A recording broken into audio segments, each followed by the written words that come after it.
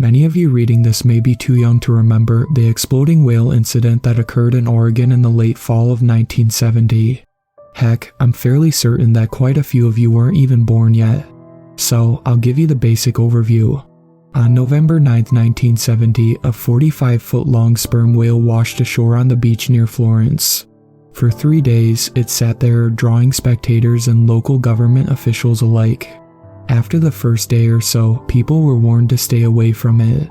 The official reasoning given was that there was concern that curious onlookers might climb on top of the carcass and fall in addition to the putrid stench that overtook the entire beach and the threat of the body bursting. In less than 2 days, the Oregon State Highway Division was called in to dispose of it. They consulted with the Navy and many munitions experts and came to the conclusion that the best way to treat it would be like a boulder and use dynamite to blow it up. And on November 12th, with local and state news watching, they did just that, using half a ton of TNT and creating one hell of an explosion which sent chunks of whale and sand over 100 feet in the air, even crushing in the roof of a nearby parked car. That's the official story, of course.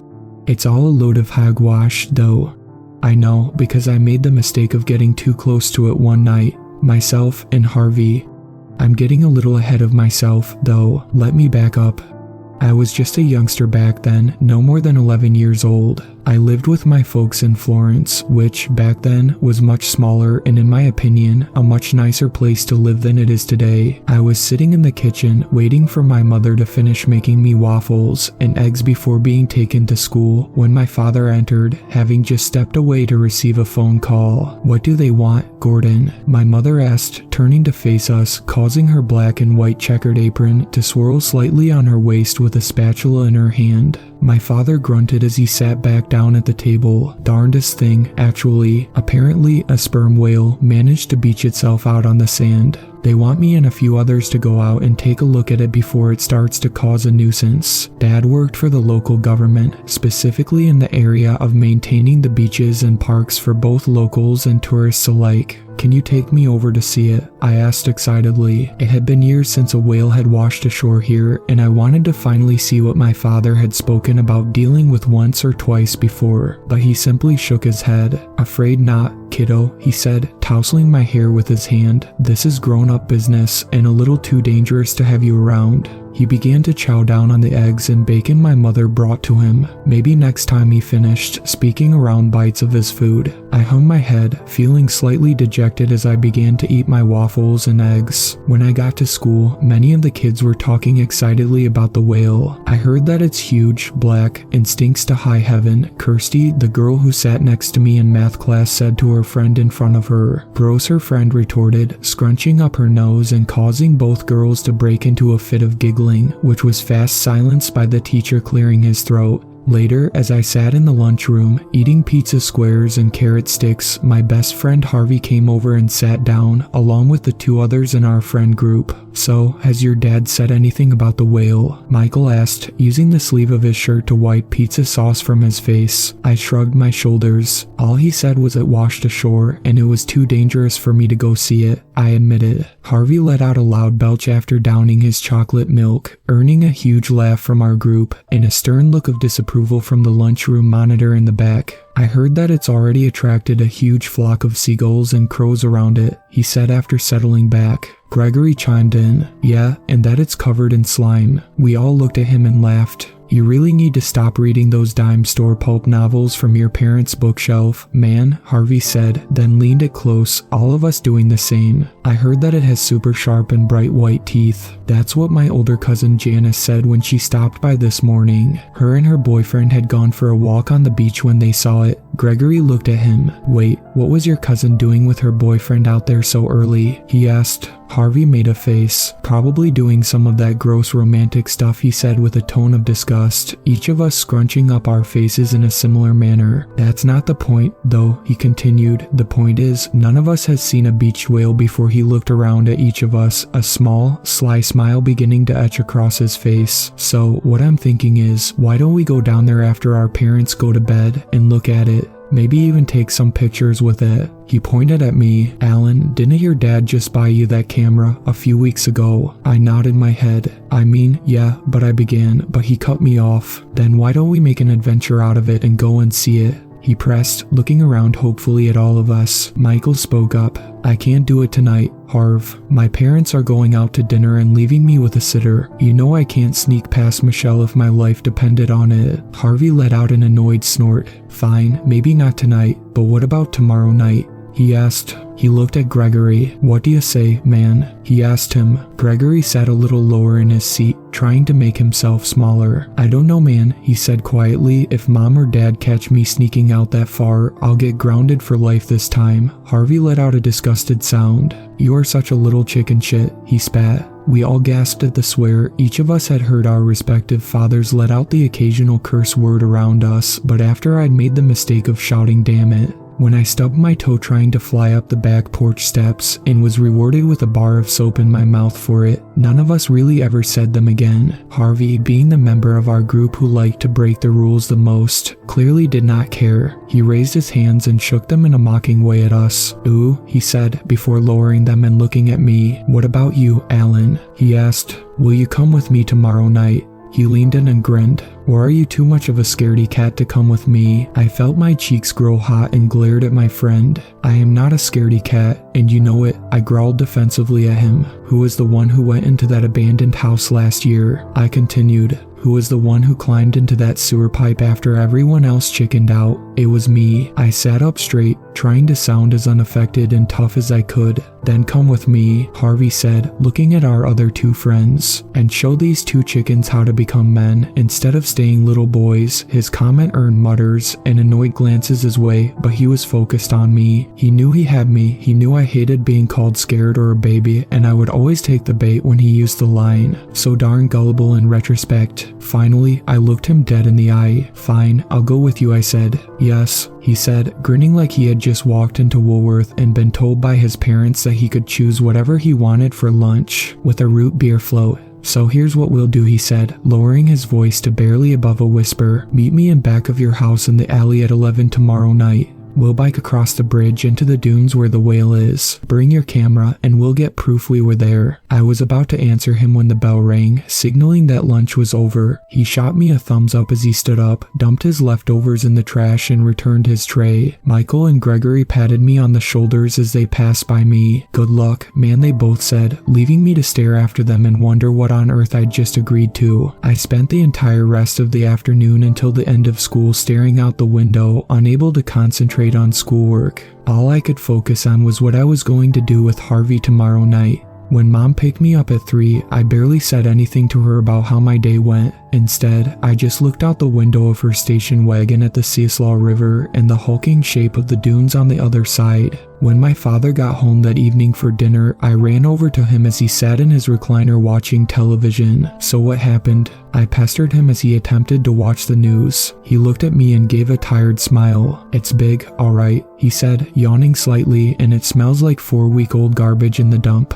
They're unsure of how to get rid of it, and with that, he patted me on the head and went back to watching the screen. At dinner that evening, he spoke a little more about it to my mother when she asked about it. You know, it's strange, darling, he said as he devoured the casserole she had made. Normally, this would be a local matter, but for some reason they called in the Highway Division, along with some bigwigs from the State Coast Guard and naval bases. It's stranger because I swear I saw 1 or 2 men studying it like it was some kind of specimen in a beaker, he added, before being shushed by my mother and told to finish telling him once little ears, code word for me, had gone to bed. As I lay in bed that evening, attempting to fall asleep, and instead gazing around my room at the Clint Eastwood and Steve McQueen movie posters on my wall, I thought about what he'd said. Why would such important people want to look at a dead whale? I thought, what could possibly be so special about it? I shrugged it off, then turned to face the wall as I felt the first tendrils of sleep begin to seep into me. The next day went by in a blur. The words of my teachers and friends echoed in my head and went straight in one ear and out the other, bouncing around in my brain like a beach ball, but never sticking. When Mom brought me home, I told her I was going to play in the backyard for a little while. Go upstairs and change your clothes. Then she called as I took my books upstairs. I'll whip your sorry behind if you get grass stains all over your nice new school clothes. I did as she said, changing into a pair of jeans and a t-shirt before discreetly grabbing my father's latest present to me, a brand new Kodak Instamatic camera and a handful of flash cubes, and heading out the back door. In our backyard sat an old, rusting Ford Model T which had belonged to my grandfather. My father always spoke about restoring it in his memory, but never seemed to find the time to. Making sure my bike was leaning against the side of it where it couldn't be seen by my parents, I slipped into the cab and hid the camera and flash cubes underneath the seat before stepping back out and throwing a baseball at our fence for a few hours. After dinner time, I watched a movie being shown on the TV with my father in the living room. I believe it was 20,000 Leagues Under the Sea, and then kissed both of them goodnight and went to bed, pretending to fall asleep.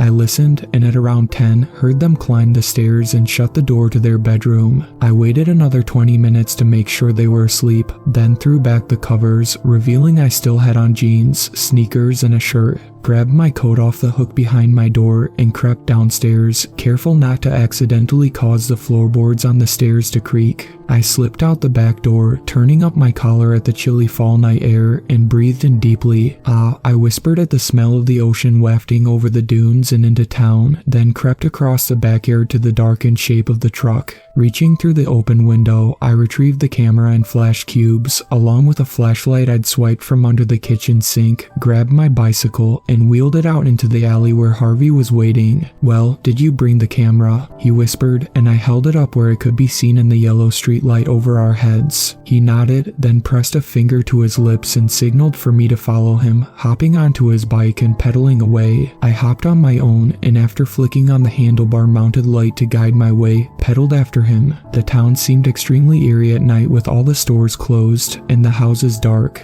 It felt like biking through a ghost town, or a nightmare, I thought, before shaking my head. The last thing I wanted to do was scare myself into turning around. Harvey would never let me live it down. We passed through intersection after intersection, always keeping an eye out for other people. At one point, we ducked behind a fence as a police car came slowly lumbering down the road, waiting for it to pass before continuing on. Soon enough, we passed over the bridge leading out of town and towards the dunes, the air growing colder and the smell of salt water growing thicker as we approached our destination. Finally, we came to a point where we couldn't bike any further due to the sand catching our tires, and chose instead to hide our bikes among the far side of the first dunes. Turning on both of our flashlights, we let the yellow beams guide our way as we walked to the beach. "So, what do you think it's gonna look like?" he asked, his voice filled with obvious excitement and glee. I shrugged my shoulders before realizing he couldn't see it in the dark. "I don't know. It's been a day or two. Dad always told me the birds start eating it by now, so I think it'll have a lot of holes in it." He let out a low whistle. "Cool," he said. "I wonder if I could stick my hand inside it." I groaned. "Don't do that, Harvey. You'll never get the smell off you, and then your folks will know we've been out here." He scoffed. "Like I give a damn," he muttered, and I shook my head simply. After another 5 minutes, we both stopped. "Ugh, what is that smell?" Harvey exclaimed, covering his nose and mouth with his hand. "My guess, we're close," I said through my own hand. "Man, that stinks," he said, then continued leading the way. I started following him when I accidentally walked into his back. Nearly crashing to the sand, I raised my light to shine on the back of his head. "What's the deal?" I hissed as my face throbbed with pain, but he shushed me, turning around and lowering my light.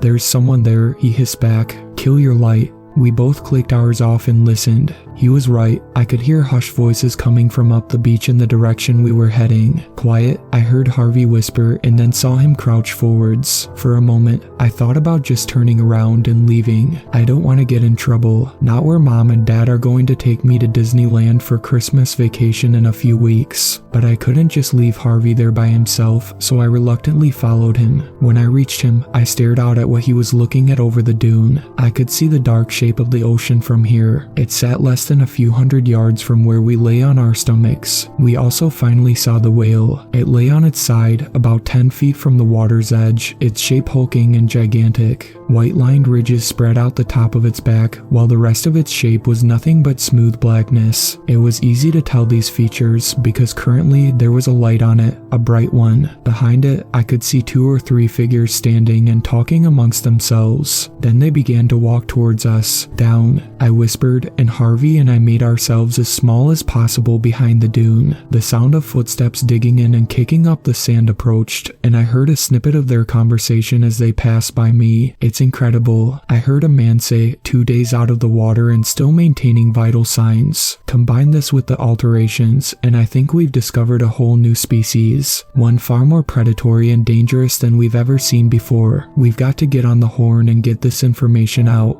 They drew further away, and their conversation dimmed and grew unintelligible again. The two of us stood up. What were they talking about? I asked, gazing towards the darkness where they'd gone. Who cares? Harvey said, shaking the sand off his coat and pants. It means we have a chance to get the pictures, come on. And with that, he began running down the last dune to the giant, dark form on the sand. I followed, slower though. Something about the way the men had spoken had made me feel a twinge of uneasiness. Still, I plodded behind my friend towards the shape. As I drew closer, it rose higher and higher above my head, until it seemed to tower over me like one of the buildings I saw when my parents took me to Portland. Harvey drew close to the side of the creature. The smell was overpowering now, and I forced myself to breathe through my mouth to keep from gagging. He reached out towards it. Harvey, don't. I whispered urgently. Nothing's going to happen, Alan, he said, putting a mocking tone as he said my name. It's dead, after all, remember. And before I could say any more, he placed his hand on it. Immediately, he drew it back, his face a look of disgust. Gross, he exclaimed.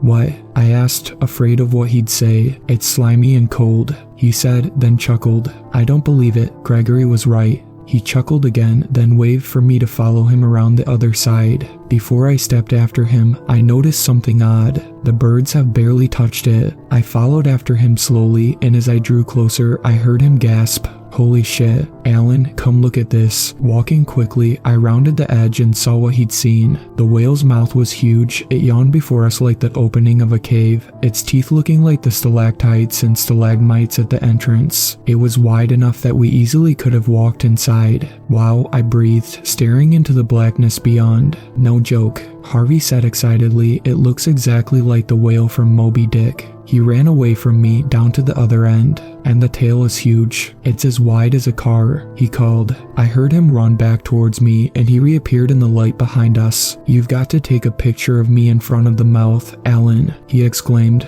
That would be the ultimate picture to have. All the kids in school would think I'm the coolest kid there. I glanced around, looking to make sure the men weren't coming back, then pulled my camera and a flash bulb out of my coat pocket. Alright, but just a few pictures, and then we get out of here. Before they come back, I hooked a thumb back towards where they had gone. Yeah, whatever, that's fine. Just take the picture, he insisted, moving to stand towards the edge of the mouth. I looked down and pushed the flash cube into the slot at the top of the camera, then moved away about 10 feet to make sure I got as much of the whale in the shot as well as him. As I raised the viewfinder to my eye, a strange feeling came over me. It was almost the same feeling I had when I would turn to find my parents watching me out the window of the house. It was a feeling of being watched. Though when I looked away from the camera, I saw nothing. Nobody. What are you waiting for? Harvey hissed. Take the damn picture. Shaking my head, I again raised the camera, centered the viewfinder on him, then pressed down on the shutter button. The area for a split second lit up even brighter by the flash from the cube, and the burning smell that would come with it followed a second after. Take another, he insisted, bending his arms up the way bodybuilders did and striking a pose. I did as he asked, but as I pressed the shutter button, something above him caught my head. High over both of our heads, I could just barely see the edge of one of the whale's eyes.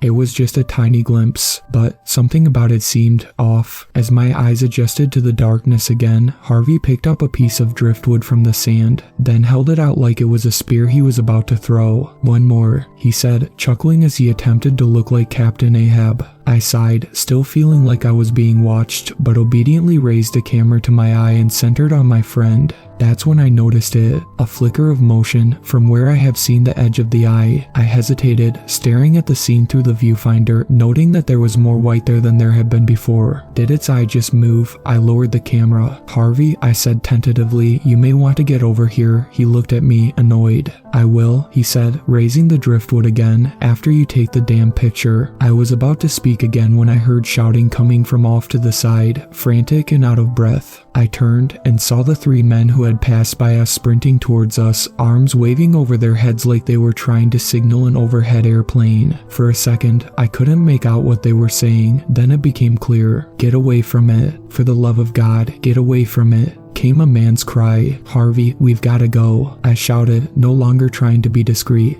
I turned and saw him drop the piece of driftwood, a panicked look covering his face. What happened next happened in a fraction of a second. One moment, he was there, beginning to run towards me. The next, something flashed out from inside the whale's mouth as quick as a lightning bolt. I didn't get a good look at it, but from the little I did, it looked like a tongue, but not one I'd ever seen before. This looked like it split apart into 3 pieces, and it looked as though the surface of it was covered in small, sharp hooks. In that same instant, they wrapped around Harvey with the fluidity of a boa constrictor, and then he was gone, yanked back into the mouth and down its throat. He never even had time to cry out. That's when the men reached me. One grabbed me around the waist and threw me as far as they could, back towards the lights they had set up. I fell hard on my side, the air driven from my lungs. When I stared up, I felt the color drain from my face. The whale was moving, thrashing around on the sand in a frenzied attempt to reach its next meal, and it had found it. The man who had thrown me had been snagged in the clutches of its tongue, and with the same speed it had taken my friend, yanked him back into its gullet. He, however, had managed to let out the beginnings of a scream. It was choked off as he disappeared inside.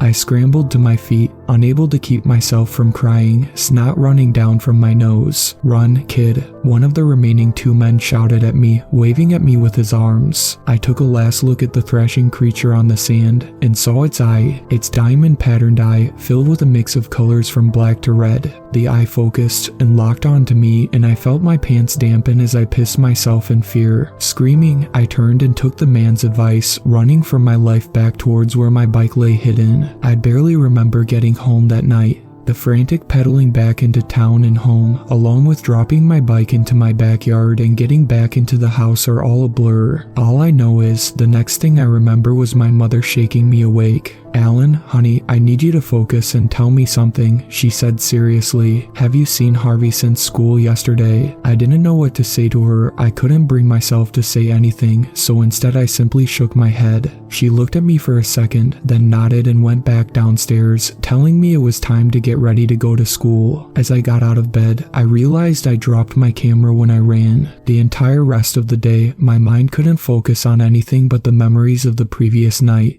My parents and my teachers all noticed it, but they choked it up to worrying about my missing friend. When Michael and Gregory approached me in the cafeteria, I said nothing when they asked what happened, if we'd gone out there. I just felt numb. I kept replaying over and over in my head that image of my friend being snatched and swallowed whole. It was a sight I would see for years in my dreams, waking me up wearing a sheen of cold sweat on my skin. When I got home that day, my father was looking at me strangely and also disapprovingly. "Alan, when I went out to work today, I was approached by one of the men working with the highway division," he said sternly. "He said he found this lying in the sand out there. He held something out to me, and I felt my heart begin to race as he held out my camera, which had my name written on the back. He continued, "What have I told you about taking care of your valuables, young man? This camera isn't cheap, and you can't just leave it wherever when we go to the beach, like we did last weekend." I looked up at him in surprise. He handed the camera to me. "Just be lucky that it was returned to you, and don't ever pull this again. Do you understand me?" I could do nothing but nod my head, lowering it so he couldn't see my pale face. He turned and walked away from me, and I waited until he was in the kitchen before reaching and opening the back of the camera. Inside, it was empty. The film cartridge had been taken from it, obviously by someone who didn't want anything coming back to me. I never heard from those men again. They must have deemed me as not a threat, someone who wouldn't speak about what I saw that night.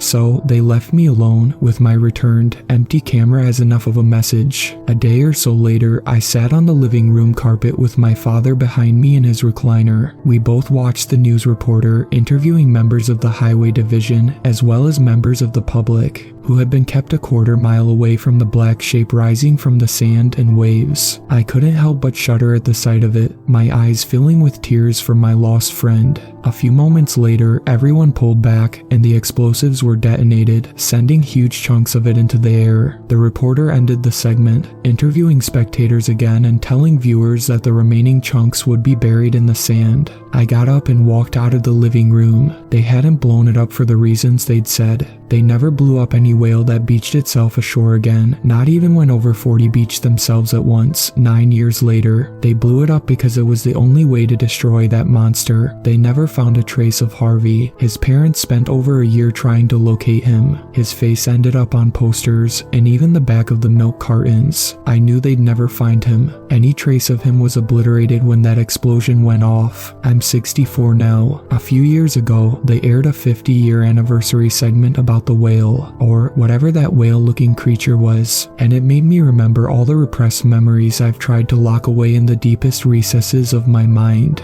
I tried to forget again, but I cannot. So I've decided, for the betterment of my mental health, as well as possibly a way to soothe the scars on my soul, to post this here. I know nobody will believe it, but that's okay. The truth is out there now. Harvey's true fate is out there, though his parents are now long dead. Two things keep picking away at my brain, though. Even in my advanced age, I shudder to imagine if it was that dangerous beached on land, what would it be like to meet under the waves? And two, and this is perhaps what has kept me out of the ocean for all these decades, how many more of those things are out there? I'm honestly not sure where to even begin with this. It's been, well, almost a year to the day now, and I still can't fully understand or comprehend what happened that day.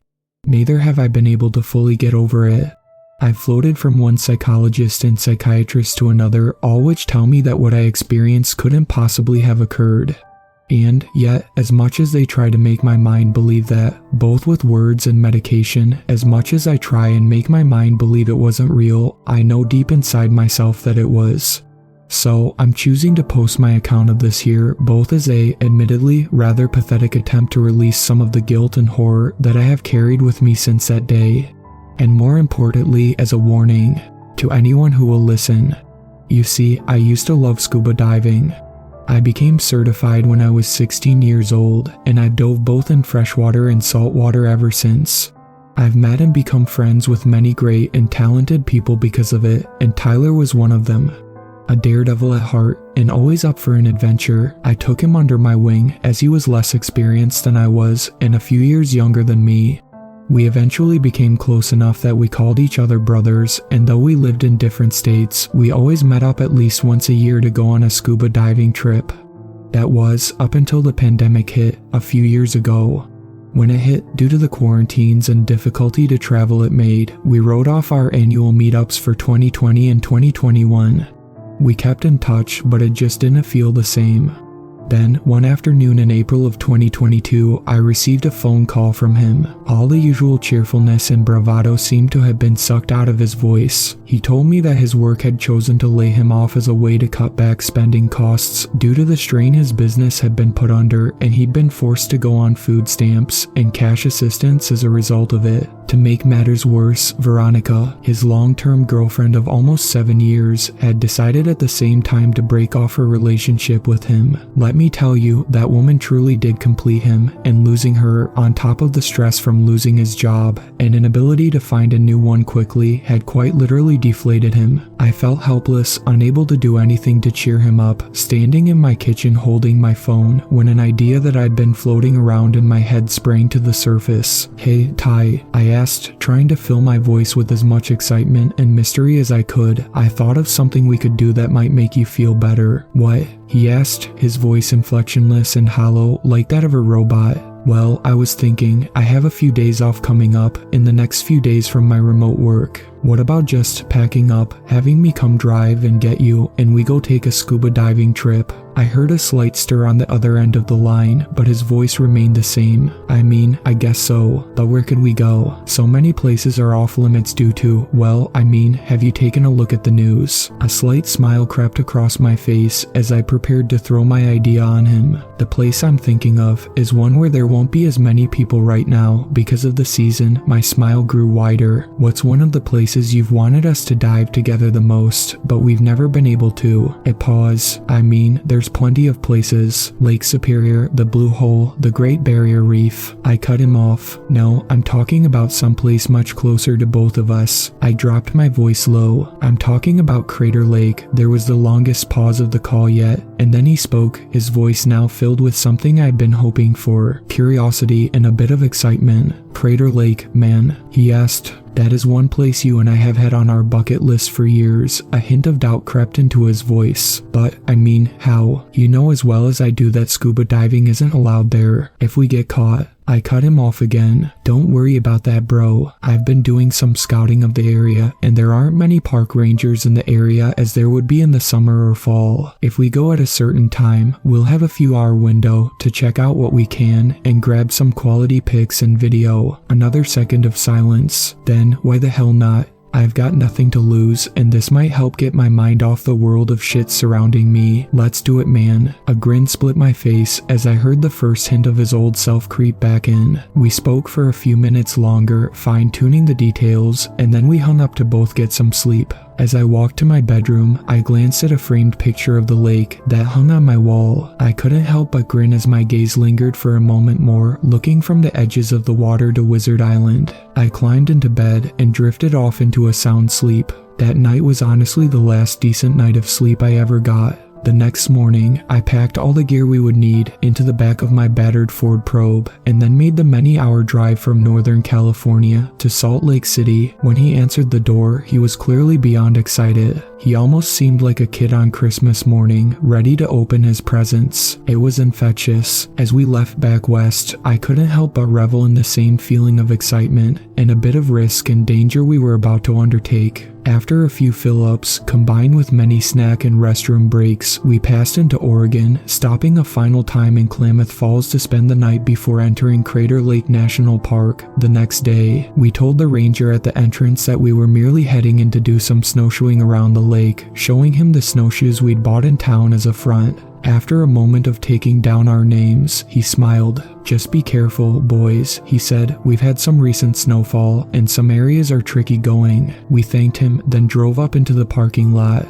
Getting out and retrieving our packs, attempting to hide the obvious yellow glow of our scuba tanks under them. After a few-minute hike, we were rewarded with an amazing view of the place we'd come for. For those of you who have never seen Crater Lake, it used to be an active volcano called Mount Mazama. When the volcano collapsed about 7,000 years ago, it formed what is known as a caldera. The view is amazing. You can look from the top ridge and see the rim of the dormant volcano wrapping around, and the forested sides leading down to the water's edge. On the west side of the lake lay Wizard Island, having pushed out of the water from a secondary eruption. You can also see Miriam Cone, a smaller spigot of land rising up. Tyler and I shared a grin and a high five before carefully making our way down to the shore of the lake. We looked around for a few minutes, catching a glimpse of some snowshoers disappearing into the trees before hiding our packs behind a rather large group of rocks and stripping off our clothes, revealing the dry suits we had on underneath them. Helping each other put on our tanks, vests, and weight belts, we made our final checks of our gear before pulling the hoods up over our heads to protect them from the cold water. I glanced at Ty as I picked up my flippers. "You ready for this, man?" I asked.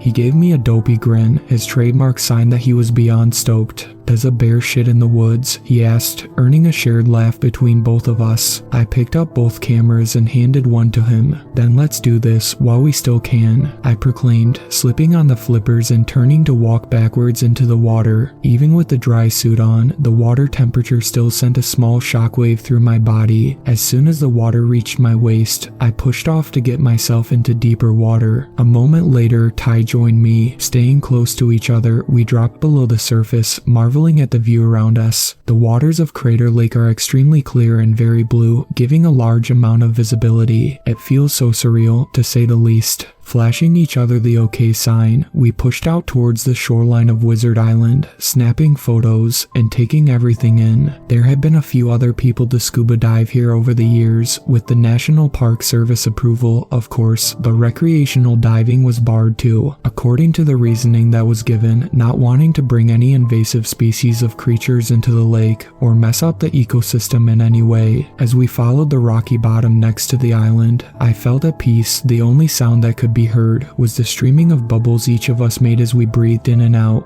I checked my air gauge quickly, noting that we had about 2 hours of air remaining. Plenty of time to enjoy everything, I thought to myself. The thought was interrupted by a poke in my shoulder. I glanced and saw Ty point out ahead of us. After a moment, I saw what he'd spotted. Swimming just ahead of us was a large school of cockney salmon, one of the 2 species of fish that the lake had been stocked with. Their large, bright red bodies stood out, clearly in the clear water, and it made for an amazing shot. I brought the camera up to my mask and snapped off a few photos, then noticed Ty motioning to me. He began heading out towards the salmon, and after a hesitant moment, I followed. As I followed him, I spared a glance downward and felt almost a sense of vertigo overtake me, even underwater. Not far off the shore of the island, the bottom simply drops away into nothingness. The bottom of the lake is over 1,000 feet deep, making it the deepest lake in the United States and one of the deepest in North America. It was so deep that submersibles had traversed the lake bottom before. I stared down, feeling an almost unwilling sense of unease creep over me as I noted that, for all the water's clarity, it was so deep that you couldn't see the bottom. I shook my head. Get a grip, Marcus. This is a landlocked lake, not the Pacific Ocean. There's only salmon and trout in here, nothing that could attack you. Refocusing, I noticed Ty had gotten a little too far ahead of me, and I kicked hard to catch up with him. He had drifted close to the school of salmon, and as I approached, I must have been making too much noise because they quickly scattered into the distance. Ty shot me a bit of an annoyed glance over his shoulder, and I raised both my hands in the universal sign for sorry. As I joined him, something caught my eye out in the distance, something bobbing up and down in the water, a long, cylindrical shape.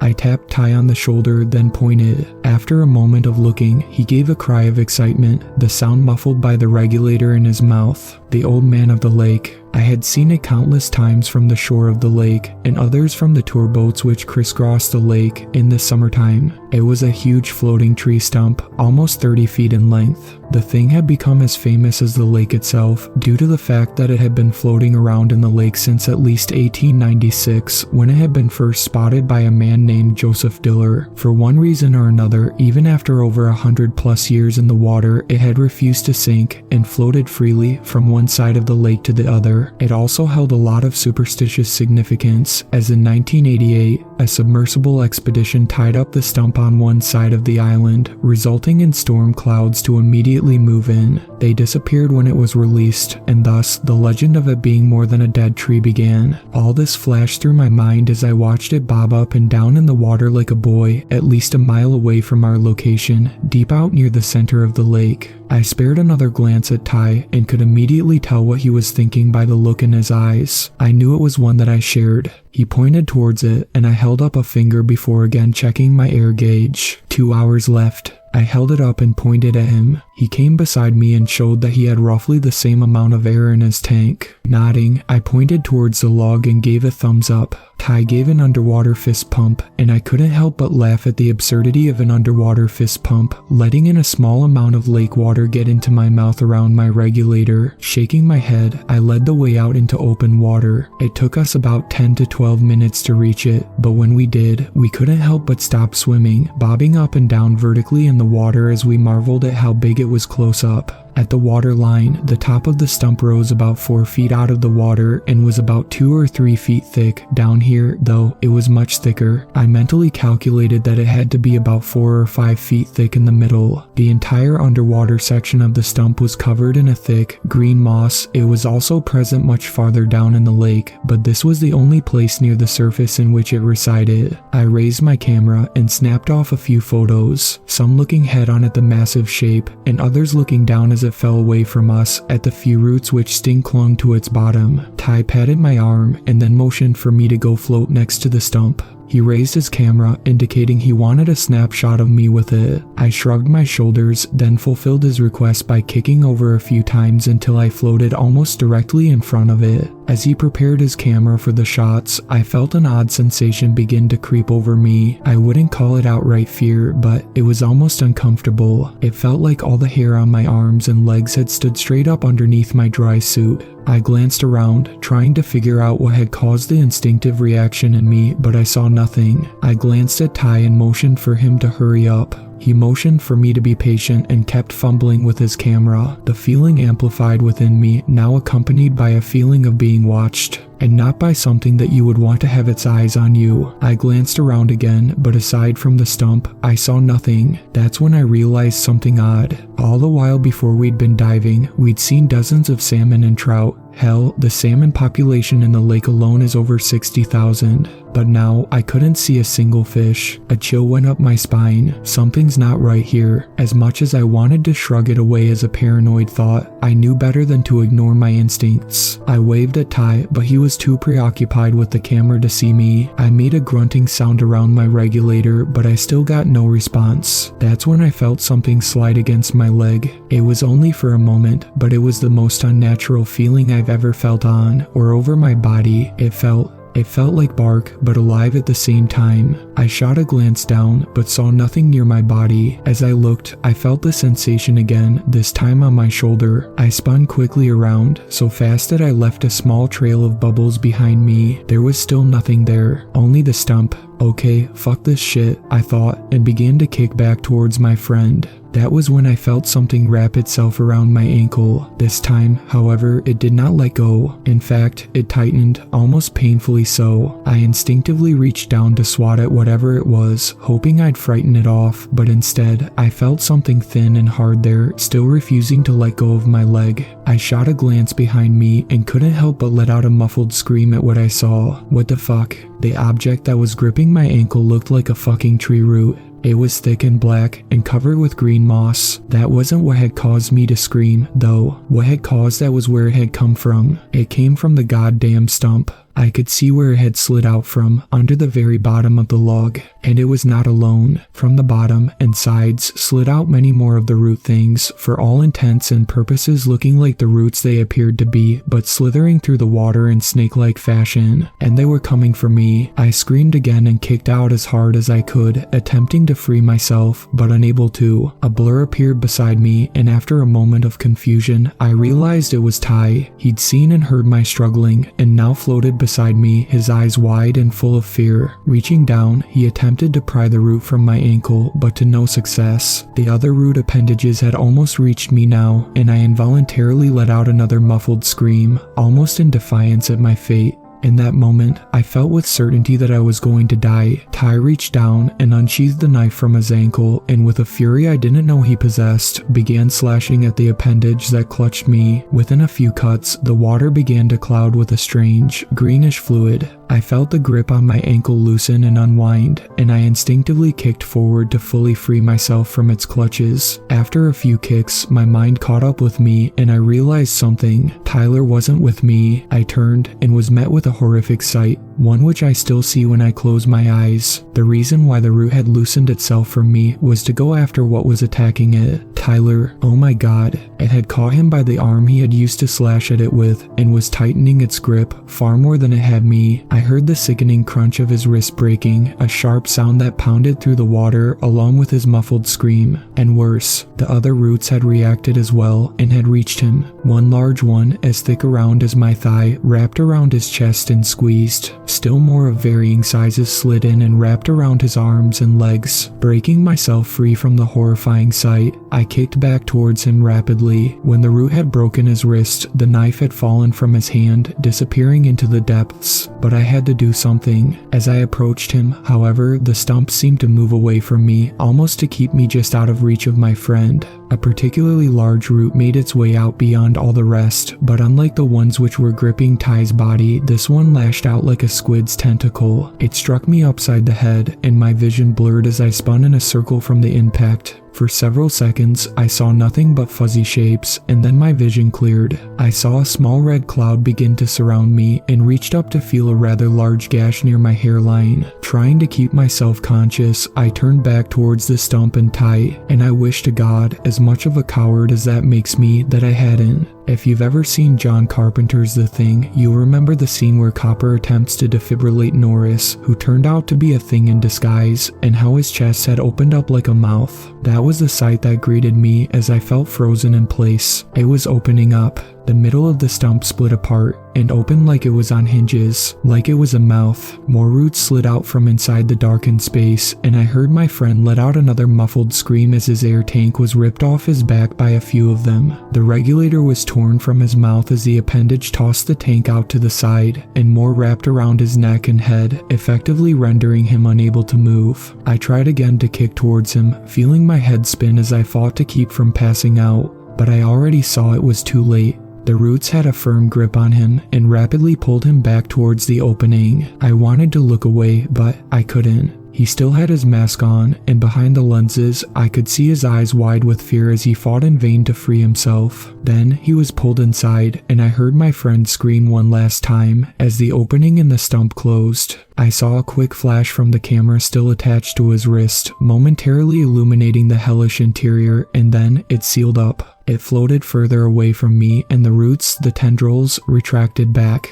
In the span of 30 seconds, it again looked like nothing more than an ordinary tree stump. Feeling a wave of nausea pass over me, as well as a growing blackness envelop the edge of my vision, I could do nothing but kick for the surface. My head broke the water into the chilly afternoon air, and I spat the regulator from my mouth. I began kicking backwards towards the shore as hard as I could, all the while keeping my eyes locked on the 4-foot-tall white shape, bobbing up and down above the small waves until I reached shore, where I passed out. I awoke 2 days later in a hospital. A bandage covered my head where it had been gashed open, and it hurt like hell. I was greeted by the nurse, along with 2 policemen and the park ranger who had let us enter. After a few questions from the nurse about how I felt, I was left alone with the policemen and the ranger, who, after telling me that the snowshoers I had seen earlier that day had found me unconscious on the shoreline on their way back, proceeded to bombard me with questions. I tried explaining what had happened to them, knowing full well that I would sound insane, and not caring. They needed to know what had happened.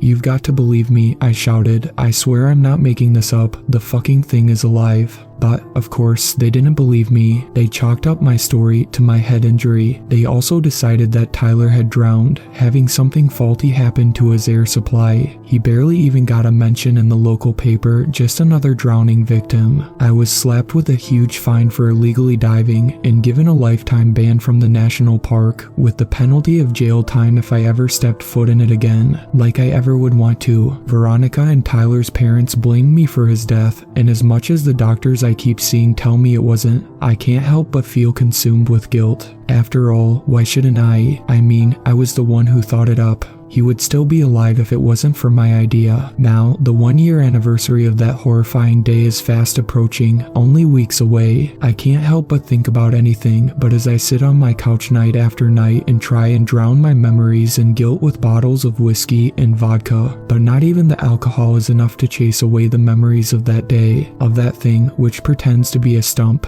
One which has floated around the lake for over a century. Every year, there are a few people who reportedly drown in Crater Lake. Oftentimes, their bodies are never recovered, the lake being too deep to retrieve the remains. I'm pretty damn sure that the true reason swimmers disappear is much worse than that. Because when the camera flashed in Tyler's hand before it closed around him, I saw something that still wakes me up in the middle of the night, screaming. As it closed up, I saw the roots forcing their way into his mouth, down his throat. I think about trees and how their roots dig into the soil to slowly extract the nutrients from it, and I shake uncontrollably at the thought that that thing might have had a similar purpose for my friend. So I'm posting this as a warning. You can go visit Crater Lake National Park. It's a beautiful place. You can even go walk around the edge of the lake or take a tour on one of the boats. Both are perfectly safe, but whatever you do, stay the hell out of Crater Lake.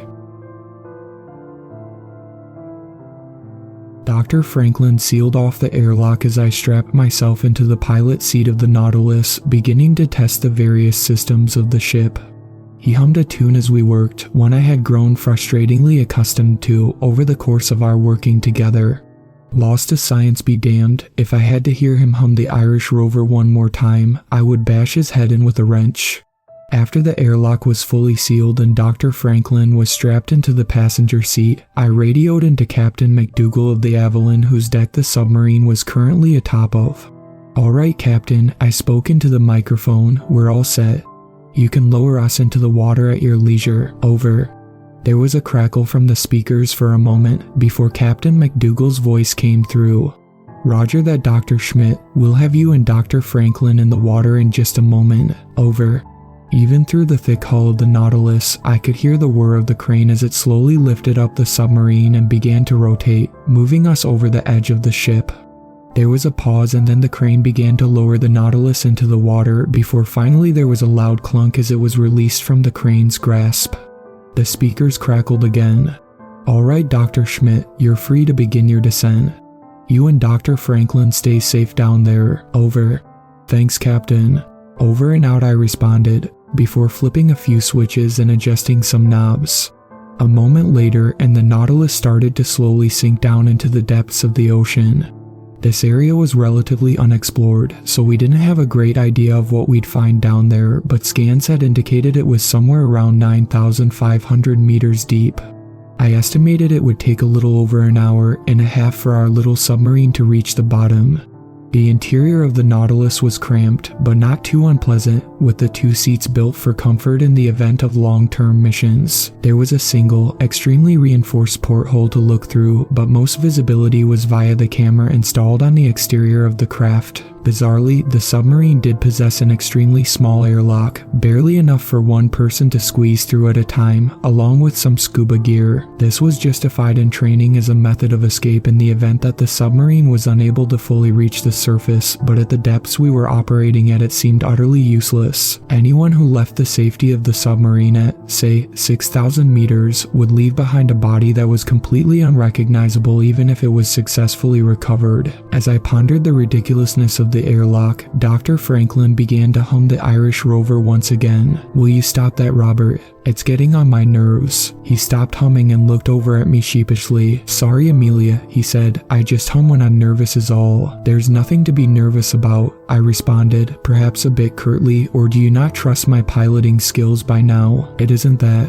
It's just, don't you ever feel scared going down this deep?" There was some slight tension in Dr. Franklin's voice. I sighed, rolling my eyes as I checked our depth gauge. "You know, Robert, I swear you've got to be the only marine biologist in the world with thalassophobia." That got a chuckle out of him, and he gave a quiet "maybe so" in response before leaning back and closing his eyes as he tried his best to relax. I felt a little bad for him. I can kinda understand his nervousness, and I understood he was going through some tough times at the moment. His mother was currently in the hospital on life support, nearing the end of her life. He'd been offered to sit this dive out, but he had refused, insisting that it was in the best interests of scientific advancement. I couldn't help but wonder if it was just the crushing depths of the deep sea that was weighing on his mind. As the Nautilus continued on and on into the deep, the light became fainter and fainter. The various schools of fish we passed began to become fewer and fewer until soon it felt as if we were all alone in an endless, starless night. It was slightly spooky to be sure, even to a seasoned researcher like myself. About 15 minutes later, once we reached around a kilometer down, we found our first deep-sea organism. Slowing our descent until we stopped moving, I moved the camera to focus in on the indistinct shape on the monitor until it became clear. Floating, nearly motionless save for the occasional movement of its fins, an anglerfish hovered there in the blackness. Its lure faintly luminesced, and its beady eyes reflected back the glow from the Nautilus's exterior lights. Dozens of sharp teeth stuck out of its half-open mouth like a fistful of needles. "Strange little bugger, isn't he?" I remarked to Dr. Franklin, who nodded slightly. "Indeed," he replied. "It looks like a specimen of Melanostus johnsonii to me. They have a fairly cosmopolitan distribution, so it's not too surprising to find down here. Still, good that we have a record of it." Making a note of it in the ship's log, I directed the Nautilus to once again continue its descent, leaving the anglerfish to its deep-sea wandering. 30 minutes later or thereabouts, I radioed into the Avalon. "Captain McDougal, over." A moment of static, followed by a reply. "Yes, Dr. Schmidt. What news from the briny depths?" "Over. We are now about..."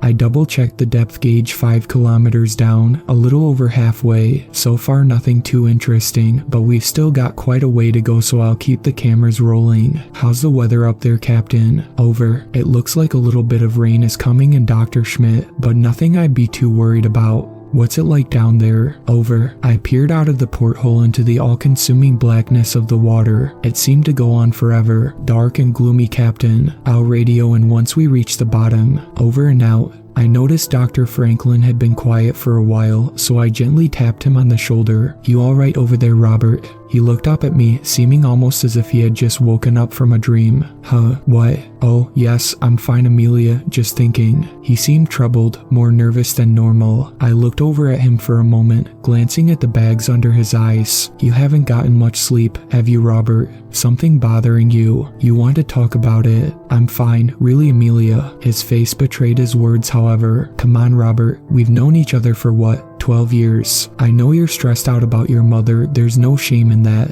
You can talk about it, you know. What's said 5,000 meters below the surface stays 5,000 meters below the surface. Dr. Franklin laughed a little, seeming relieved. I won't lie, I am worried about her. I know it's her time soon, but knowledge doesn't make acceptance any easier. I keep thinking about the little things about her, you know. Things like how she laughs at stupid puns, how she always knocks on the door to the tune of shave and a haircut. Things like that. Being alone in the darkness in this tiny submarine makes it all a bit harder to ignore. I'll feel much better once we reach the bottom and I can make myself useful. I can understand that, I replied, gazing at the monitor which displayed nothing but blackness. When my dad passed away a couple years back, I kept making myself stay busy. I refused to be alone with my thoughts. Eventually, I found myself on a plane flight, only to realize that in my haste I'd completely forgotten to unpack my laptop, phone, or even a damn book from my luggage. I sat through the whole flight with only my thoughts to comfort me, and I'll admit it, I cried a lot. But by the time I landed, I felt better. It's important sometimes to let yourself think about those things. Dr. Franklin nodded, but stayed silent. I noticed a tear in the corner of his eye, but didn't mention it. I just kept focusing on the controls, the monitor, and the porthole. I found myself losing track of time as we descended, just staring out into the vastness of the ocean. Even in a trench like this one, and behind inches of steel, I still felt exposed. It didn't help that I could barely see a damn thing, just the occasional drift of marine snow, and the impenetrable blackness of the deep sea. Every so often we'd encounter some sort of fish or other animal, and I'd make a note of it in the log, before I once again set the controls to continue downwards. I barely even processed when Dr. Franklin continued his humming of the Irish Rover. I was entirely too focused on the gloom. If anything, I welcomed the tune at this point. It was more soothing than the faint creaking of the submarine's hull as it adjusted to the pressure and the whir of the air processor. After what felt like eons, we reached the bottom of the trench, the depth gauge reading at 9,487 as the Nautilus gently set down in the pelagic ooze. Finally allowing myself to relax a bit, I swiveled the camera around to give us a better look at our surroundings. Not much around, just rocks and slime, though I did notice a sea cucumber feeding off of some of the detritus. As I adjusted my seat slightly and stretched a bit, Dr. Franklin sat up in his chair, pointing at the monitor. Did you see that? He asked, voice slightly excited. See what? The sea cucumber. What? Is it some sort of rare species or something? I asked, my back popping as I groaned. No, not the sea cucumber, something else. Something bigger. I don't know, I only caught a glimpse of it for a moment before it moved out of sight. We should head after it. It could be a new species. He sounded excited, a welcome change from his nervousness during the descent, so I obliged his request. Raising up the Nautilus from the ooze, I set us moving forward slowly in the direction he had indicated. The exterior lights swept gently over the ocean floor as we were quietly propelled forward by the submarine's engines. Occasionally I would see something loom out of the gloomy nothingness, only to realize it was just only a rock. I was beginning to get impatient after about 5 minutes of this while Dr. Franklin continued his incessant humming. Look, Robert, I'm not seeing anything. Are you sure the stress just isn't getting to you? Maybe it was just a trick of the light, I said softly, trying not to offend him. No, I saw something, damn it. I don't know what, but it was real, not a stress-induced hallucination or a brief moment of pareidolia. Despite my best efforts, Dr. Franklin was getting upset, even angry. Alright, fine, so you saw something. Can you tell me what it looked like? I replied, trying to calm him down. I glanced over the monitors, trying to get a glimpse of something, anything that might have aroused Dr. Franklin's curiosity. I don't know quite how to describe it. I didn't get a great look at it, he said, bouncing his leg in a combination of excitement and frustration. From what little I could see, it was dark in coloration, perhaps slightly reddish, and large, huge even. I think I may have caught a glimpse of a fin perhaps. It moved out of sight right after we hit the bottom. Maybe we disturbed it. I looked over at Dr. Franklin in alarm. Huge, Robert? How huge are we talking here? Great white shark, sperm whale, megalodon, what? He shook his head, eyes still focused intently on the monitor. I don't know exactly, like I said, I didn't get a good look at it, only catching a glimpse of what might have been the tail end, but from that brief glance it has to be at least 12 feet long. I stopped the submarine then, setting us down in the ooze once more as I turned to face my colleague. At least, I was practically yelling, Robert, I don't know if you've noticed, but the Nautilus isn't a damned battleship.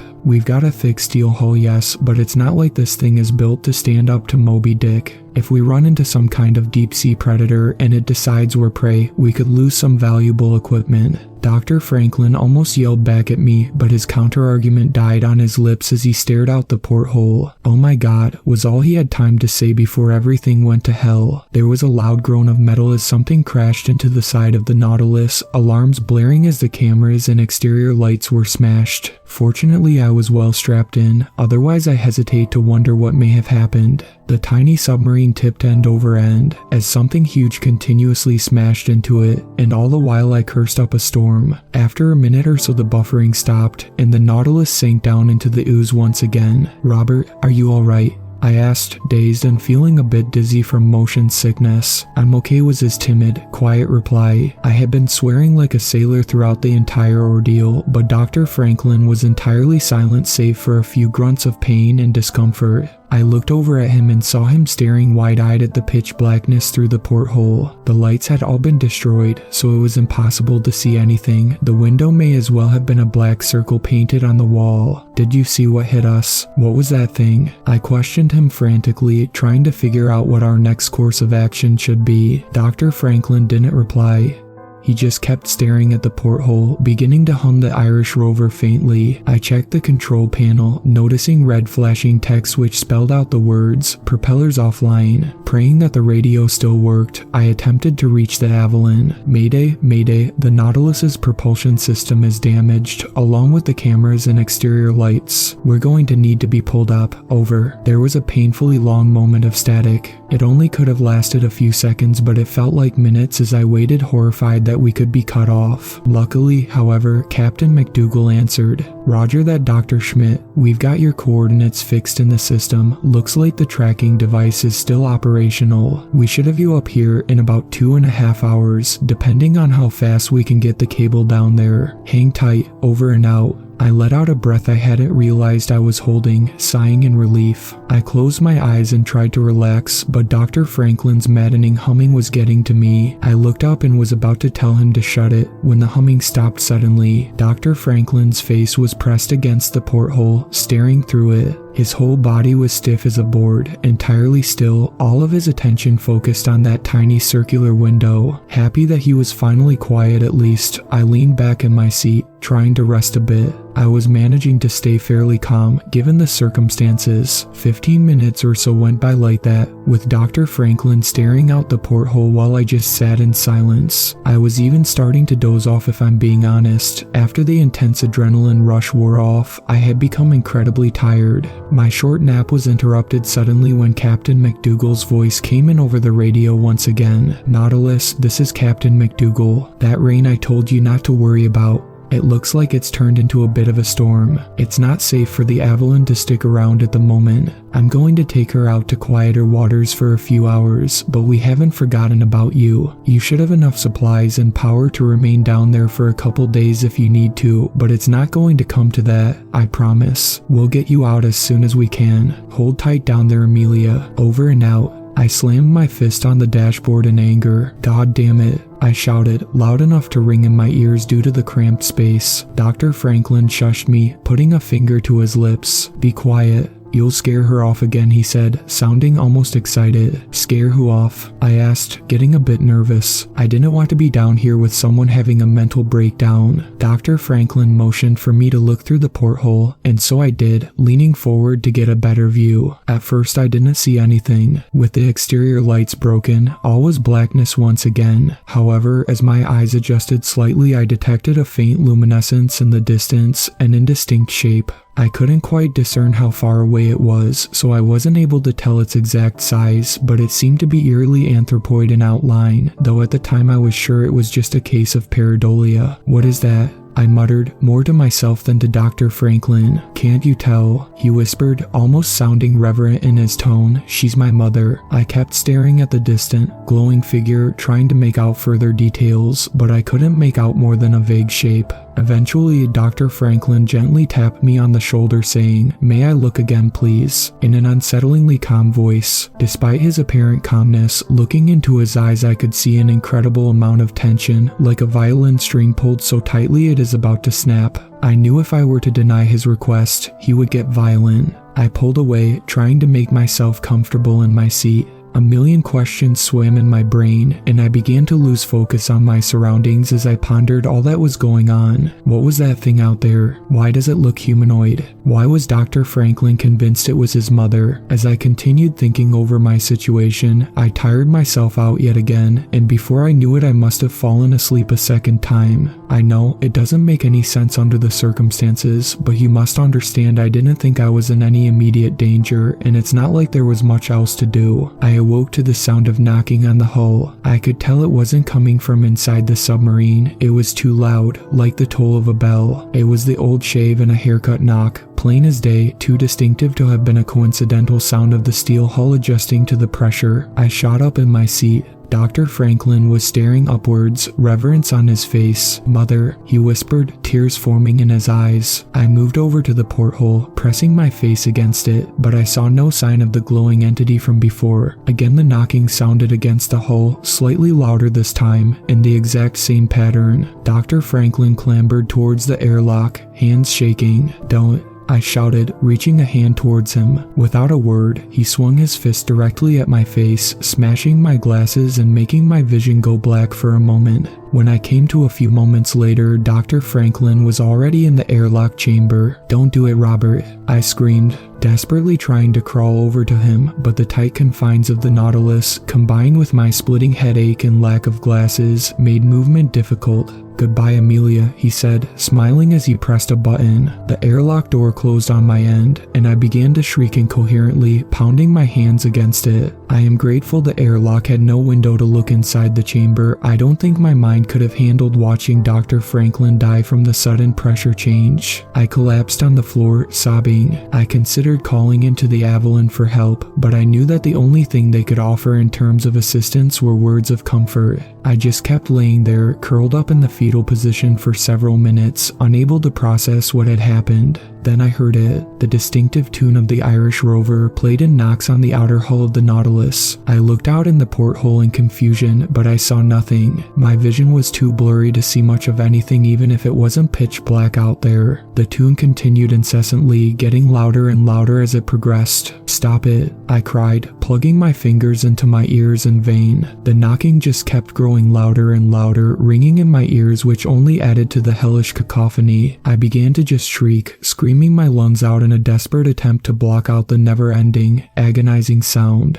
They say I was still screaming when they pulled me out after the storm passed, that I kept shrieking until they gave me sedatives. It's been a few weeks now, and I haven't been back to work since. I used to love the ocean. I thought it was beautiful, mysterious, and fantastic. Now, I can't even go into an aquarium without having a meltdown. I don't know what was down there. I don't think it was the ghost of Dr. Franklin's mother. She died a few weeks after my experience. I don't think whatever was knocking to the tune of the Irish rover was the departed spirit of Dr. Franklin either. The anglerfish lures in its prey with a highly specialized fin, one that glows slightly in order to be more attractive to other fish. When they get close enough, the anglerfish lunges, devouring them. That glowing figure in the distance, it makes me wonder whether or not Dr. Franklin fell victim to something quite similar. But that doesn't explain the knocking. It doesn't explain how it knew that his mother always knocked to the tune of shave and a haircut. It doesn't explain how it knew Dr. Franklin's irritating habit of humming the Irish Rover. Did it pluck those sounds out of our brains to try and lure us outside? Am I just insane? I requested to view the video recording of our descent, but the higher-ups won't let me. They insist that the recording was corrupted and that it's unviewable, but I know the truth. In the last few seconds of their operation, the cameras must have caught a glimpse of that thing before it smashed them. They don't want the public to know about it, to cause mass panic at the knowledge that something that terrible could exist on this planet. I remember the legends of mermaids, inhuman creatures luring sailors into the waters to their deaths by pretending to be human beings. I also remember that deep-sea creatures often come up to the surface when it gets dark in order to find food. If you ever find yourself sailing at night and see or hear something that seems human floating in the water, ignore it.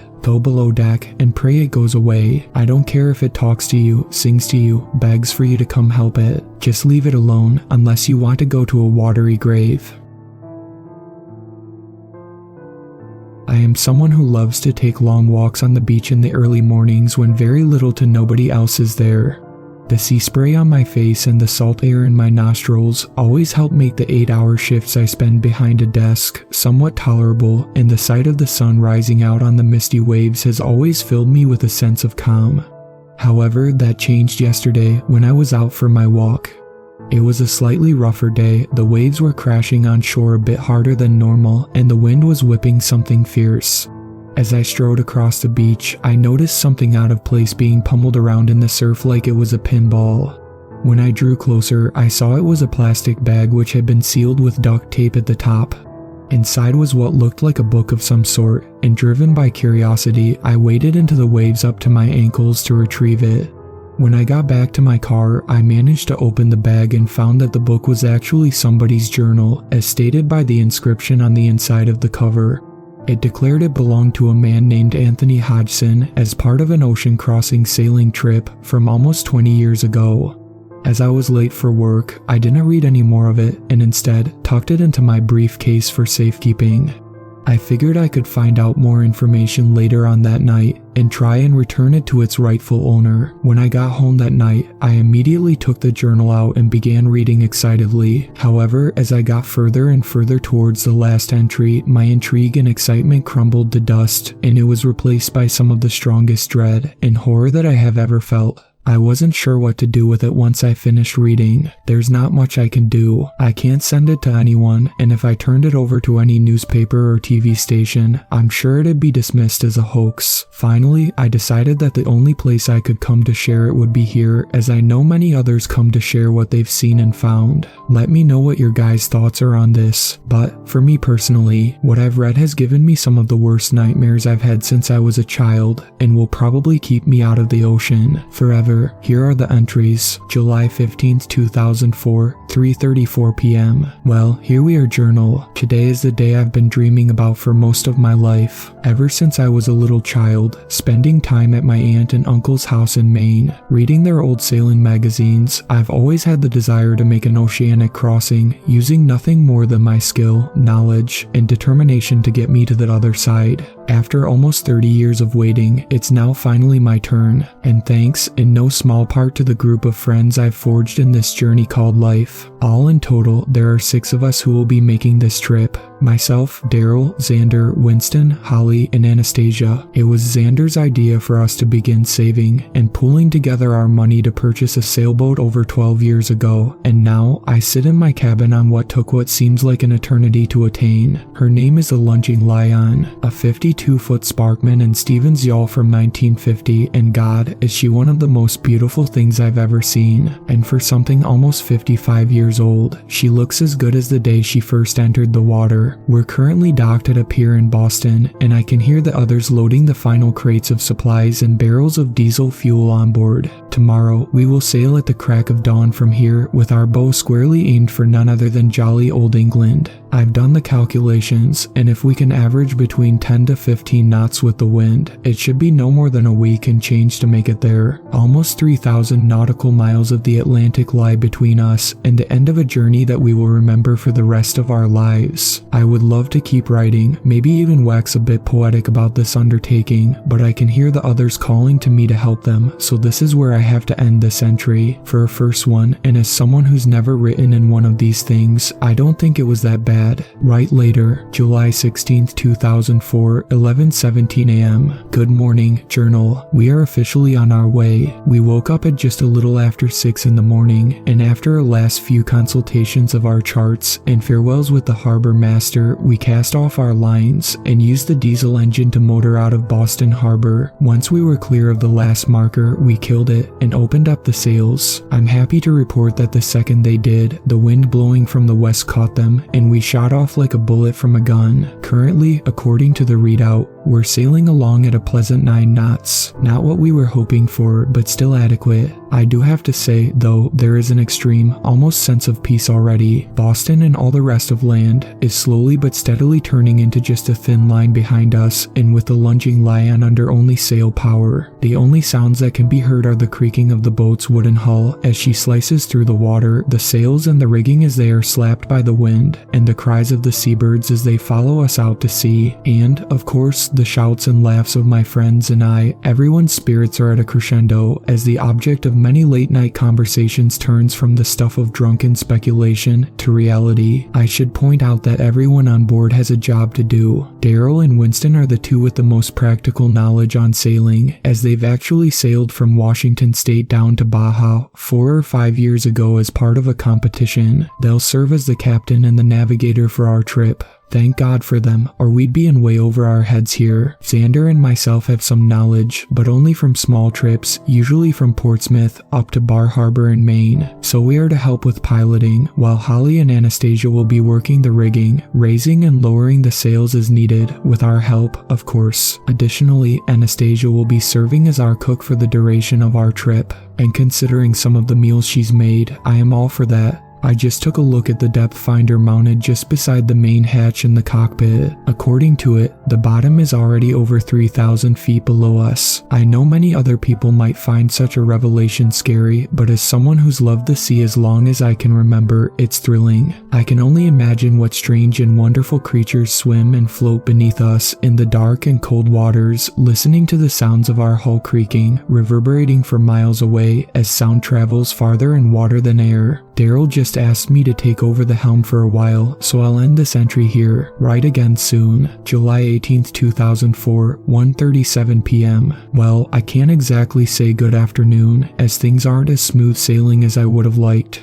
You see, we've come across a rather large fog bank, which almost seems to have risen up from the waves and ensnared all in its reach, ourselves included. You can't even see 20 feet in any direction, and whenever a sound is made, it tends to bounce off the fog back to you in a rather sharp echo. We've had to pull some sails down and reduce our speed to 6 knots to be safe. To tell you the truth, journal, it's really rather eerie. It almost feels like the entire world has been swallowed up and disappeared, and we're all that's left. Thankfully, though, Winston told me that he's seen fog like this before and that it won't last longer than a few hours. I'm grateful for that. Honestly, if it lasted longer, I feel it might pull on my sanity a little. The magazine articles and photos never showed or spoke about this, and I wish they would. It wouldn't have changed my mind on this trip, but it would have prepared me for what to expect. Something loud just splashed out in the gloom. None of us could see what caused it, but everyone topside heard it. It was only a single splash, one which echoed like the crack of a gunshot in the fog. When I asked Daryl what it could have been, he shrugged his shoulders. It could be anything, Tony, he said. Lots of things splash around in deep water. Could be a whale breaching, could be a shark going after a school of fish. Hell, it could even be a piece of flotsam getting tossed about by a particularly tall whitecap. The explanation brought me more comfort. Instead of a sense of unease about the unknown, my mind is now filled with natural explanations. According to the radar, we are about 400 miles off the coast of the US, and the depth sounder shows the bottom has dropped away to 6,000 feet. We all need to keep a sharp eye out, so I'll stop writing for now to help the others. Write again soon. July 19th, 2004, 1:17 a.m. What the actual fuck just happened? Not even 4 hours ago, myself, Xander, and Holly laid down to get some sleep, as we've worked out a schedule where we sleep 3 at a time, changing out during the night to allow the other team to rest. I just managed to drift off when I flew out of my bunk onto the floor. It literally felt as if the boat had slammed into another vessel. For a moment, that was my biggest fear, and after checking on the other two down below with me, who both had slight bruises from their own unexpected flights, I dashed topside to the sounds of chaos. Winston and Daryl were shouting back and forth to each other in confusion, and I could hear Anastasia moaning somewhere closer to the bow. When I asked what had happened, they told me they didn't know. It was like we sailed straight into a damn block of concrete. Winston exclaimed to me. When I went to check on Anastasia, I found her lying on her back on the deck. She'd cracked her head on the mainmast, giving her a rather nasty bump on her left temple, and received a cut on her cheek. The three of us carried her down below and laid her down in the forward berth, where Holly is looking after her. She says she'll be okay, but she needs to rest for the rest of the night. I, for the life of me, can't understand what we hit. It could have been a whale or a large piece of wood, but nobody saw anything, and it was a perfectly clear night. Something that Daryl tells me will end the night after tomorrow, as a storm is coming our way, and I'm fairly certain that the two most experienced of our crew wouldn't jeopardize us so carelessly. If they say they didn't see anything, then I believe them. I've gone back down below to try and catch at least an hour's more rest before I help take over the late night to early morning shift at the helm. According to the charts and radar, we're now about 850 miles off the coast, though I didn't look at the depth sounder this time. One additional thing to note that may not have any meaning, but I'm still going to write down. There was one strange thing I noticed when I went topside and went to help Anastasia. There was a rather putrid scent in the air, something I couldn't place. If I didn't know any better, I would have said it was ammonia, but we have none aboard which could have spilled, so I don't know what to make of it. Probably nothing, but still noting. Anyways, good night.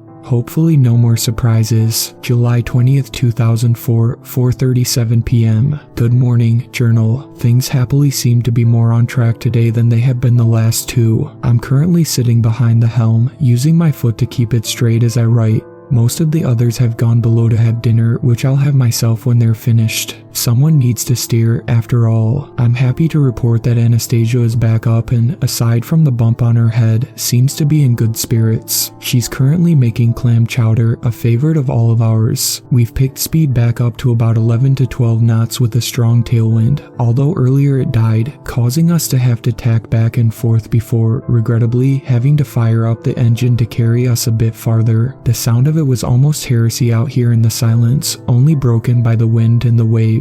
It was worth it, though, as I saw a truly amazing sight about half an hour ago. A sperm whale. It breached out of the water not more than a half a mile away from us. Seeing that gigantic black leviathan leaping from the waves is a sight that filled me with joy, to tell you. It did so a few more times, seeming to move around in a circle before disappearing below the waves. I've honestly never heard of a sperm whale doing multiple breaches in such a short succession, but there's a first time for everything, I guess. Anyways, I look ahead now, and in the distance, I can see the storm clouds on the horizon, lightning occasionally flashing in the dark gray fluff. According to the report we got from a tanker on the ship's radio, it will be a bad one, meaning our initial plan to make it to England in just over a week is going to be extended to just about 2 weeks. Fine by me, as despite our setbacks and problems, I still am thoroughly enjoying this journey. Good lord, did that just startle me? I heard a loud splashing sound off our stern behind me and swung around. There was nothing there, but it was so close I swear I could feel the water droplets hitting me on the back of the neck. Anyways, Xander's coming up to take over helm duties, so it's time for me to head below and eat.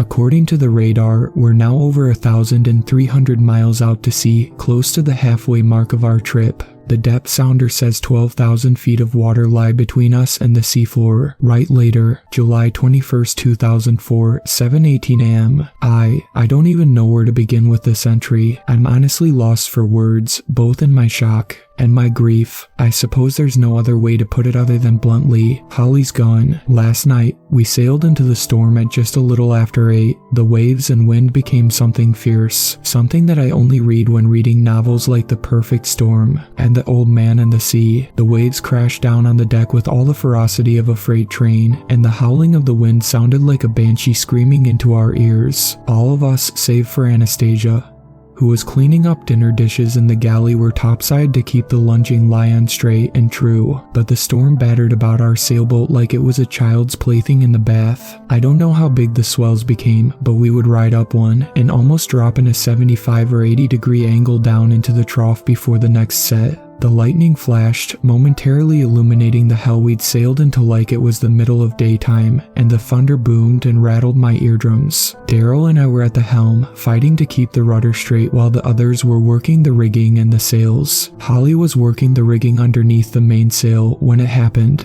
A sudden change of wind slammed into us from the port side, shifting the boat sideways. It also caused the boom to change direction suddenly, swinging across the deck like a charging bull. Xander and Winston managed to duck under it, but Holly didn't. A huge wood and fiberglass projectile caught my friend on the side of the head and shoulders in its arc, and before anyone knew what was happening, she was gone, knocked over the railing and into the churning waves. For a moment as we panicked and looked around us, I thought I saw her in a flash of lightning, about 15 yards behind the boat, waving her arms and her mouth open in a scream as she bobbed in the waves, kept afloat by her life jacket. But when the next flash came, not even 4 seconds later, I saw nothing. We couldn't turn around in the storm, not unless we wanted to swamp ourselves and sink. We could do nothing but helplessly sail away from our friend. Xander hasn't been able to stop crying. Holly and he were an item, and losing his life partner has destroyed him in a way I can only imagine. The waves have lessened some since, but our boat has taken major damage. Both the radio and radar have been damaged in the storm, making any kind of call for help impossible, as well as knowing our exact location. To make matters worse, there seems to be something wrong with the propeller for the diesel engine, as when we discovered some rips in the mainsail, we lowered them to repair and continue under engine power, but though the engine roared, we didn't move at all. Daryl says he'll check it out once the storm lets up a little more. For now, all happiness of this trip has flooded out of all of us. Now it's marked by the loss of one of us. I just honestly want to get to England at this point.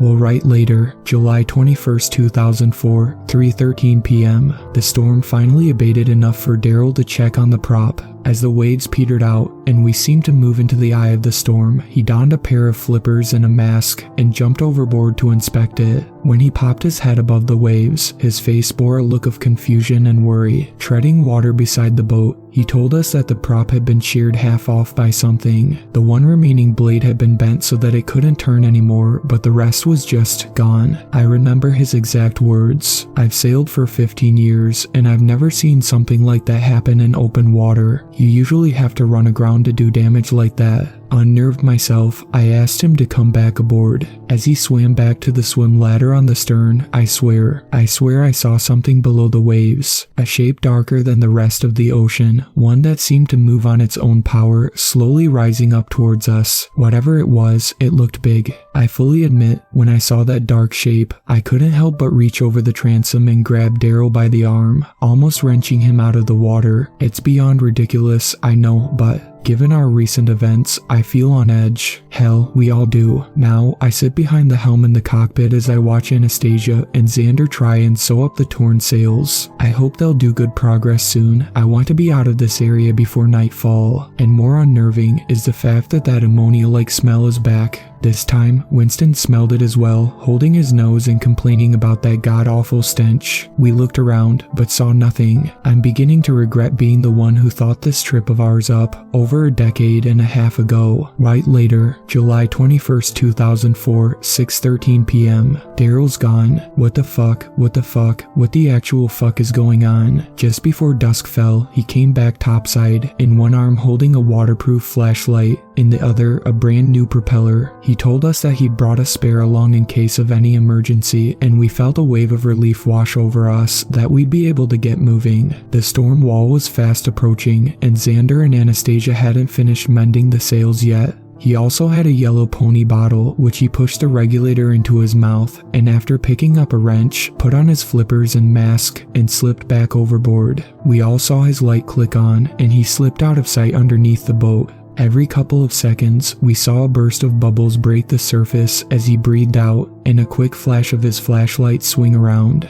For a few minutes, we felt the tension ease up, and despite the grim mood from Holly's death, Winston told us a joke about sharks and a razor-lined surfboard which made us laugh a bit. But then, that jovial mood deflated as quickly as a bully popping a kid's party balloon. "Hey, what's going on?" We all heard Anastasia cry, and we looked over the railing down into the water. Daryl's light was dancing about as if he was turning rapidly around from one side to the other, the air bubbles coming in faster streams. Then, two things happened in rapid succession. The first was that the beam from his light disappeared. It was as if he'd just snapped it off. One second it was there, whipping around, the next it was gone, and the second was that a huge stream of bubbles came to the surface at once. It was only for a second, and then nothing. We waited and waited, the seconds drawing into minutes, but our friend and one of our two leaders never resurfaced. It was as if he'd never even been there. We debated for a few minutes about having someone else go into the water, and after many refusals, I finally relented and grabbed a mask. I wouldn't be going in all the way, though. I would just drop down the swim ladder enough to see under the boat. And that was it. As it stepped down and felt the freezing water touch my feet, I felt goose pimples rise all over my arms and legs. I couldn't understand why, but I felt my primal flight or fight instincts kicking in as I stuck my head in the water and shined another flashlight around. I saw no sign of him. The water under the boat was completely empty of life. No fish, no sharks, nothing, and no Daryl. I swung my head around, looking off into the gathering gloom, but still saw nothing. As I turned and looked down into the depths, however, I swear I saw a flash of changing color. It could have been a trick of the ocean, but I swear I saw one patch turn from dark blue, almost black, to a very dark maroon. That was enough to make me yank my head out of the water and climb back up from the swim platform. "He's not there," I said to the others. "He's just disappeared." We all agreed then that nobody else would enter the water. We'd take our chances being battered around by the storm. Currently we've started the bilge pumps before it reaches us. I can hear them roaring away in the recesses of the hull as I sit at the galley table and write this. And I can't help but feel a creeping sense of dread as I close my eyes and recall that dark shape I thought I saw, plus the changing color I swear I saw in the deep.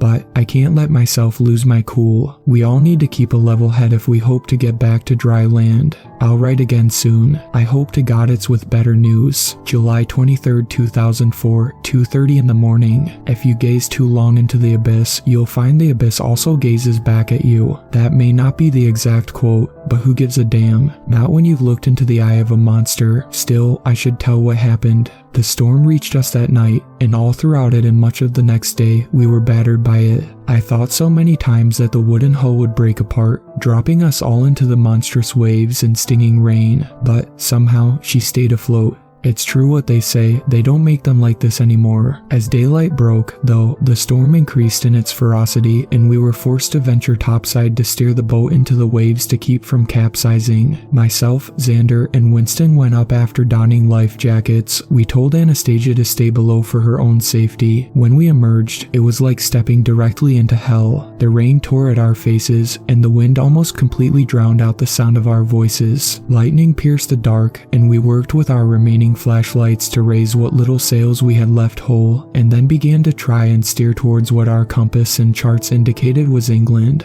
We had no idea how far we were from it, or how blown off course the storm had shoved us, but we had to try. For 3 hours, we were battered and beaten, but we seemed to make headway. That was when a familiar sensation struck our boat. The same concrete slamming sensation as before, making it feel as if we'd come to a dead stop in the waves, which began to wash hard down into the cockpit. Thankfully the main hatch was closed, so no water got down below. What the hell did we hit? I heard Winston shout to be heard over the howling wind. Hell if I know. Xander called back to him, and I saw his flashlight beam shine down into the water. I don't see. His voice cut off. You don't see what? Winston yelled back, but there was no answer from him. Feeling a piercing fear seize me, I shined my own flashlight beam up to where he'd been, near the bow. It illuminated him, still kneeling and clutching at the railing, staring down into the sea. Xander, what the hell's the matter with you? I screamed as loud as I could. Slowly, he turned to look up and back at me. What I saw made me feel as if the blood in my veins had been replaced with ice. I have never seen Xander even a tiny bit afraid before. We always said he was the most courageous out of our group. But now his face had turned a shade of pale I thought only corpses could hold, and his eyes were about as wide as they could get. His hand holding his flashlight trembled. As I looked, I smelled that putrid stench once more. This time, though, it was overpowering. That was when I heard Winston scream. I swung my beam back port side, and the beam, oh, good God almighty, the beam landed on a scene that, however much longer am I alive, I'll see whenever I close my eyes. Winston was still there, but so was something else. Something which had come from the sea itself. My hand trembles as I write this next part. It was a fucking tentacle, an honest-to-God tentacle, looking like something out of the old 20,000 Leagues Under the Sea movie from the 50s. But unlike that, this was very much alive. I saw every detail in slow motion. The giant club of the tentacle, big enough to wrap around the mast and filled with dozens of huge, wide suckers. The arm of the tentacle, as thick as two men standing next to each other. It all was a dark maroon color. And then I saw Winston. Oh, God no. The tentacle had wrapped around my friend with the strength of 7 boa constrictors, squeezing him so tightly I saw his face turn red, even in the biting wind and rain. He feebly pressed his hands to it, trying in vain to push it away, and then, as quick as one of the bolts of lightning flashing overhead, he was gone. It was so quick I only saw it as a blur, hearing a gigantic splash as he was yanked below the waves. I forgot all about steering the boat and scrambled for the side in some misguided and foolish attempt to save him. I shined the light's beam down into the dark waters, and fuck me running, do I wish I hadn't. Because it shined directly into an eye, an inhuman eye the size of a wall clock, one which looked back at me with a cold and predatory gaze. The pupil contracted in the light, and it shot back underneath the boat. To the other side. Xander, I turned to scream for my other friend to get away from the railing, but he was already gone. I hadn't even heard him get taken over the wind and the rain. His flashlight rolled around on the deck near where he'd been kneeling, but he was gone. That's when I saw another tentacle rise above the railing, a few feet in front of me. It felt around on the deck, seeming to move by a sense of touch as it searched for its next meal. For me, all courage left me, and I abandoned anything topside and dashed below. I slammed the hatch closed behind me and locked it, knowing full well if it really wanted to, the tentacles could easily rip it off its track. Anastasia was shaking when I ducked down below and saw her. She'd been looking through the side windows and seen what had happened to the other two, to Winston, her husband. As much as I was terrified, I went to her. I held her in my arms to console her, and we sat there, sitting on the hardwood floor, listening to the sickening sounds of the tentacles moving underneath us over the hull and breaching the waves to search the deck. After a while, it stopped. The storm lessened a little, the waves ceasing their merciless battering of our boat.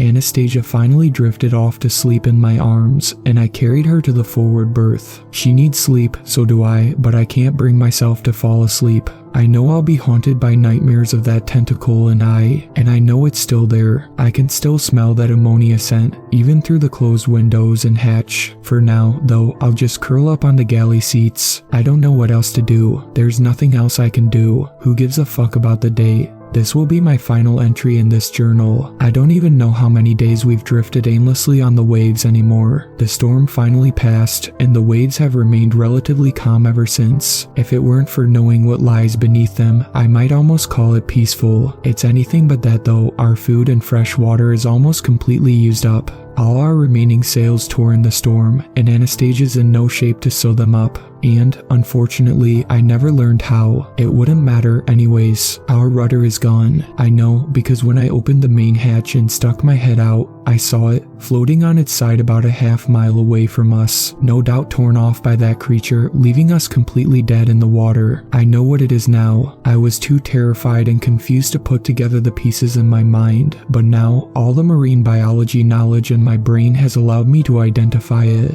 Architeuthis ducks, a giant squid, one far larger than has been seen by scientists, at least 60 or 70 feet long, judging by the size of the eye I saw. A creature that has for centuries terrorized sailors, giving rise to the legend of the Kraken, pulling ships below the waves and preying upon the floating sailors. So many marine biologists and historians said that the stories of ships being pulled down to their doom were conjecture, wise tales. I can confidently say that they're absolutely full of shit. The stories were right on the money. The lunging lion is slowly sinking. The pumps gave out yesterday. Both Anastasia and I heard them die. When I went topside to check on them, looking around as if I were a fucking owl to make sure I wouldn't be grabbed, and lifted the hatch to the engine compartment, I saw water in it. For a while, we tried bailing it out, but soon gave up. What's the point, anyways? We can't call for help. We can't escape in the dinghy lashed to the deck, as we'd be set upon by the beast. That damned smell is always here now, one that signals its presence, along with the scrapes of its tentacles along the hull. We're fucked any way we look at it. And this morning, Anastasia stepped overboard. I don't think she could take the waiting anymore. I awoke just in time to see it. She'd become closed off since the day before, barely saying a word. I couldn't make out what she was thinking, but I awoke and saw the hatch to the cockpit was open. Feeling a new sense of dread course through my veins, I ran to the open hatch just in time to see her step off the stern railing. I heard the splash of her dropping into the water. The sound of the tentacles rubbing on the hull stopped. And then, nothing. Silence. I'm alone now. Well, not completely alone. That fucking thing is still there. The rubbing and scraping has started again. As I write this, the boat has sunk lower into the water. The entire transom is almost underwater, and as it bobs up and down in the waves, I can see it, sitting just below the surface behind the boat and waiting patiently, staring at me with that cold, unblinking eye. It knows as well as I do that I don't have long, which is why I'm going to place this journal into a bag after I'm finished writing this. I'll seal it with a roll of duct tape which floats around near my feet, and then I'll throw it overboard, as far away as I can. Maybe, with some luck, it'll wash ashore somewhere, so someone can know what happened to us. The transom is lower in the water now, and the tentacles are beginning to reach over into the cockpit. I'm going to stuff myself into the forward berth as far as I can and shut the cabin door. If I'm lucky, maybe I'll drown before it can reach me. I don't want to be torn apart by that monster's beak, like the others were. Please, whatever you do, beware the open ocean. Monsters, real ones, dwell out here. Goodbye. The sail was classified as top secret. Whatever we were doing out there, they didn't want anybody to know. Not the Russians, not the Chinese, not the public, and certainly not the crew. We'd been kept in the dark, fed the lie that we were heading out on a routine patrol. Up and down the coast, they said. Back in no time. That was before the storm. Before the sea turned into a maelstrom and the night swallowed the sun. It was before the captain slit his throat and before the crew tossed themselves overboard, desperate to escape the nightmare we'd fished out of the sea. My name is Walter Mills. I suppose I should probably use an alias, something to prevent the people above from finding me, but the truth is I don't care. I've spent my entire life caring. My entire life running from the shadows that sit above our government, from the puppet masters that pull the strings of the world. But I'm out of time, and I mean that literally. I've got one foot in the grave. Doc says it's terminal. That means I don't have to worry about the wrong people finding me, or the consequences of what I'm about to say. I can let you know, and then I can go. The sail began like any other. Our warship was tied up alongside. The crew formed up in lines running from the jetty to the lower decks, storing it full of food and supplies. It began uniform. Ordinary, then they arrived. The secret ones. Nobody seemed to know who they were, but when they came they wore masks of crimson, like balaclavas without holes for the eyes or mouth. They shoved past our line on the brow and told the quartermaster they needed to speak with the captain, and speak they did. I watched them from the edge of my vision, all 6 of them surrounding the captain, mumbling in words too quiet to properly make out. The conversation lasted 20 minutes, and by the end the captain was frowning. He made a call ashore, presumably to the Commodore. He seemed nervous, afraid. When the call finished, he said something dismissively to the secret ones, and vanished below decks. We all wondered what was going on. For those of you that have served, you know that there's 2 things that keep a crew entertained: pirated movies and rumors. And after that exchange, the rumors flew. Some said the secret ones were special forces, so clandestine that nobody was permitted to see their faces. Others said they were intelligence operators, people with access to such sensitive intel that knowing their faces could prove a national security risk. Briggs, a stoker in the engine room, joked that they were Illuminati, lizards from Mars. I didn't know what they were. To be honest, I didn't really care. I just wanted to get the sail over with so I could get home to see my wife, Abby, and our newborn, Alice. For me, this was just a job, a stepping stone to a better life. And when we set sail, I still believed that. Then the ship dropped anchor and the crew was mustered into the hangar. The captain stood at the front with 3 of the secret ones on either side of him. They stood silent, gazing out at us behind their crimson masks. The captain cleared his throat and said this was difficult for him to do, but prior to our departure he received word that our mission had changed, that it was no longer routine, no longer what we expected. He passed a bottle of pills around. Each of us was instructed to take a pill from the bottle, to keep it safe, to keep it on our person at all times in case of emergency, but never to eat it otherwise. "What is it, sir?" Briggs asked in the back. "Cyanide," the captain replied. Laughter rippled across the crew. "Seriously?" somebody else called. "This for malaria, are we deploying?" The captain sighed, looking sidelong at the secret ones who remained silent, impassive. "It's cyanide, and if you know what's good for you, you'll make sure you don't lose it." With that, he stormed off, secret ones in tow. That night, Briggs died. He tried it, swore up and down that the whole thing was a dumb joke, that there was no fucking way they'd give us cyanide when they didn't even trust us to clean toilets unsupervised. His last words, "It probably tastes like Smarties." Briggs died quick. He died quick in a seizing, sputtering mess of shit and piss, but once his organs gave out it only took a matter of seconds. Carrying his corpse through the ship took minutes. Minutes that felt like hours. Once we'd made it to the med bay, the doc tried resuscitating him, tried pumping his stomach, but he knew as well as we all did that it was a waste of time. He was gone. After that we all assumed we'd turn straight around and head home, that we'd drop off Briggs' body, pay our respects, and take a couple days to grieve before resuming the mission.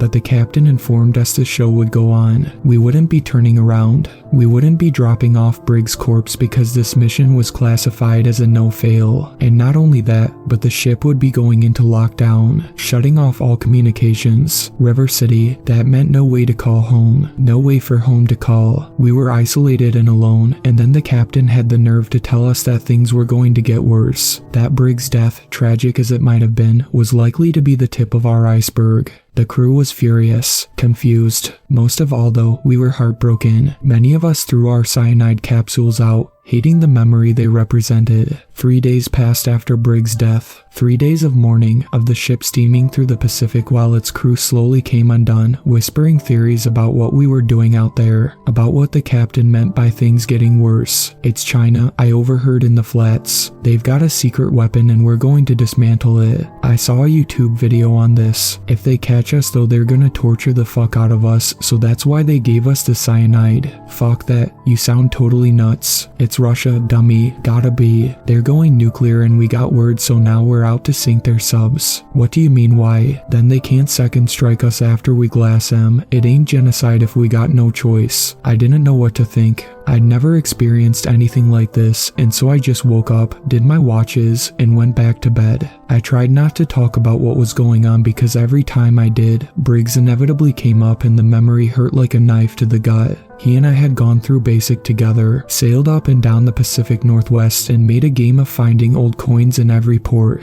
So I just kept my head down, did my work. I was doing that work when the captain's warning came true, when things got worse. It was a night watch and I'd been steering the ship on the bridge. One moment we were sailing through smooth waters in a bright, cloudless night, and the next moment it all disappeared. Darkness stole the evening like a light switch set to off. I recall the watch officer moving onto the bridge wings and staring up at the sky, trying to determine if the moon had slipped behind a cloud. When he came back, he looked confused, shaken. It was odd to me because we had radars, so it wasn't like we were navigating blind. He called the captain and reported that the moon was missing. "Gone. Stay the course," the captain commanded. "But sir," click, the line went dead. The next morning the sun never rose. The sky remained as black and haunting as the night before. Around this time the secret ones began acting more bizarre. Whereas before they more or less stayed put in their cabins, they now wandered the ship aimlessly. They'd mumble nonsense under their breaths as you passed them in the flats, run their hands over surfaces everywhere they went.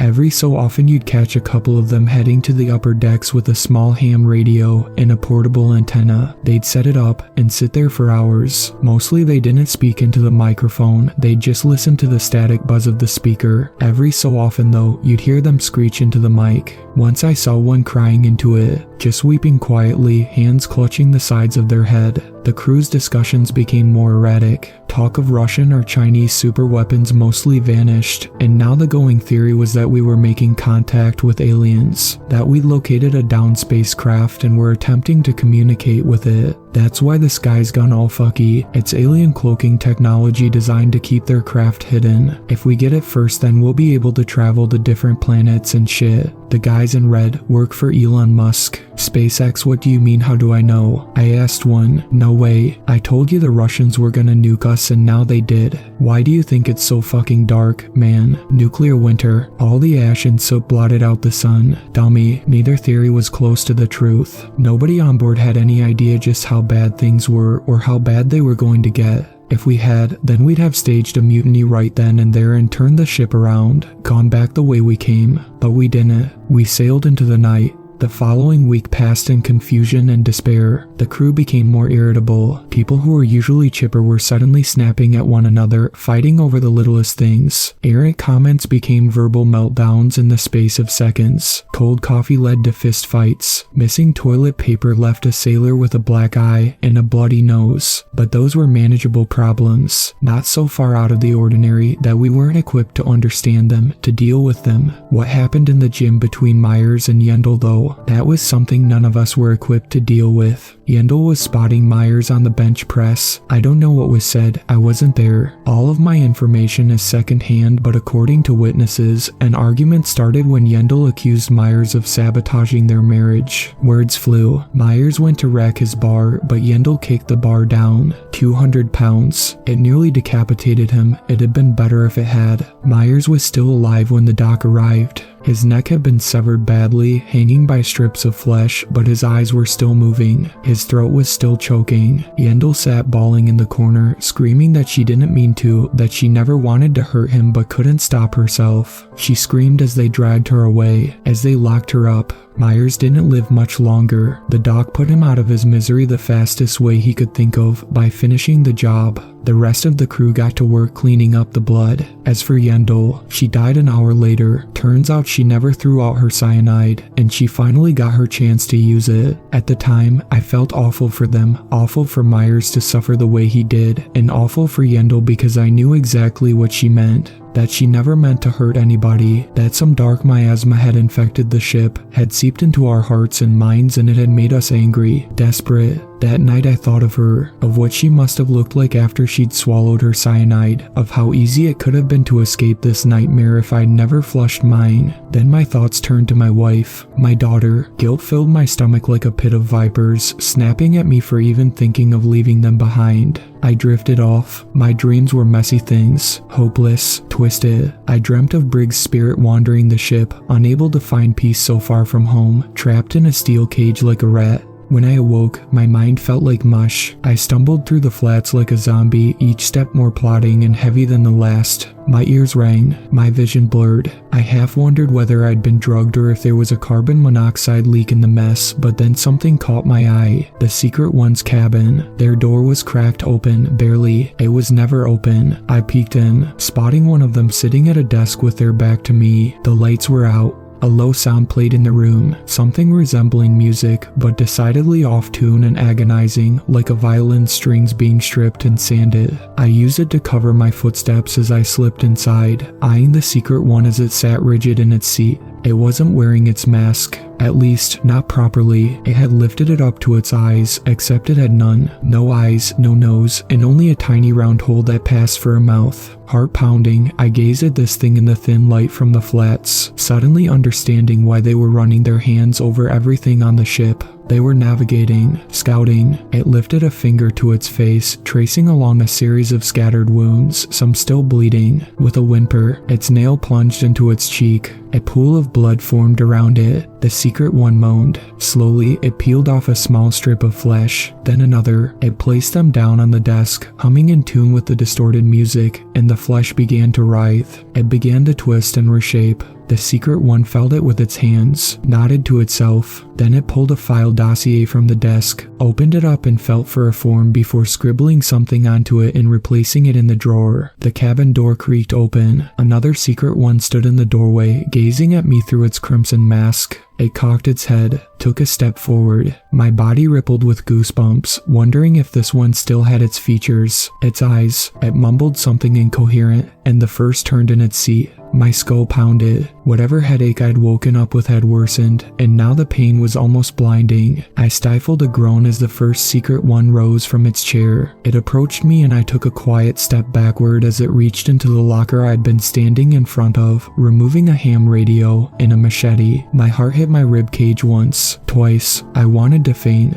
Then both of them left the cabin, leaving me alone with the dossier. I gave it 30 seconds before I took another breath. Then I moved to the desk drawer, took the documents from the folder, and thumbed through them. They were written like a fever dream. Symbols, numbers. Nothing about them seemed to make much sense, and it occurred to me that they were probably encrypted by some kind of code. Cursing, I stuffed them into my pocket for later analysis. I hurried to the bridge, already late for my shift. My thoughts raced as I relieved the helmsman, hastily giving my turnover report to Sandhu, the watch officer. I sat down in the chair, took the wheel and pondered what I'd just seen. Were the secret ones some kind of cultists? Was Briggs right? Were we sailing with the goddamn Illuminati? I never got an opportunity to think it through. At that moment, the captain stumbled onto the bridge looking like death itself. I'd heard rumors he looked unwell, but this was the first time I'd seen him out of his cabin in weeks. His face was emaciated. His cheeks were so sunken that the bones looked liable to pierce his skin, and I idly wondered if he'd eaten a full meal since we'd set sail. "Evening, sir," Sandhu said. The captain mumbled something unintelligible, brushing past her and sitting down in his chair. He buckled his seatbelt. "Everything all right?" Sandhu asked. The captain looked at her, but he didn't seem to see her. His fingers gripped both sides of his armrests, and his lips began to move. "Goodbye," he said. "I'm sorry. Goodbye, goodbye, goodbye." The captain sat in his chair, repeating the word over and over again as tears leaked from his eyes. "Better get the doc," Sandhu muttered. She picked up the phone, but before she could get the number dialed, an orange glow appeared beneath the bridge windows. Something flickering. "Ma'am," Ramirez reported from lookout. "Those secret types just lit a bonfire on the fucking gun deck." "What?" Sandhu rushed to the window, looking down in shock and rage. Then she moved to the bridge wing, calling down to the secret ones to put the fire out. A moment later, she screamed. Ramirez, looking out the bridge windows, suddenly turned and vomited onto the deck. "What's going on?" I asked, shooting up from my seat. "It's Yendel," Ramirez said, wiping his mouth. "It's Yendel and Briggs. They're chopping up their damn corpses." Sandhu stormed back inside, shouting at the captain, "Sir, permission to mobilize an ERT and put those assholes in confinement." "Goodbye, goodbye, goodbye," Sandhu cursed. She picked up the phone and dialed the executive officer, informing them that the captain had lost it and that the secret ones were cutting up corpses, burning bodies. They needed to get people out there to shut it down now, people with weapons, because the secret ones had machetes. The XO said they were on it, but it was too little too late. Somehow I already knew the secrets had already finished what they came to do. From deep in the night, the wind howled, screamed. A wave struck us broadside, a big one. It twisted the warship like a rubber duck in the bath, knocking Ramirez sideways and tumbling Sandhu across the deck. I managed to steady myself against the helm console. "Jesus Christ," Sandhu breathed. "Everybody all right?" I buckled my seatbelt. "What the hell was that?" "Rogue wave," Sandhu spat. Then 3 weeks of perfect weather, and then that comes out of nowhere. This sail is cursed. She grabbed the phone and began a ship-wide announcement for a rapid survey, but she never finished the pipe. Another wave struck us, then another. Sandhu's head slammed against the center console with a sickening crack and she fell to the deck motionless. I braced against the helm, my seatbelt squeezing painfully into my waist. Nearby, I heard Ramirez shrieking, praying. The captain continued to utter his refrain. "Goodbye, goodbye." Lightning flashed. For the first time in weeks, I glimpsed the sky. Dark clouds spun around us as though caught up in a whirlwind, and in them swam faces, shadows. They gazed down at us, anguished. I saw Yendel, Briggs. I heard them scream and howl as though calling for somebody in a language that could only be described as blasphemous. Ramirez's body arched and twisted. He hollered as though something were picking him apart from the inside out. I wanted to jump up and help him, but I needed to keep control of the ship. Abandoning the helm in a storm like this would mean certain death. Not like this, Ramirez moaned. Tears streamed from his eyes as he gazed up at the haunting faces of the dead swirling in the sky above. I can't. His hands gripped the guardrails running along the bridge and he pulled himself slowly against the violently rocking ship. Inch by inch, I gazed on helplessly as I saw him reach the hatch leading to the outside bridge wings, and I knew exactly what he intended on doing. After all, Ramirez and I had flushed our cyanide together. Don't, I called, but I couldn't think of anything else to add. Why shouldn't he? Why shouldn't I join him? He paused, looked at me, then he pulled open the hatch, filled the bridge with the deafening bass of the storm, and threw himself into the sea. I sat there, dying in slow motion. The waves, already vicious, worsened. The swells now threatened to swallow the ship, reaching the height of skyscrapers as their walls of water crashed around us. The vessel's frame groaned, shrieked. It sounded as though the whole thing was moments away from splitting apart. And then another wave hit us, a Goliath. My neck snapped sideways as my seatbelt tore into my waist. Suddenly down was up and up was down. We tumbled in the rage of the sea, frigid water shattering the bridge windows, smothering the captain and I in wet darkness. In retrospect, I don't know why I held my breath. After all that had happened, drowning would have been easy, preferable, but I did. I think I held it for Abby and Alice, gurgling as I desperately attempted to get my bearings, until the water began to drain. All the water in the bridge poured out of the shattered windows, along with Sandhu's lifeless body. I hung upside down from my seat, gasping for breath. Ahead of me, the captain did the same, appearing to have finally been shocked into lucidity once more. He was no longer muttering goodbye, now he was gazing straight ahead, and something was gazing back at him, something titanic. It stared at him through the broken window, its eyes like three orbs of swirling obsidian. The captain reached into his pocket and pulled out his knife. It was meant to cut lines, to cut ropes. I wondered if he meant to fight that thing, to stage one final defense for him and his crew, but instead he pressed it to his throat. He jammed it into one side, and with a gurgling groan, ripped it across with both hands. His neck exploded in a shower of blood. The creature, seemingly satisfied, looked to me then. It looked to me, and I looked back, deep into those eyes of swirling darkness, and in them I saw the abyss. I saw the void. It was as if something had bottled all the pain of humanity into a single point, compressed it down into something resembling a collapsing star, and then let it ignite.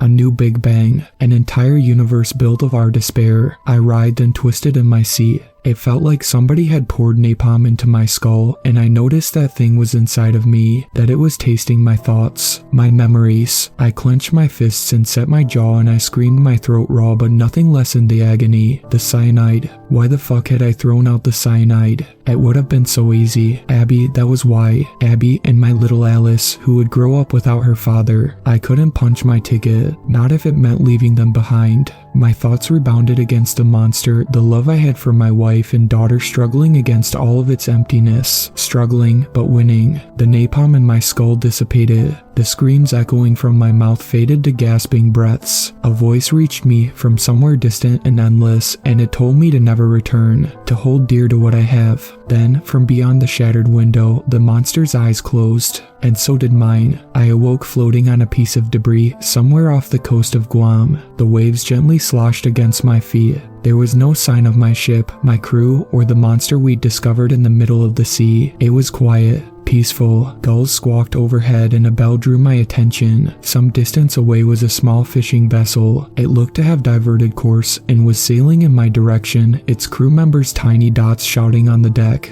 They saved my life, but so did the monster in the sea, the monster I came to know as Eden. The documents I'd taken from the secret ones were badly damaged and waterlogged, but they weren't unreadable. Translating them took time, but I managed. I had help from several individuals who I won't mention here for obvious reasons, but what we discovered was haunting. We learned that the theory of evolution is missing components, that it's not telling the full story. It tells us life originated from the primordial soup. It says that we began as basic organisms crawling out of the sea, but what it doesn't tell us is that those organisms weren't miracles. They were births. 1 billion years ago, something came to our planet from the distant cosmos, a creature of unfathomable power. It settled deep in the ocean and began to create all manner of life forms, learning as it went.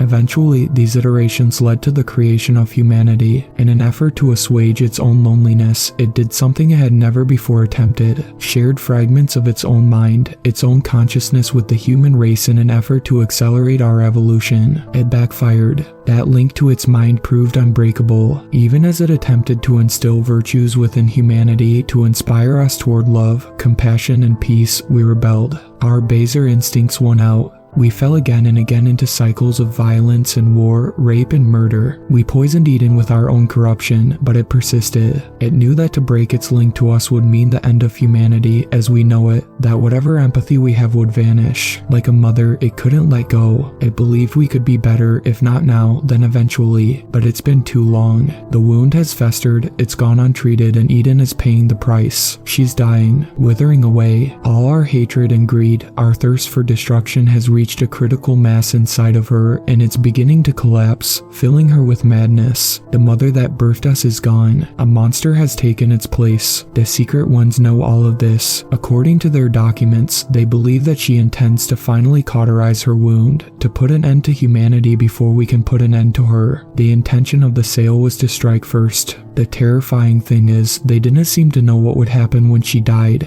Would she merely sink to the bottom of the ocean, rotting away across decades? Would all that madness leak out of her, infecting the world in a miasma of insanity? There were plenty of variables they seemed unable to account for, but there was one certainty that they were absolutely sure of, that we would lose our connection to her. We would lose our love, our empathy, our souls. And to them, survival was worth that. I don't think so. I don't think so because my empathy is the only reason I'm writing this today. My love for my daughter saved me that night. When Eden looked into my eyes, even so filled with human corruption as she was, part of her saw my need to see my family again, to care for them. I believe that's why she let me go. She saw that though much of humanity had fallen to selfishness and greed, there were still those among us who carried her torch. There were still those with love in our hearts, and it's because of that, I believe there was still love in hers. But that was many years ago now, and times have changed. Humanity has grown more twisted, more corrupt than ever. All around me I see love drying up, empathy smoldering in the embers of selfishness and unrest, and I cannot help but wonder if the secret ones succeeded in their mission. I can't help but wonder if Eden is finally dead. Alright, ladies and gentlemen, gear up and be ready to enter the water in 20 minutes. That was the call I heard from Victor, our team leader, as I stood on the rear deck of the research vessel Adriatic Lass, the chilly wind and biting sea spray of the Atlantic hitting me in the face as I stared out at the dark blue waves crowned with white caps. Above my head on its tether dangled a yellow submersible, the restraints holding it in place letting out small, soft creaks of protest as she shifted with the ship bobbing up and down in the waves, only kept in place by her anchor. I turned and looked out over the opposite side of the ship. As we were about 300 miles offshore, I couldn't see land, but I knew just over the horizon to the north lay Nantucket Island, to the west, New York City. As I looked back towards shore, a particularly nasty gust of wind slammed into my back, sending a shiver straight up my spine. I quickly flipped the collar of my coat up to protect myself, then looked around me at the others gearing up. "Mitchell, you'll be going in the submersible this time, due to your hand," he called again, striding over to check on the 4 scuba divers who were being assisted into their twin tanks and weight belts. I glanced down at the bandage on my right hand and sighed heavily. Of frickin' course I had to hurt myself right before the voyage, I thought miserably. Any injury is detrimental when you're on the job. When you're a professional scuba diver and underwater surveyor, it's disastrous and can bench you. I'd been looking forward to this trip for months, feeling as giddy as a kid in a candy shop with a $20 bill scrunched up in his hand. But when I distractedly looked up from fetching a late night snack due to my wife, I'd ended up with my hand slammed in the door of our vintage refrigerator. I'd despaired that I'd be forced to just stay topside, letting the others have the adventure I'd waited for almost a year. But luckily for me, Victor knew how badly I wanted to go, and so I convinced Jake, our resident submersible pilot, to swap out for me, at least on the first dive. The submersible, nicknamed the Halibut by the crew, lowered down until it sat on the deck, allowing me to, rather delicately, climb up and slide into the single-man cockpit. To say it was a cramped space would be understating it. You barely had room to breathe in this thing with all the gauges and pipes everywhere. It was a place that, if you had claustrophobia, would have been more or less hell. I heard someone else climb up the side and turn my face up to find Jake's smiling face staring down at me as he began to pull the overhead hatch closed. "Don't have too much fun down there," he called to me. "Remember to save a little bit for me." I laughed. "Don't worry, bro, I'll make sure to let you at least get the first look at the rusting propellers." He laughed at my quip, quickly flipping me the bird in a good-natured manner before closing the hatch and sealing it. Shaking my head and still chuckling to myself, I slipped into the seat and buckled myself in as I felt the winch begin to lift me off the deck. I felt a slight sense of discomfort as it rocked back and forth, watching the deck slide away under me and be replaced by the waves. Then it began to be lowered into the ocean. The rocking intensified as the halibut bobbed up and down in the waves like a cork, and I took a deep breath, fighting off the slight feeling of seasickness which had begun to creep up on me like a predator. Two safety divers swam over to me, unhooking the submersible from its tether and making final checks to be sure the outer hull was in safe condition. One of them formed his hand into the OK sign, signaling that I was good to go, and I mirrored his gesture as I slipped on my headset. "Halibut to control, all final checks have been made. We are ready for descent," I said into the mic. A short crackle of static filled my headset, and then I heard Victor's voice greet my ears. "Halibut, this is control. You are go for descent. Enjoy the trip." "Copy that," I replied, then reached out and pulled a handle to my right. The sound of the submersible's ballast tanks emptying filled my ears, and with a last look at the cloudy sky over my head, I slipped below the waves. Instantly, the dizzy feeling left me, and I felt a growing sensation of being happy flow through me. I'm home. Ever since I'd been a child, I'd been in love with the ocean, and I'd felt more at home when I was in it, and especially underwater, than I did on land. It was why I'd worked to get my oceanography degree from Florida State, and then spent another couple years getting certified for deep water diving. Both as a submersible pilot and a diver, I'd excelled at my studies so greatly that a private research and surveying corporation, which I won't name, hired me as soon as I graduated. I spent years diving on shipwrecks and other archaeological sites. By the age of 33, I'd already visited the wrecks of the Titanic, the Lusitania, and countless others. But the wreck I was heading to now had been one of the ones I looked forward to the most. I looked at the depth gauge near the small porthole window to the outside. Passing 50 feet, I said into my mic. Only about 200 feet to go, I thought. The light had already begun to fade from the surrounding ocean, and I felt a small pang of excitement and fear shoot through me. Some people may find venturing into the depths of the ocean where little to no light can reach utterly terrifying. For me, it was an adventure I looked forward to every time. I loved seeing the deep ocean creatures swimming past my window, loved the sounds of being far down. Because sound travels farther in water than air, you can hear the call of a whale hundreds of miles away, and the sound is equal parts haunting and beautiful. And, contrary to popular belief, underwater is not silent, especially in a submersible. You can hear the sound of the current rushing by outside quite often. It almost sounds like what I imagine the winds on another planet to be like to hear. I tapped the mic. "Victor, you mind if I put on some music to keep myself company while I head down?" There was another burst of static. "No problem at all, Mitch," I heard him say. "Just don't play it so loud you can't hear me. The divers are in the water and they'll be beginning their descent in 10 minutes. I grinned. "Copy that. I'll be waiting for them down there," I said, then turned to a small, wall-mounted yellow boom box to my right. As I watched the depth gauge pass 100 feet, I pulled a cracked CD case from under the seat and dropped the disc into the player. A few moments later, the small cabin was filled with the husky, seductive voice of Diana Dors as she began to sing Imagination. I leaned back into the seat, my smile widening. The golden age of Hollywood singer and actress was always my choice of soundtrack for my dives in the sub. I watched the gauges, then let my gaze flick over to a small, black and white photograph of what I'd be seeing shortly,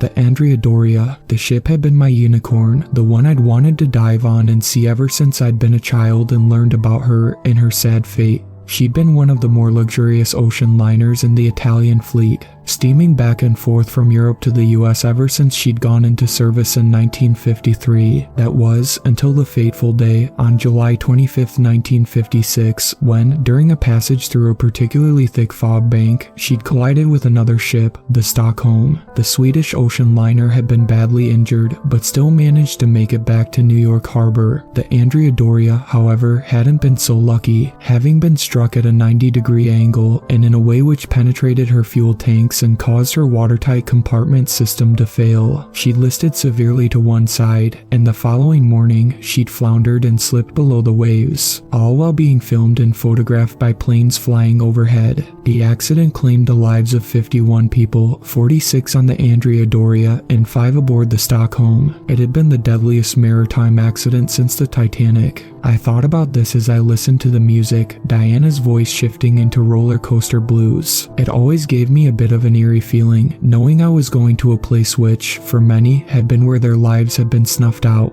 For a moment, the thought made the now dark ocean outside the porthole take on a slightly sinister atmosphere, and the childish part of my mind raced with images of slimy, shimmering monsters slipping through the depths, their mouths poised open to snatch anything unsuspecting in their path. I shook my head. Get a grip, Mitchell. It's a shipwreck, not a haunted house, and not a horror movie. I glanced at the depth gauge. Passing 130 feet, I said into the mic, then leaned towards the porthole. The eerie emotion and thoughts had slipped away, and I was once again gripped by excitement. In less than 10 minutes, I'd be flicking on the outside lights and seeing her for the first time. Copy that, Mitch Victor said. The divers are moving down the anchor line. They'll have about half an hour to 45 minutes bottom time before having to ascend to complete their decompression stops. Knowing that somewhere above, the other 4 were swimming down the huge anchor chain towards me, as I reached 140 feet, I reached out and flipped the switches for the exterior lights. Instantly, the darkness which had surrounded me for the last 20 minutes was banished away, both from the porthole and hull-mounted cameras, which fed back to screens around me. I felt my pulse quicken as I suddenly caught a glimpse of something floating out of the darkness. The thoughts of monsters returned for a moment,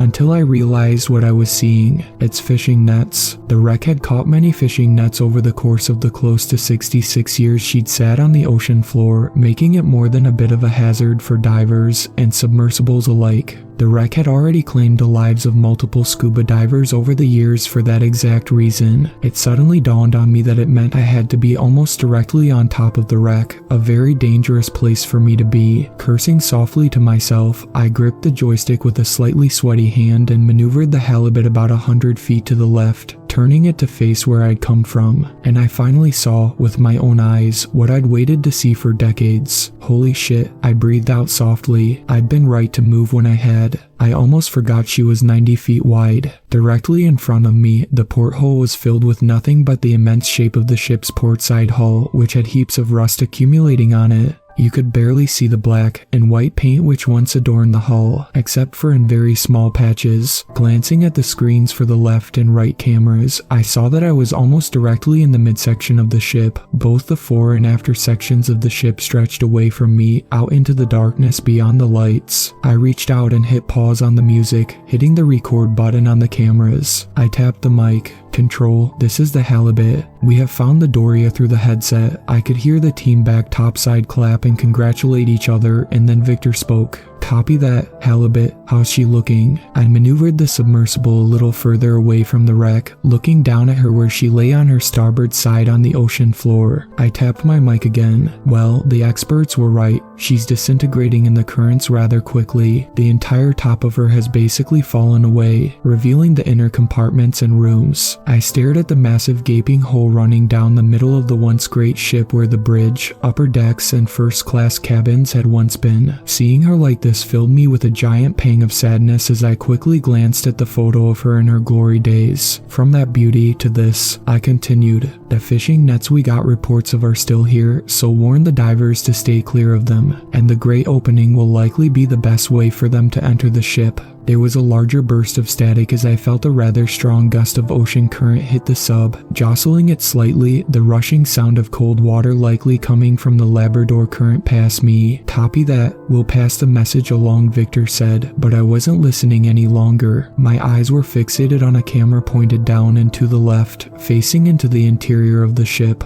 Out of the corner of my eye, I'd caught the glimpse of something darting across the screen, something I hadn't been able to see properly. All I knew was that it had been extremely fast. What the hell was that? I kept staring at the screen, waiting to see if it would show up again. Mitch, everything all right? I started as Victor's voice filled my ears again, knocking me out of the almost trance-like state I'd fallen into. Yeah, sorry about that, Vic. I copy your last, I said, my voice trailing off. You sure? His voice held a slightly concerned tone. I debated for a moment not telling him what I'd seen, then decided to come clean. Keeping secrets down here could cost both myself and the divers soon to arrive their lives. Yeah, just I swear I caught a glimpse of something moving through the wreck, closer to the starboard side, I admitted. What did it look like? He asked, sounding both curious and wary. I honestly didn't see enough of it to know. It was just a quick flash, and then gone, I replied. There was a moment's pause as I heard him talking with the others, then his voice came back strong. Copy that. The guys up here say that it likely was just a fish moving through the wreck, but keep an eye out for it again regardless. I was about to acknowledge him when I heard another voice cut through the speakers. Control, this is Andrews. We've reached the bottom and can see the lights of the halibut off to our left. It was Bradley, the leader of the 4-person diving team, speaking through a microphone mounted in his mask. Copy that, Andrews. Proceed to the sub, then prepare for entry to the wreck.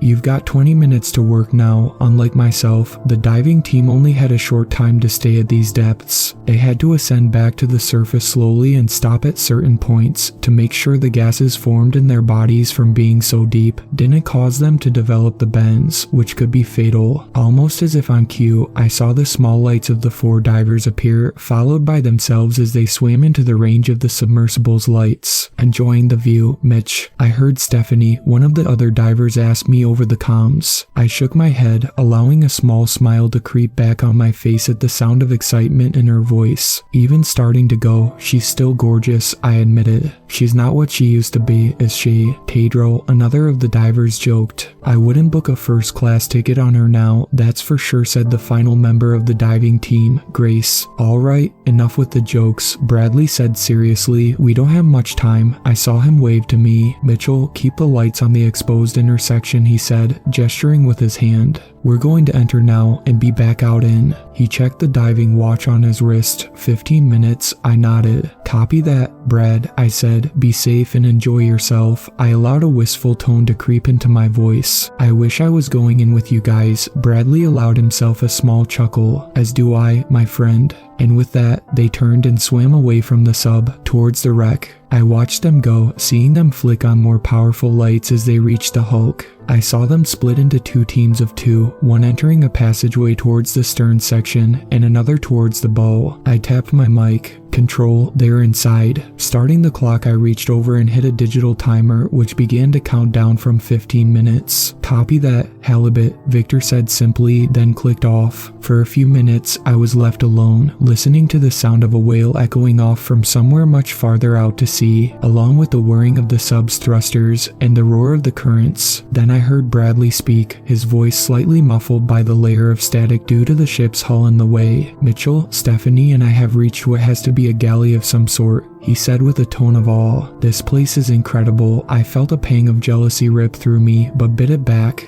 Copy that, Brad, I said as I heard another voice come through the headset. Mitch, this is Grace, Pedro, and I have reached a passageway. We're going down a deck. Copy that, I said. Make sure to mark your path so you can find your way back. She acknowledged, then clicked off. As I stared, listening to the 2 teams move through the ship, I thought about the hidden treasure locked deep within the cargo hold. A rare concept car from the mid-50s called the Chrysler Norseman, which had been on the way to an auto show aboard the doomed ship. It's probably little more than the rubber tires and metal shavings by now, I thought. As I daydreamed, I again caught a glimpse of movement on one of the cameras, this time from one facing to the right. It had been the same vague shape I'd seen before, but this one had seemed different, somehow. I tapped my mic. "Hey, Brad, did any of your team or Grace's just stick their head out of one of the passageways?" I asked, hoping he'd tell me yes, but the answer I received was not the one I'd wanted. "Negative, Mitch, we're both deep inside the ship. Why?" I felt my pulse quicken slightly and swallowed.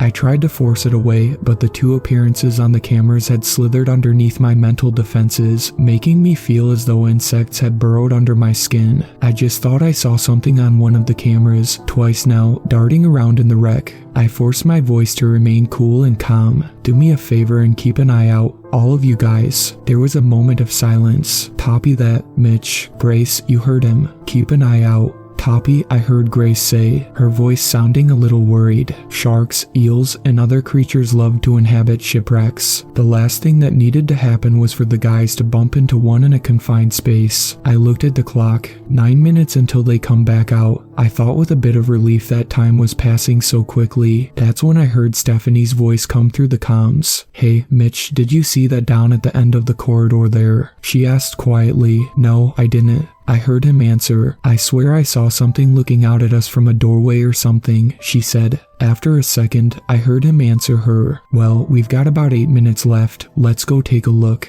Before I could tell them to be careful, I heard Pedro speak. "Hey, Grace, take a look over there." I heard him exclaim. "I saw it." I heard her say, "What the hell was it?" A chill crashed over me as if the hatch above me had opened and allowed the ocean to rush in. They were both seeing something in there. Something wasn't right. All my instincts were telling me so. I tapped my mic. "Control, this is the halibut. Both Brad and Grace's teams are seeing something in the ship, but are unable to make out what it is." I couldn't help a small shake in my voice. "Victor, something isn't copacetic here. I'm recommending pulling them all out and head for the surface." There was a huge burst of static, louder and longer than I'd heard before. I thought I heard Victor's voice somewhere within it, but after a moment, it dropped out completely, leaving only silence. I pulled off the headphones and stared at them, running my hands down the wire to make sure I hadn't accidentally unplugged them. "What the hell is going on? We're only 220 feet down. This hasn't failed us, even when we were 2.5 miles underwater." As I fumbled with the headset, I froze as a sensation fell over me. It was the feeling of being watched, and in a one-man submersible over 200 feet in the dark ocean, it was one that I'd never experienced before. I forced my eyes over to the small porthole, half expecting to see a giant eye pressing against the glass. Nothing was there, but the feeling remained, filling me with a sense of dread I'd never had when diving before. I had begun to put the headset back on when a sound blared out, causing me to let out a short yell. It was the boombox. Somehow, the music had begun to play again, only now it was playing out of more than just the stereo speakers. We'd wired it to play out of an underwater speaker mounted on top of the submersible for when doing more shallow water dives, to give the divers something to listen to while working, though we always kept it shut off during deep ocean dives. Now, though, it had turned on, and the music was blasting out into the ocean, along with inside the sub.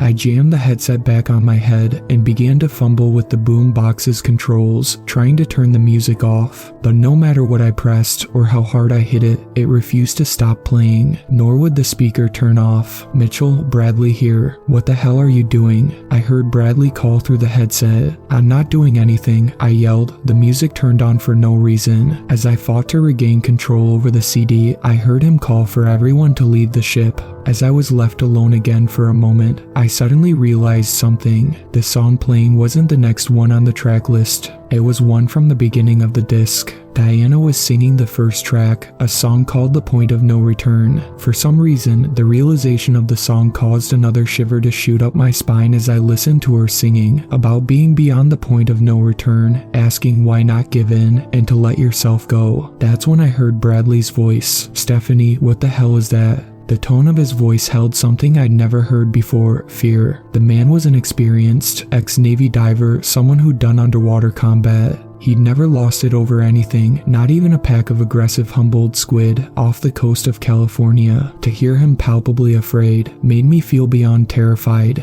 "Oh God," I heard Stephanie gasp out. A second later, Grace's voice stabbed into my ears, filled with panic. Mitchell, there's something in here with us, she shouted. Oh, fuck me, there's more of them, Pedro screamed. They were all around us. That had been from Stephanie. I jammed down the transmit button. Guys, get out of there right now, I ordered, my own voice shaking, but the comms were filled with chaos. Jesus, there's at least 10 or 20 of them coming from all directions. Bradley called, Stephanie, in here. At the same time, Grace called out to me, Mitchell, there's at least 20 or 25 coming out of the dark towards us. We can't tell what they are, they're just shadows out of the lights. Pedro cut it. Oh my god, that can't be. His voice trailed off, and then the entire channel was taken over by an almost painful burst of static. I stabbed the transmit button. Grace, Pedro, Stephanie, Brad. Anyone, answer me. The only thing I received was static as the song began to repeat itself. I put my hand to my mouth, feeling horror like I'd never felt flow through me. I've got to try the surface again. I reached for the switch to swap over to the surface channel again when multiple ear-piercing sounds assaulted my ears. As I listened to it, I felt the front of my jeans turn damp as I pissed myself with fear. It was the sound of my 4 co-workers, my 4 friends, screaming. They were all screaming at the same time, each wail overlapping the other. All of them sounded as though they were being tortured in the worst possible way.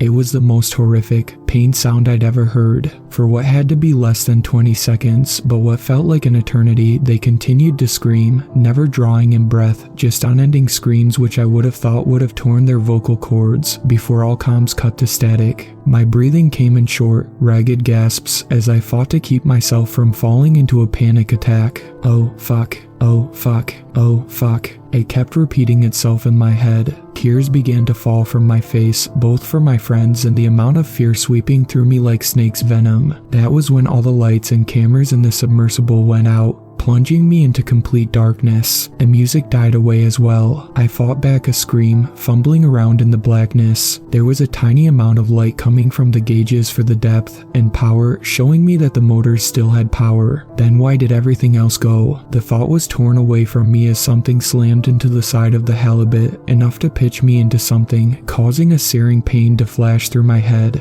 In the dark, I felt the warm trickle of what had to be blood begin to drip from what had to be a pretty nasty gash. What the fuck? As I attempted to sit back down, another impact struck the sub, this time from the opposite side. It was followed by another, and a second later, the submersible began to be pummeled from all directions by God only knew what. All of a sudden, the music blasted back into life, louder than it had been before. The point of no return began to scream into my ears. I screamed as well, my voice almost overwhelming the vocals. I don't want to die down here, I screamed in my own mind. Impact after impact kept coming, and I knew the sub could only take it for so long. After enough, it would implode, and along with it would go me. Feeling a wave of determination surge through me, I crashed around in the dark like a bull in a china shop, trying to find the switch to fill the ballast tanks with air. I leaned forward, fumbling as the song threatened to overwhelm my own screaming thoughts. I began to feel despair as I heard a loud groan come from the submersible's outer hull, as if it was screaming out in protest itself. That's when I felt my hand grab onto what I'd been looking for. Screaming out loud again, this time more of a battle cry than of terror, I slammed it upwards. For a moment, nothing happened.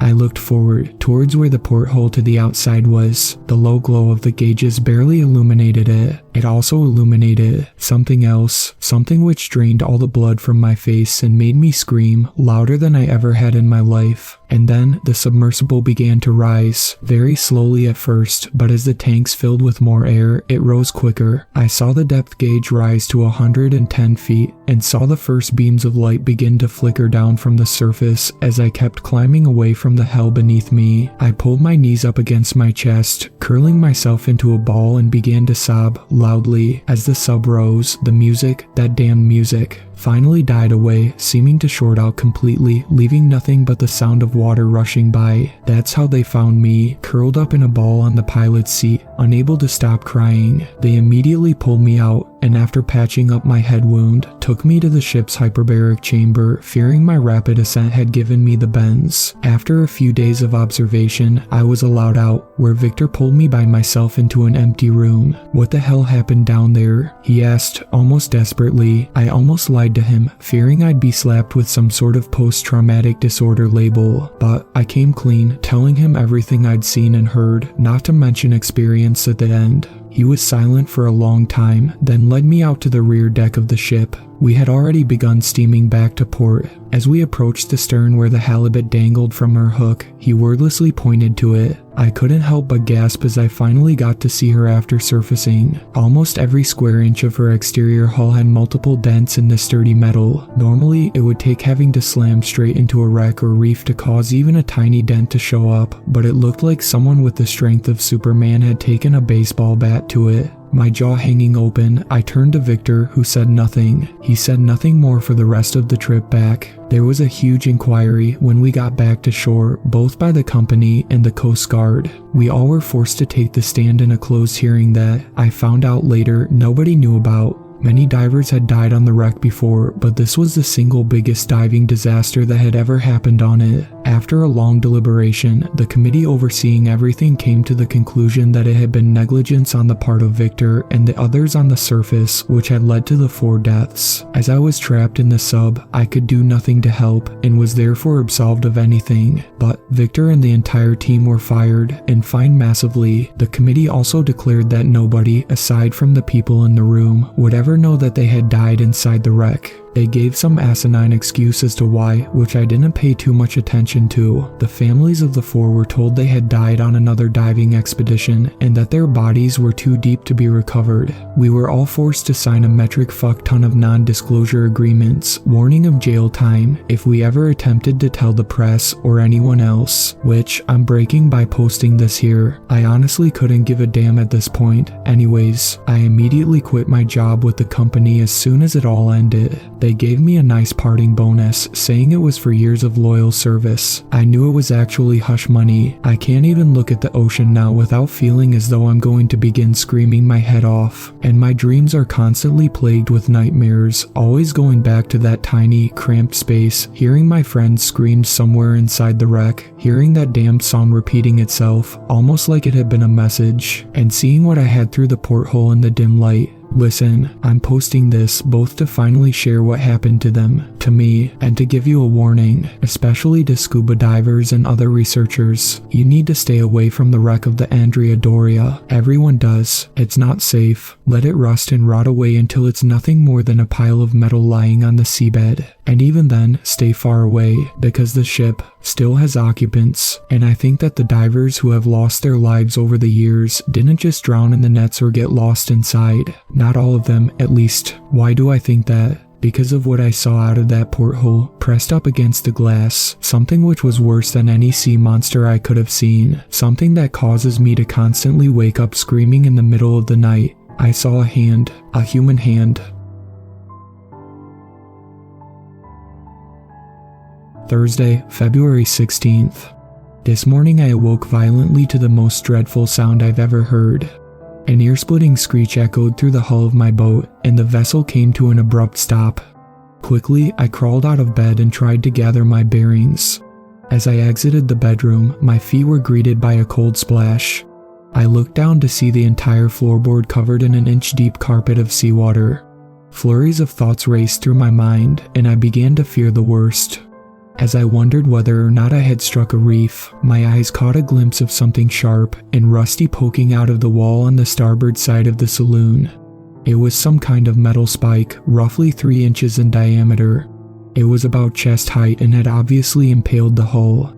Water flooded in from the small openings between the spike and the hull in rhythm with the waves as they crashed into the boat. The pulsating water was reminiscent of gushing blood erupting from a severed artery. I rushed over to my utility closet, splashing through the water as I scuffled across the cabin. There, I began frantically rummaging through the unorganized mess of the various tools and supplies I had gathered over the years.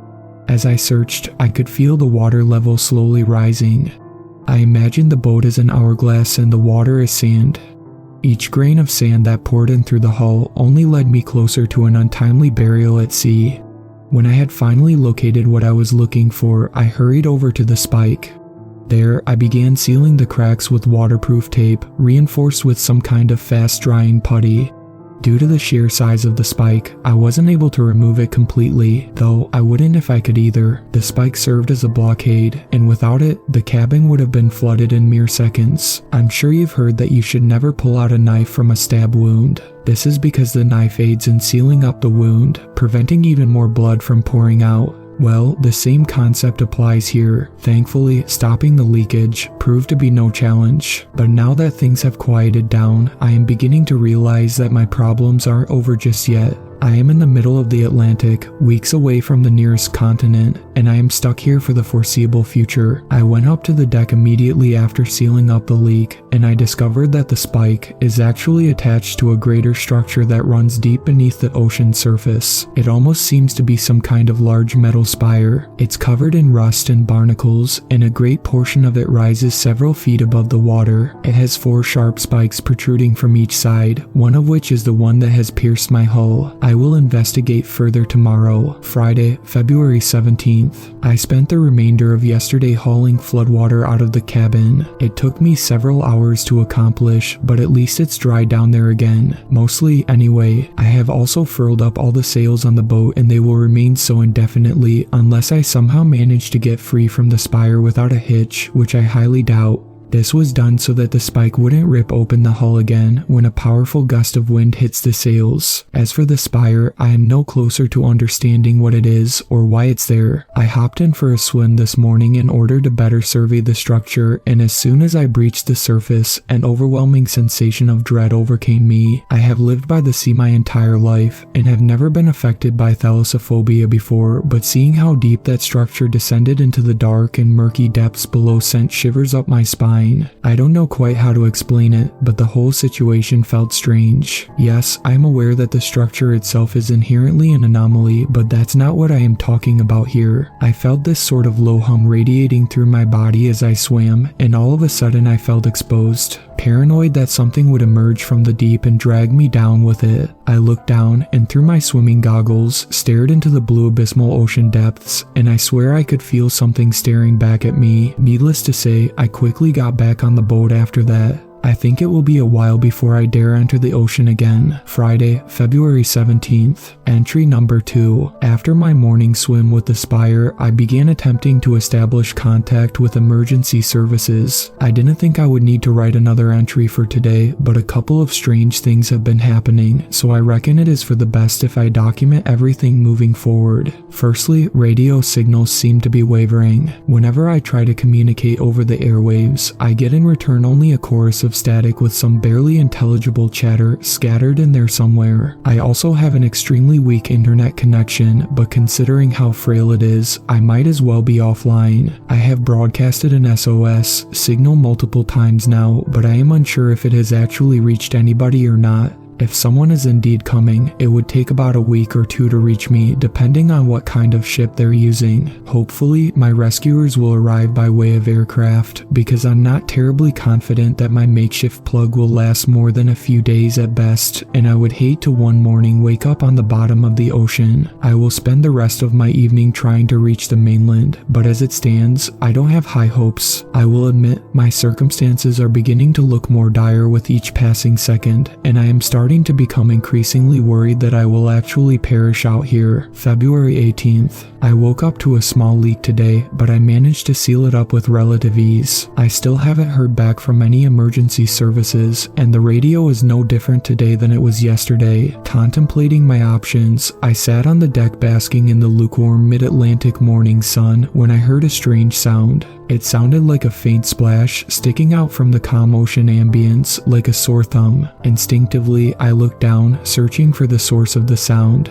I scanned the azure waters without finding anything at first, and I was ready to give up when I laid my eyes on a peculiar stream of bubbles rising to the surface. As they breached the water, the signature splashing sound could be heard. Momentarily satisfied that I managed to locate the noise, I began pondering what it could actually be. I'd never seen anything like it before. Sure, I've seen bubbles before in my 10 years of sailing, but this was different. Before I had the chance to come up with a plausible explanation, they suddenly disappeared. Puzzled, I stared out into the blue expanse, looking for any trace of what could have caused them. Then, I heard a familiar sound a little to my left. As I turned my head, I once again saw the focused stream of bubbles rising to the surface, only this time it was closer to the stern. I walked across the deck and resumed studying the strange phenomenon. The bubbles were too far away from the boat for it to be the cause, and the only other explanation for what it could be that I could think of was a passing submarine, or perhaps a hydrothermal vent, although it looked to be neither. Before I had the chance to reach a satisfying conclusion, the bubbles perpetually increased in size and ferocity, and it was as if that particular point in the ocean had all of a sudden turned into a raging jacuzzi. The bubbles erupted from the surface and spewed water everywhere, and I felt a few droplets trickle down my forehead. But just as suddenly as they had appeared, they vanished without a trace, and the ocean was put in an eerie state of tranquility. Dumbfounded, I stood there in silence, wondering if what I had just seen had even occurred, or if it was just a figment of my imagination. I got my answer pretty quickly though, as I spotted movement writhing beneath the waves. I leaned forwards on the railing, intently inspecting the strange object that was emerging from deep below me. As it got closer, reflective shades of a greenish white began to shimmer in the sunlight. As the creature surfaced, a quizzical grimace contoured across my face, and I was left with more questions than answers. With its belly up, the fish lifelessly rose to the top of the water. It looked to be a standard Atlantic herring, a small silver-colored fish that has provided me with many excellent meals during my time at sea, but seeing it just turn up dead like that made me feel uneasy. Surely it must have been connected to those strange bubbles, right? As I contemplated grabbing my net and fishing it out of the sea, I spotted movement in the corner of my eye. I turned around to see another herring, mere feet away from the first, also floating lifelessly in the water. Then another one surfaced a short distance away, followed by another, and then yet another. The eerie sight made my jaw drop to the floor, and I stood there perplexed, just watching the dozens of dead fish floating on the waves. I still can't wrap my mind around how or why that happened.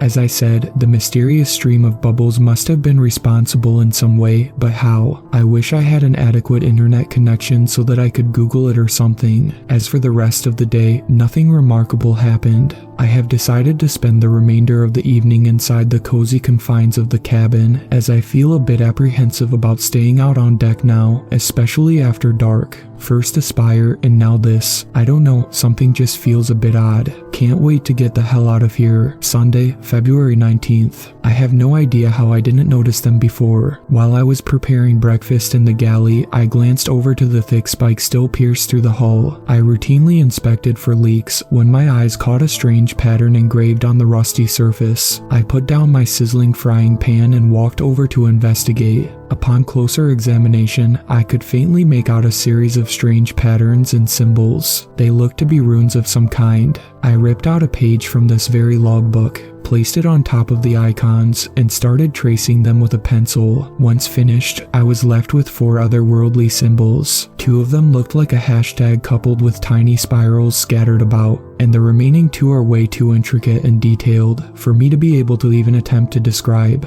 This only made me more curious as to what the purpose and origins of the spire truly are. How deep does it descend? What lies at the bottom? What does it do? These were all questions I vowed to answer, and so I came up with a plan to do so. In my late 20s, I used to work part-time as an assistant oceanographer. One of the projects I worked on required us to use these specialized deep-sea cameras to chart the bottom of a trench right by the southern coast of Argentina. These cameras were able to withstand immense pressure, up to 500 atmospheres to be exact. It also just so happens that I own one of these cameras, though I haven't used it in close to half a decade. Hopefully, it will still turn on. If it doesn't, I'll just abandon the idea. My plan is to attach the recording camera to a rope and lower it to the seafloor next to the spire in hopes that I may come closer to understanding this enigmatic structure once and for all. As I'm writing this, I just noticed some water spilling into the cabin, so I'll have to take care of that first. But after that, I'll spend the rest of the day preparing the equipment for the abysmal descent. Hopefully I can get things ready and going by noon. If not, I'll postpone the expedition until tomorrow morning. Sunday, February 19th, entry number 2. Thank God the camera still worked. I spent close to an hour tweaking and modifying it, restoring it to its full functionality once more. Under normal circumstances, it is possible to view the camera feed live through the use of a computer and even make real-time movements and zoom-ins with it. But for some reason, the computer is unable to maintain a steady connection with the camera for longer than a minute before everything cuts to static, so I opted for a more traditional method. The plan was to set the camera to record and then manually lower it to the seafloor. There, I'll let it sit for a couple of minutes before reeling it back up to the surface. After that, I'll connect it to the computer and review the footage. Hopefully, I will get clear imaging even though I can't control it remotely, and so I did just that. I tied a strong nylon rope around the camera and securely fastened it. I have a near endless supply of ropes and cords in my utility closet, so I was never worried about running out of depth. I picked up the equipment and went up on deck. It was the middle of the afternoon, but I still had a couple of hours left of sunlight. I tied the other end of the rope to the railing of the boat, and I set the camera to record. As I walked up to the starboard side, right next to where the spire breached the surface of the water, I stared down into the cold depths below. The ocean somehow seemed darker today, coated in an unnerving veil of ink black. I shuddered for a moment, but then felt relief in the fact that it was only the camera that would get submerged, and not myself. I double-checked to see if everything was still working as intended, and then I carefully lowered the camera into the water. I watched as it slowly faded from view, sinking deeper into the abyss. It was an eerie sight. As I kept on lowering the camera, I pictured all the things that could be down there. I imagined an abundance of rare deep-sea fish and creepy crustaceans with uncomfortably long limbs. You know, the sorts of things one would expect populating the ocean floor. Your typical anglerfish and horseshoe crabs. Maybe even a giant squid if I was lucky. But then I wondered what else would be down there. What unnatural sights would greet me as the camera reached the base of the spire? What was at the bottom? Atlantis, Rapture, mermaids. I'm not sure how long I stood there, endlessly lowering hundreds upon hundreds of feet of rope down into the murky sea. I glanced up and watched as the sun was beginning to set on the horizon, painting everything in a serene orange hue. And then I felt the rope go limp, as if the camera had finally reached the seafloor. A jolt of excitement coursed through me, and I actually felt a bit nervous. In my mind, I pictured what the camera was looking at this very moment, and soon I would be able to view it as well. I let it sit on the bottom for a couple of minutes before I began the tedious task of reeling it back up. Things were going well until I suddenly felt a bit of resistance while pulling. I looked down and observed a strange abundance of bubbles rising to the surface, similar to the bubbles I had seen only a couple of days prior. I thought it strange but continued as usual. But then, to my utter shock and horror, the rope began violently tugging, the same way a fishing rod does once you've caught something big. I was completely perplexed, and I began panicking. I strained my arms and desperately tried to resist, but whatever force was pulling the other end of the rope was way stronger than me. The tugging became so violent that I had to let go of the rope out of fear of rope burn. I watched helplessly as more and more rope flew over the edge of the boat and disappeared into the water. Whatever it was kept dragging the camera further away from the boat. Soon, there wouldn't be enough rope left, and it would start tugging on the boat's railing. Would it break the railing? Or maybe, as absurd as it seems, start dragging the boat under? I couldn't chance it. I rushed downstairs into the cabin and grabbed the first knife I could find. I hurried back up and began severing the knot that was tied around the starboard side railing. Beside me, I could hear the sound of rope rapidly flying overboard with each passing second. A wave of relief washed over me as the knife cut the last fiber of the knot, releasing its grasp on the boat. Though it was regrettable that I had just lost my expensive deep-sea camera equipment, I was just happy to be out of harm's way. The last piece of rope sank into the ocean, and a sudden sense of serenity was cast across the waves. Everything was quiet, and the sun was setting. Cautiously, I moved toward the edge, once more staring into the hostile world below, and I questioned the events prior. My mind raced to come up with a logical explanation, but I fell short. Had a shark accidentally swallowed the camera? The force seemed a bit excessive for it to be a shark. And why would it move so fast and violently if it did? A great sadness fell upon me as I realized I would never be able to see the astonishing footage the camera had recorded, and the mysteries of the spire would forever remain unanswered.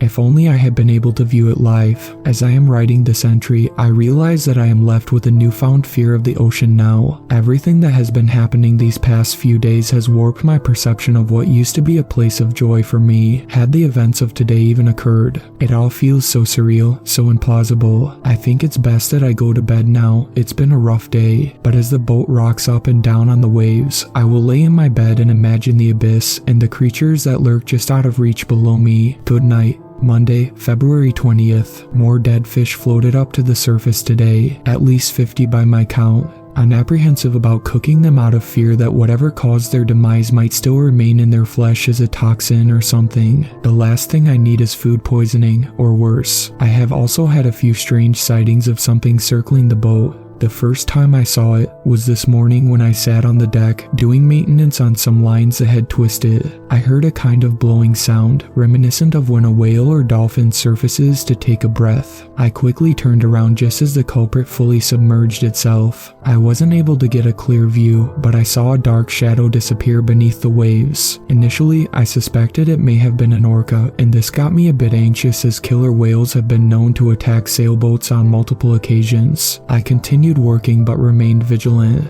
The next and last sighting happened in the afternoon, just as the sun was beginning its descent on the horizon. It had been a very humid day, and as a result, a thick layer of fog rested on top of the water. I was inspecting the peculiar weather phenomena when I initially spotted it. Way off in the distance, maybe a mile out in the ocean, I saw a dark circular shape poke out of the water, still as a statue. Thinking it may have been debris at first, strained my eyes to properly gauge what I was looking at. Glistening rays of light penetrated through the thick haze from above, and I saw the light bounce off the wet object, along with two reflective dots that stared right back at me, and then, whatever it was, blinked. The whole ordeal reminded me of that famous Theodore Kittelsen painting. My heart sank as I realized that whatever I was looking at was alive, and observing me just as I was observing it. I was revolted, and took a step back, only to see the entity vanish under the water. A couple of hours passed since, and I was in the galley cooking supper. The strange sightings had almost slipped my mind when I heard a bone-chilling sound.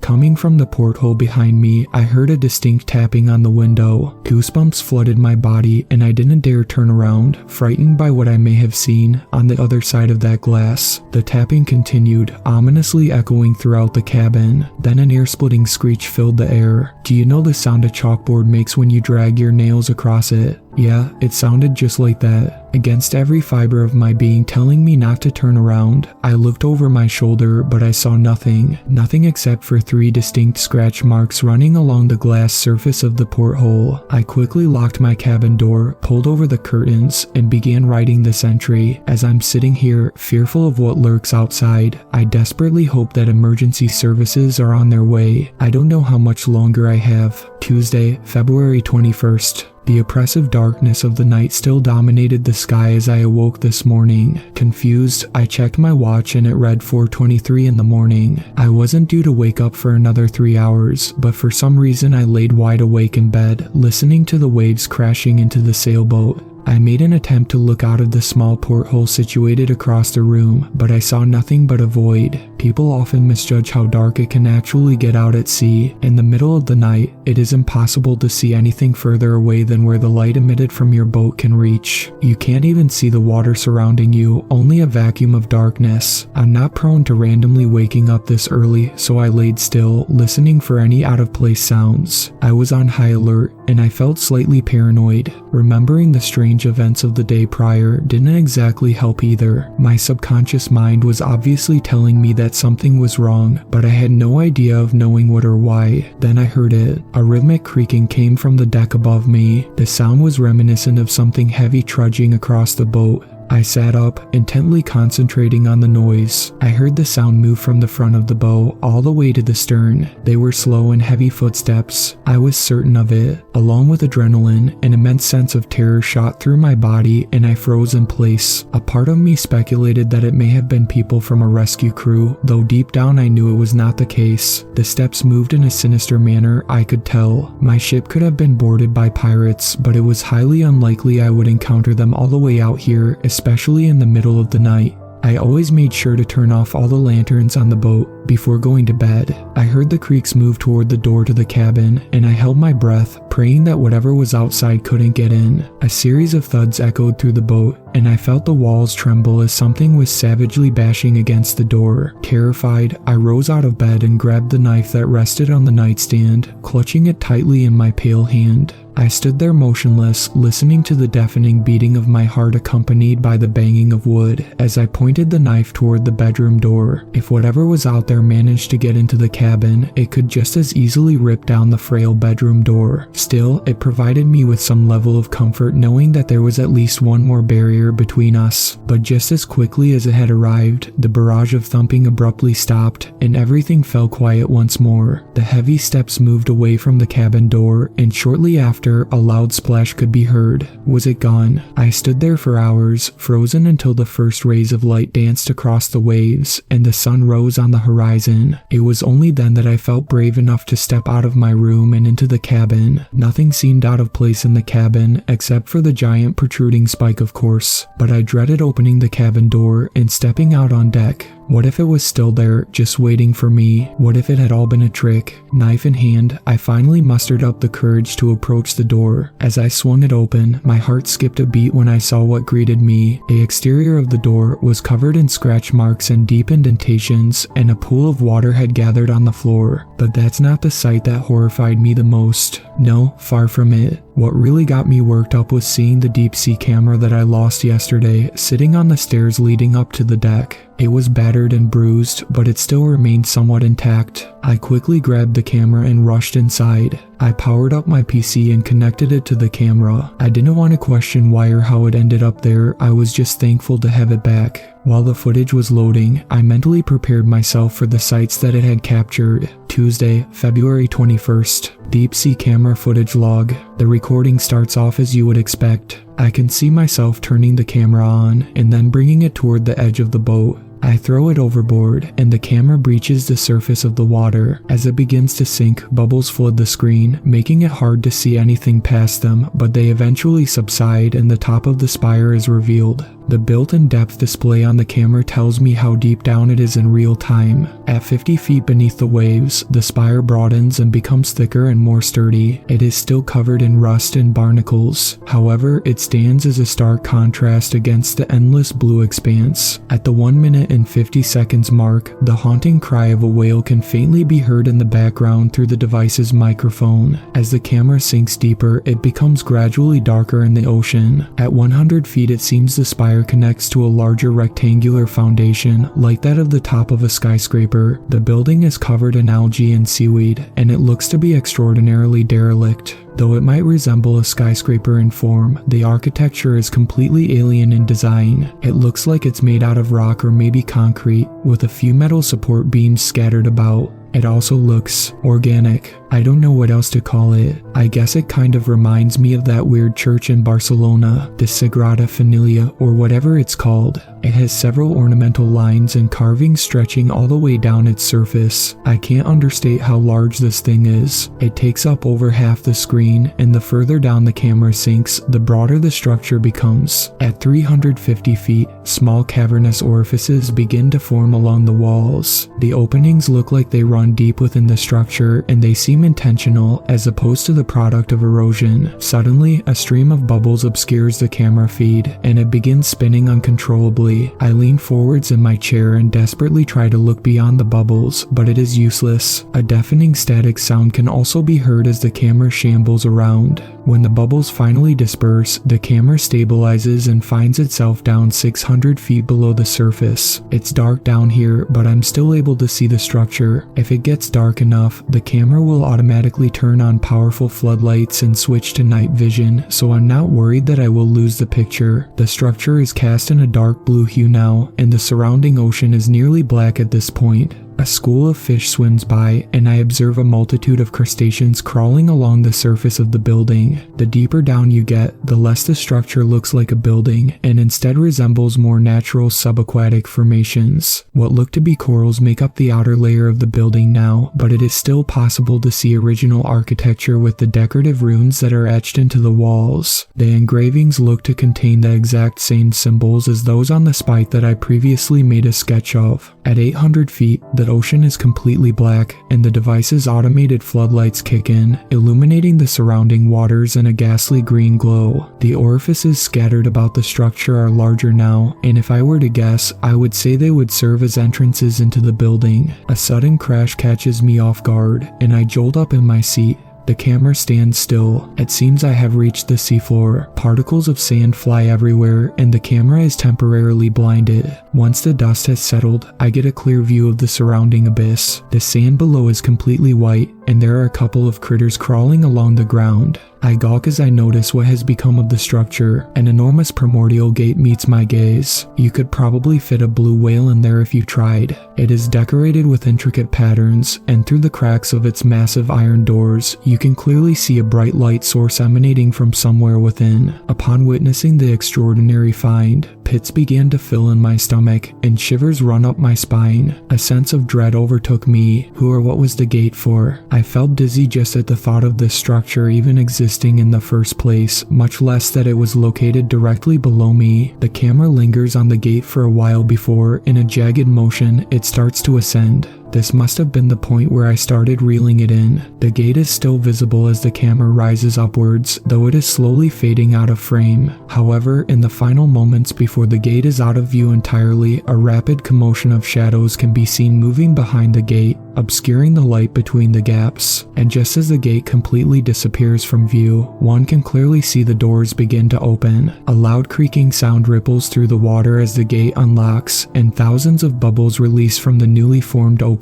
partially blinding the camera. As the camera continues to ascend, fast shadows swim by in the distance just out of reach, making them impossible to identify. A low-pitched and distorted cry is picked up by the microphone. The best way to describe it would be to say it sounded like a mix between a whale's cry and a dog's bark. I haven't heard anything like it before. Something swims by right in front of the camera, and the device is sent spiraling out of control. Before it has the chance to stabilize itself, it is hit again, and this time it is shrouded in darkness and the audio cuts out. The screen is black, but the depth display shows it descending at an impossibly fast rate. Then the feed cuts out. The video just stops. Horrified, I sat still in front of my computer, a flurry of thoughts racing through my mind, but none of them were pleasant. I examine the camera itself, and upon closer inspection, see what looks to be bite marks stretched across its surface. I will spend the rest of my day fortifying the entire cabin, making sure that nothing can get in. I will make this sailboat an impenetrable fortress. I'm not taking any chances, not anymore. I have a feeling that whatever was here last night will return. Thursday, February 23rd. I'm afraid this might be my final entry. Yesterday was busy, so I didn't have time to write.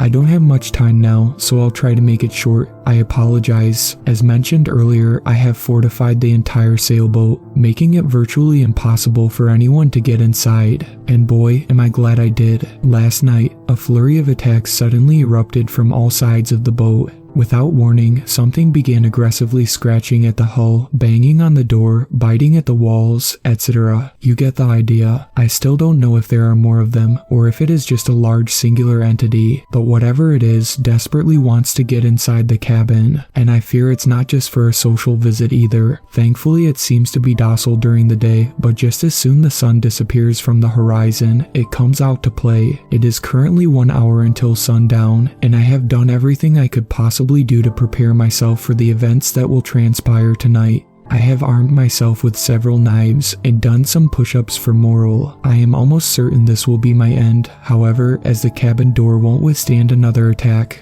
And to top it all off, as if my situation couldn't get any more hopeless, a steady stream of water has begun leaking in from the damn spike stuck in my hull. I can't emphasize enough how much I loathe the sight of it. That thing is the sole reason I am caught up in my horrible conundrum in the first place. I'm not sure how many days I've been out here. I think it's only been a week, but it feels like a bloody lifetime. Whatever happens tonight, my suffering here will come to an end. Though I highly doubt I will emerge victorious. I have spent most of the day typing up all the relevant logs digitally, and hopefully my frail internet connection is able to upload it somewhere. It will be my lasting legacy, and my story will serve as a cautionary tale to any sailors daring enough to cross the Atlantic. I can hear it outside now. Time is running out. I can hear a deep guttural growl bellow from the depths, and the sound is loud enough to send vibrations through the boat. Something is coming. This will be my final message. If you spot a giant rusty spire sticking out of the water in the middle of the ocean, stay clear of it at all costs. Whatever is down there is unfathomably ancient, and it is not made by humans. Goodbye.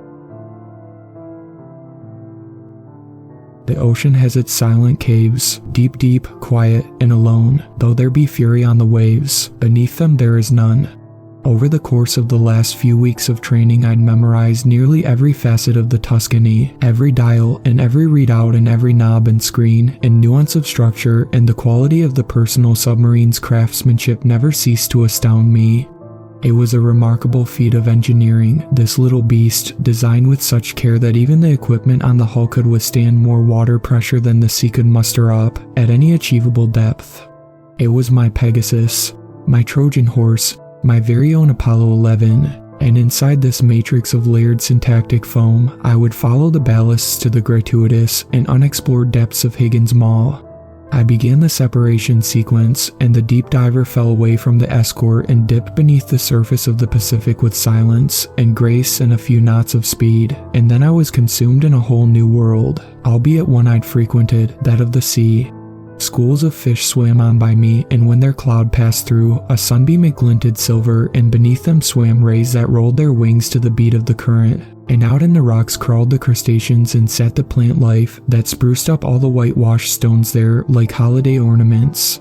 But I had an appointment to keep, and the oxygen tank was a demanding clock, so I dove right on past the old reef and out into the open waters, where the seabed couldn't be seen for many miles yet. The Maw, Reuben had said, 50,000 feet below the surface, Booker, 50,000. Do you know what that means? Means it's a whole hell of a lot deeper down than the Challenger abyss.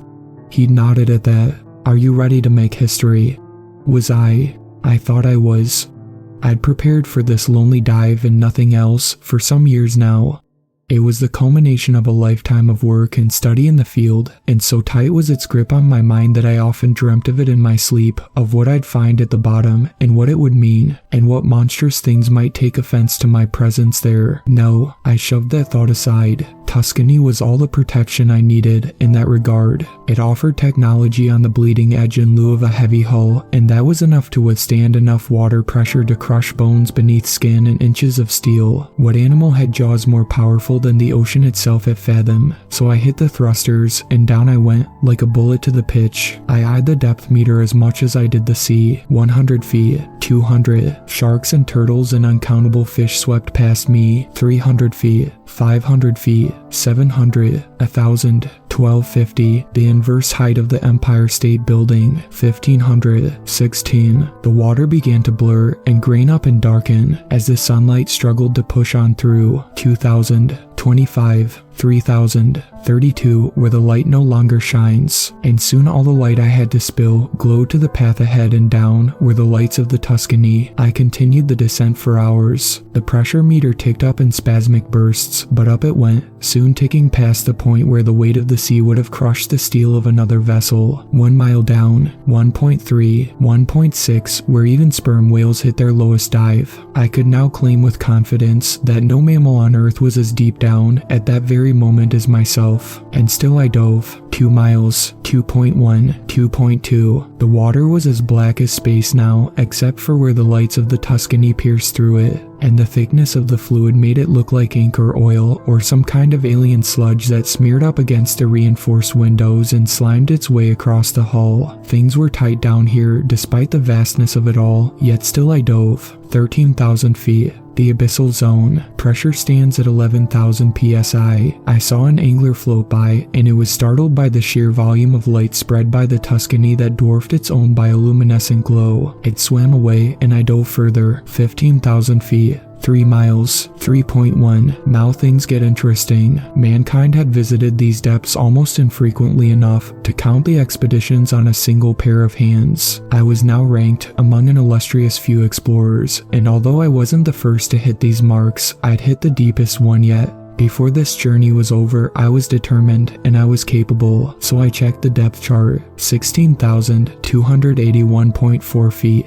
Nearly halfway to the world record. The dive continued. 20,000 feet down. The Haddle Zone. Pressure here is 1,100 times what it is at the surface. 22,000 feet. 26, 29,000. The height of Mount Everest. 30, 30.5, 31. The same distance from the surface as a commercial airliner at the peak of its flight. The Challenger Deep, what had previously been the lowest recorded place on the seabed, sat at roughly 36,000 feet below the surface in the depths of the Mariana Trench. No light from the sun had ever come close, and to the best accounts life existed there, but only sparsely, and the pressure is unspeakable. But I was going somewhere vastly deeper even than that. All we know is we found a canyon, Reuben had said, dwarfs the Grand, sitting dead center in the Pacific seabed, about 1,200 kilometers west of Hawaii and another 900 south, and, near as we can figure, some 50,000 feet straight on down, 36,000 feet.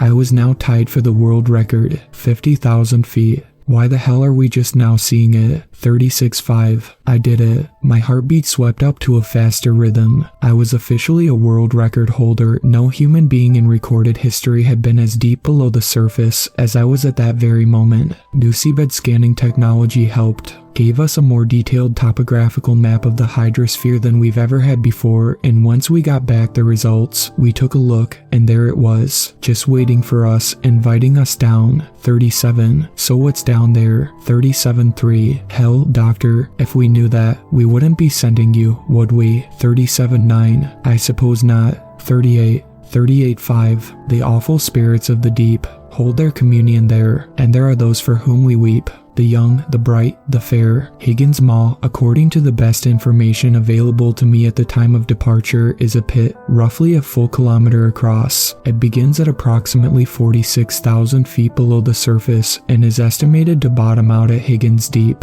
a small valley that sits at its base some 5,000 additional feet below that. The Maw is the largest and deepest such formation in the hydrosphere, and yet its dimensions and location are the only things concretely known about it. That, of course, is where myself and where the Tuscany come in. 43,000 feet down, I hit the floodlights underneath the Tuscany, and the glow washed over an alien landscape that likely hadn't seen light in over 1 billion years. There were mountains here, mountains, ones that rivaled the Alps, and wild arches and plateaus that stretched far off to a murky horizon before being shrouded by seawater. I even saw life down here in the depths. A squid-like thing of simply monstrous size swam on by my boat. It stopped for a moment, and during that moment I thought it might take offense to me, but after looking hard at the Tuscany and brushing a tentacle down the port side, it swam off in search of other things. At a girl, I descended further, 44,000 feet. 45, and then, all of a sudden, there it was, the Maw. My mouth hung by the jaw as the sheer scope of the beast came into view. It was a breathtaking sight to behold, a monstrously large and equally dark hole in the crust of the earth that plummeted to inconceivable fathoms. I descended a bit further, 45.5, 46,000 feet, and Tuscany fell into its yawn. Somehow things were even blacker in the depths of the thing, even though sunlight had long since been blotted out. 46.5, 47, 47.2, I began to become aware of a low current pulling me downward.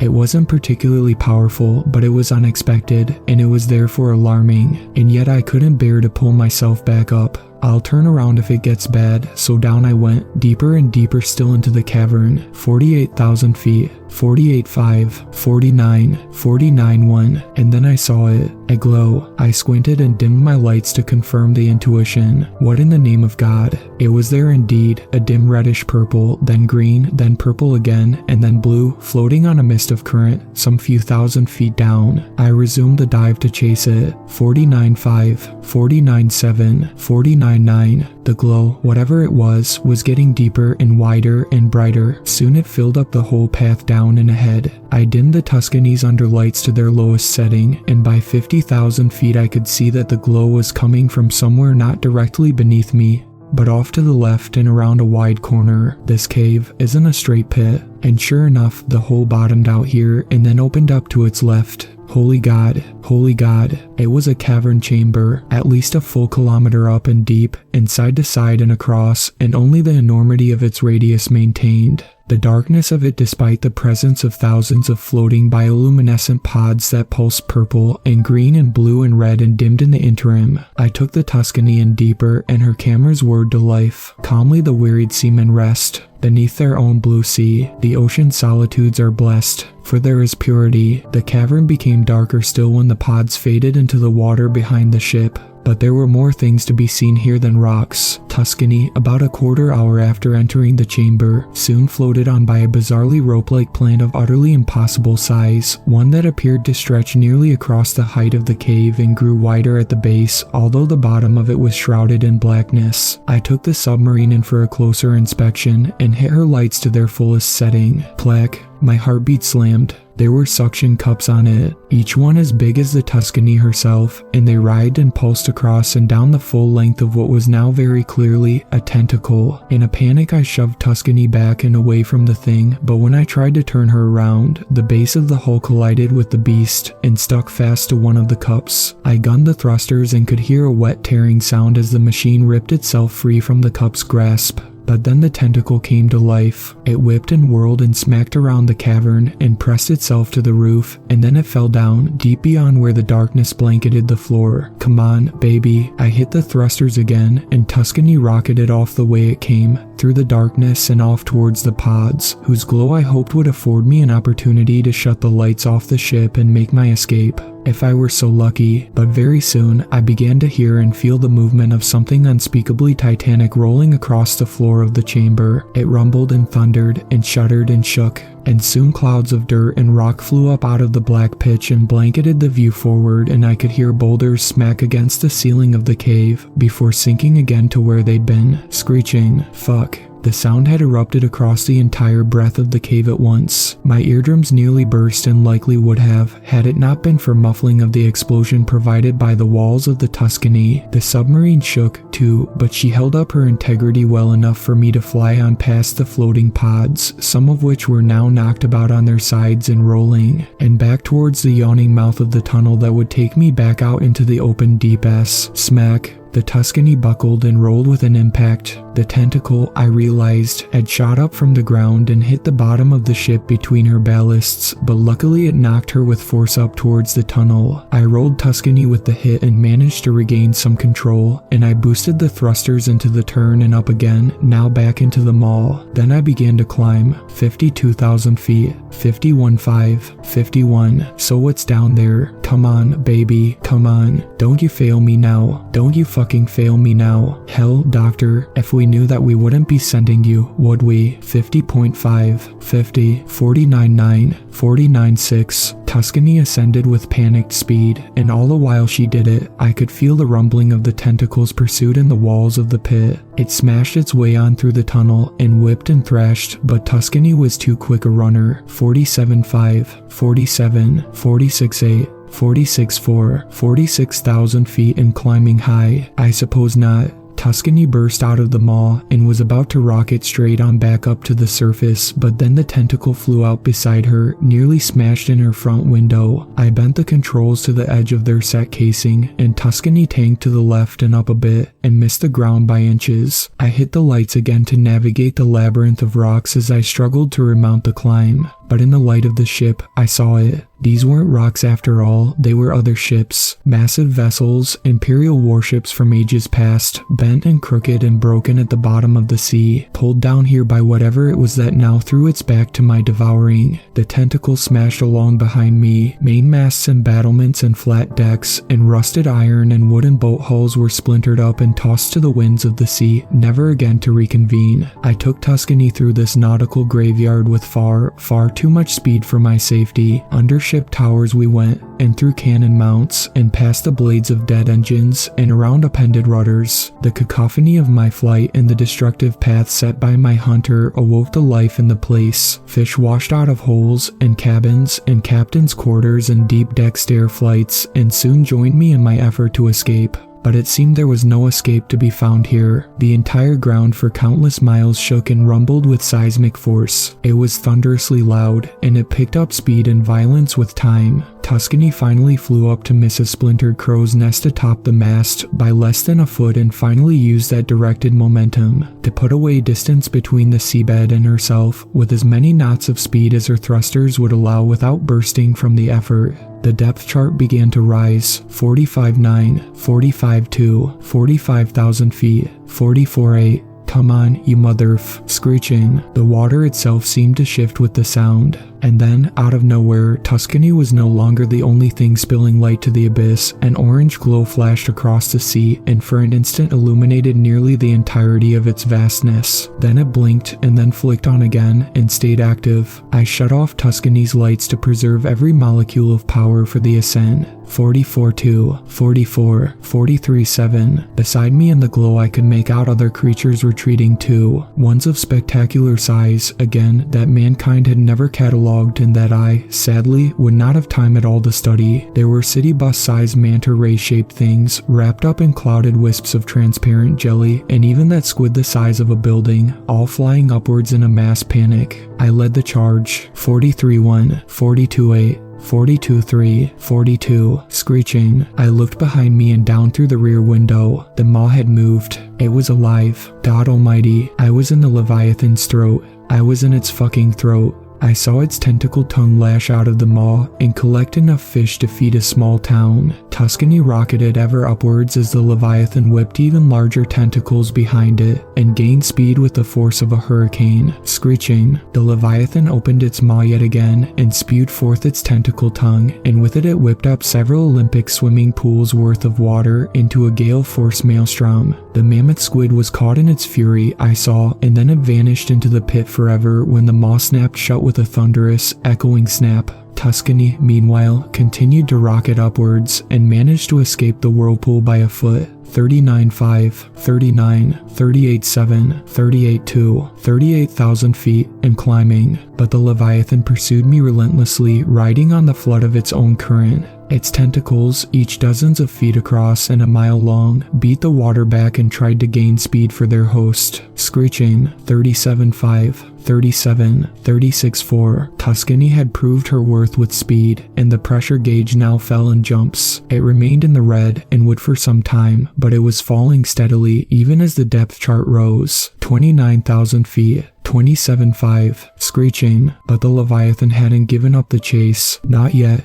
I could feel it doubling its efforts. The displaced water rocked the Tuscany, and she buckled and rolled in the synthetic current. Then I heard the maw open up behind me and the water begin to whip and swirl itself into a frenzy by the ocean load. I punched the thrusters to breaking point. Come on. The encasing syntactic foam was pressed to its limits. The reinforced glass began to chip every so very slightly, but the chips broke into cracks and those cracks began to crawl across the width of the windows. I checked the gauges. 20,000 feet. The ascent was slowing. Come on, baby. Come on. Come on. Come on. Come on. Please God, be with me now. Screeching. In the orange glow of the creature's eyes, I could see how quickly the water was slipping by Tuscany and getting swept up into the maelstrom. The submarine began to sway port to starboard and shudder and shake. 17.4, 17,000, 16.9, 16.1, 16,000. I watched the gauge with a nauseating desperation. 15.95, 15.92. I could feel her slowing to a crawl. Come on, come on, come on. 15.925, 15.94, 15.96. Shit. And that was it. Tuscany was caught, and no sooner did the depth chart begin to slip than did I feel the whole submarine lose all sense of control and tumble backwards and around. I was thrown out of my seat and smacked my nose against the roof of the pilot sphere. Blood exploded, and it drenched my shirt and sprayed the glass and the entirety of the control set. I grabbed my face and began to apply pressure to slow the blood loss, but Tuscany again flipped ballast over ballast to starboard in the whirlpool and spilled me into the hatch ladder. I felt my shoulder dislocate and my kneecap smack into the bottom rung. My head swam, and still Tuscany tumbled backwards. The cracks on the windows spread faster. 16.4. I could smell the inside of the maw through the hull of the ship. But then, all at once and not a moment too soon, I got an idea. It wasn't a particularly good one, but hell if it wasn't better than nothing. I managed to limp and tumble my way to the controls and grip the handles as the ship rolled. Wait for it, wait. Screeching. Now, the sound of the roar was so close every last control surface in the sphere rattled in its case. My eardrums rattled too, but then I flared up the thrusters again, full blast and at an angle, and the Tuscany shuddered and flipped and shook and, with fortune, fell straight out of the maelstrom with inches to spare. I felt the edge of the Leviathan's maw graze the starboard side, and the impact again sent me into the roof while the ship rolled end over end again. I smacked my ribs up on a dip in the alcove, and fell back down into the seat, head first, and then out onto the floor. Screeching, I managed to right myself with my good arm and get my bearings. I was free, but only just. The Tuscany banked and tumbled again and rolled, slower now in the absence of the whirlpool's flood current, but not yet in control of its pull. I tried to steer away, but it was useless. The ship flipped around the back of the Leviathan's titanic maw, and up over its head as the beast flew on by, underneath me like a freight train. And for the first time since catching the monster's eye, I began to fully appreciate the magnitude of its size. Its back was an endless, snake-like and sharp fin spine, the size of a minor mountain range, and only quick maneuvering moved Tuscany away from the jagged back fins that chugged up towards me and sliced open the sea itself. They missed me by feet, and the blast of the current they'd swept up sent the submarine reeling backwards, off a bit further and into relative safety. Screeching, I quickly dimmed the lights to their lowest setting and caught my breath as the full form of the Leviathan washed on past me. It stretched far away into the abyss below, for well over a mile, and dragging away behind it were thousands upon thousands of tentacles, a forest of the things, each the size of a 6-lane highway, and tipped with razor-sharp hooks and a flurry of winged fins. It took a full 3 minutes for the beast to pass by me fully, and then it curved around in the other direction and swam off in search of other things to devour. Screeching, the form soon slipped away into a shadow, and then it was gone. I surfaced hours later, having allowing the battered Tuscany to take its time with the journey. She was solely responsible for my escape, my quick thinking be damned. A marvel of engineering indeed. Once I did break the surface, I dispersed a distress beacon and then promptly collapsed from exhaustion. Evidently, I was picked up by the Coast Guard some hours after that, a few hundred miles southwest of Hawaii, and pulled from the near wreckage of my submarine and taken to a hospital on the mainland. It was there that I woke up a full day later. As I recovered, I heard some isolated chatter of tremendous seismic activity near where I'd been, and how the whole ocean floor had changed and moved and shifted form. But I couldn't care less. I told the bastards what I knew, and on top of that, they have the Tuscany and they have all the recorded evidence, and you now have this written account. What everyone does with this information now is entirely up to them. All I know is that I won't be doing any more diving anytime soon. I've come to a realization that mankind has more than enough space to expand throughout and live upon and thrive in above and near the surface and on land and in the skies and soon, hopefully, out there amongst the stars. But there are things in the sea that hold ownership of the deep,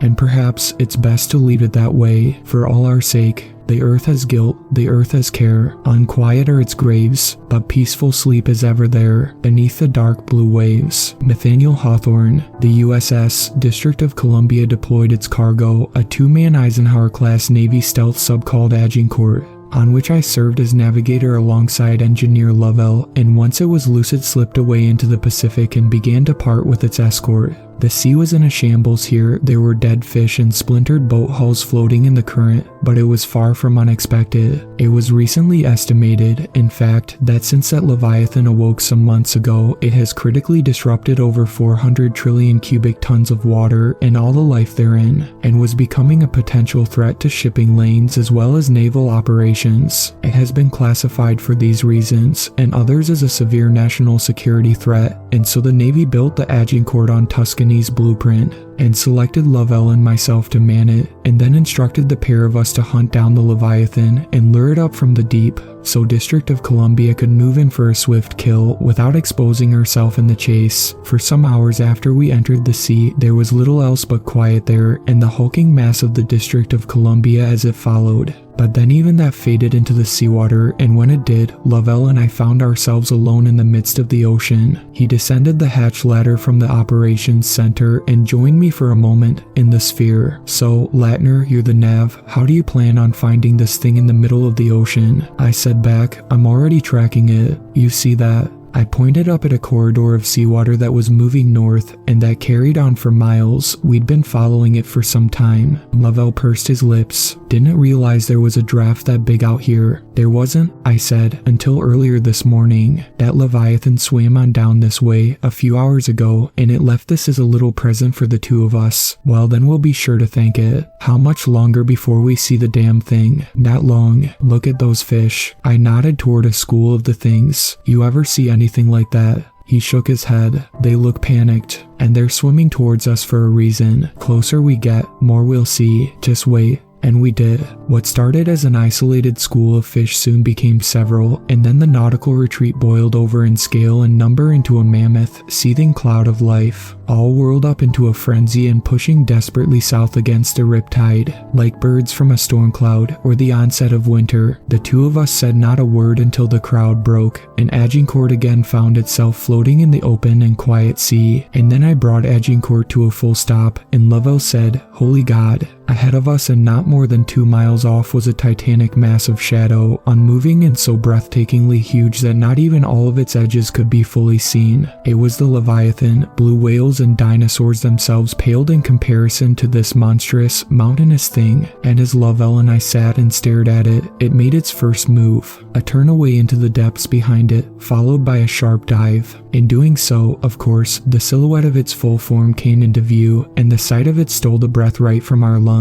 We couldn't have said a word at that moment even if we'd known the words to say. We simply stared out at the thing and did our unworthy best to appreciate the magnitude of its vastness. It was as long as they'd said it was, an enormous, slithering serpent thing whose tail broke into 1,000 other tails that drifted and curled and dragged lazily behind it and fell deep away into the blackness. But seeing it in person was altogether a new experience. Before saying another word to me, Lovell hopped back to the ladder and climbed up to the operations room. "Agincourt to District of Columbia," I heard him say. "This is Lieutenant Lovell. We've located the Leviathan, 33.934 by -153.4570. We're giving chase, but it's moving fast and it's moving down. Look to the riptide. Advise that District follow our mark but stand by to engage until we've brought it back up to you." I gunned the thrusters as he spoke and followed the slipping shadow away and into the deep. 12 knots of speed, 12.2, 12.4. Agincourt crawled, and then cruised, and then ran with all haste in pursuit of a monster. Lovell came down the hatch ladder a few minutes later. "District is en route. Making speed. She's moving, but she's not coming out into the open till we've got this fucker where she wants it. Any ideas on that front?" A moment passed before I said, "You seen the footage from Tuscany? Bits and pieces, yeah." Well, the pilot caught the Leviathan's attention and it chased him straight up to the surface. But he made it, didn't he? "Yeah, by the skin of his teeth, from what I hear. Gave up deep diving altogether." "What's your point?" "Point is, Agincourt's faster than Tuscany. If we can get the thing to chase us, we can outrun it, and then get District on its flanks. Couple of torpedoes to her side, and boom, we have ourselves a 300,000-ton museum piece." There was another pause, and then Lovell broke it with the worst question of all. "And what if District can't put a dent in that thing? You saw how big it is. Well, then I suppose we'll need to find another ride home." The Agincourt filled up her ballasts and followed the Leviathan down into the depths of the Pacific, past where the water stopped the sunbeams at the gate. and before long, all that could be seen was nothing at all. From that point forward, it was the boat's humble capacity for sonar that kept us moving in the right direction, with an occasional nudge from the monster's own flood current. Lavelle broke a long silence. What's the plan? At the moment, I'm just trying to get the damn thing's attention. The closer we are to District when it notices us, the better, but as it stands, we're getting in too deep. And we were. By the depth chart, we'd just passed 15,000 feet. And we needed to get things turned around. Go ahead and strap yourself in. He did, in the passenger's chair behind mine, and then I hit the front lights and gunned the thrusters. What the hell are you doing? Like I said, I'm getting its attempt, but then I stopped, and I eased back on the thrusters. The lights of the Agincourt spilled their glow to the whole of the abyss, and they found it empty. Where the hell did it go? I dialed up the brightness of the lights and brought the boat to a full stop. I don't know. We scanned the water for hints of movement or shadow, but there was no movement, and there was nothing but shadow and silence. I moved Agincourt from a rest to a light cruising speed, and her searchlights swept and swooped and cast themselves to the rocks. Nothing, damn, unless I hit the lights off. Now what? What is it? There's no way in hell something that big just disappeared. So where did it go? I blew the ballasts and adjusted Agincourt's heading for the surface, and then I gunned the thrusters harder than ever. It didn't go anywhere. It knew we were there all along. It just dragged us down into the dark to shake our tail. What? A thing that size is afraid of being hunted. It's not being hunted. We are. Agincourt lifted herself up through the water with as much speed as she could muster up for the running, but time was against us. Up ahead we saw the shadow of a Titan moving fast to block off our escape. It was the difference in shade between deep twilight and midnight black. We've gotta move, I said. See if you can't raise the district. Lovell unbuckled his seatbelt and flew to the hatch ladder and climbed it 2 rungs at a time. Clang, clang, clang, clang, clang. And not a moment later I heard the static of the radio as he lifted a hail. Hello, District of Columbia, this is Agincourt. Can you read me? Over. Static, audible even in the pilot's sphere. The sheer bulk of the Leviathan was blocking the signal. Keep trying to raise the escort. I'm gonna get out from under this thing and clear the way. Hello, District of Columbia, this is Lieutenant Lovell of the Agincourt. Can you read me? Over. Agincourt banked hard over to her starboard flank and I allotted her all speed for the escape. 17 knots flat, 17.3, 17.5, 17.7. I looked up. The Leviathan's shadow bathed the whole of the seabed in its mass. Still we ran. Hello, District of Columbia, this is the USS Agincourt. Can you hear me? Over. More static. 19 knots, 19.2, 19.4. Agincourt was moving faster than most vessels already, and yet the shadow above us had not struggled at all to keep us within perimeter, so big was its source. 21 knots. District of Columbia, this is Agincourt. Can you read me? Over. Respond. Still nothing. 21.9, 22.2. I looked up. The shadow was murky and ill-defined, but I could make out the monstrous, alien forest of its mighty tentacles, which wrapped and curled and spread out on all directions in the absence of movement. It looked like a black star seen through a bent lens of time, but it was slipping back behind us. Agincourt was more than a match for speed. 23.5. Hello, District of Columbia, this is Lieutenant Lovell of the Agincourt. Can you read? Still I heard static, but there were bursts of clearer sound, too, just barely over the threshold of audibility. We were getting into the clear, and quickly. 25 knots, 25.3, almost too quickly. Hello, District of Columbia, this is Agincourt. Do you read? Over. Can you hear me? I looked up and back over my shoulder. 25.8, 25.9, 26 knots. Fuck. The Leviathan wasn't pursuing us after all, it was moving back up. I fired up all of Agincourt's lights and thrusters and blew her ballasts. We began to climb. Lavelle, what is it? Any luck on the radio? None yet. Why? Leviathan's not moving after us. It's going up. Good. District will hit it when it gets close, then. It's not gonna get close. It's gonna come up right underneath the boat. Sub won't be able to use its armament at that range. There was a pause. 23 knots now. We lost speed when we moved up. 23.1. Oh my god.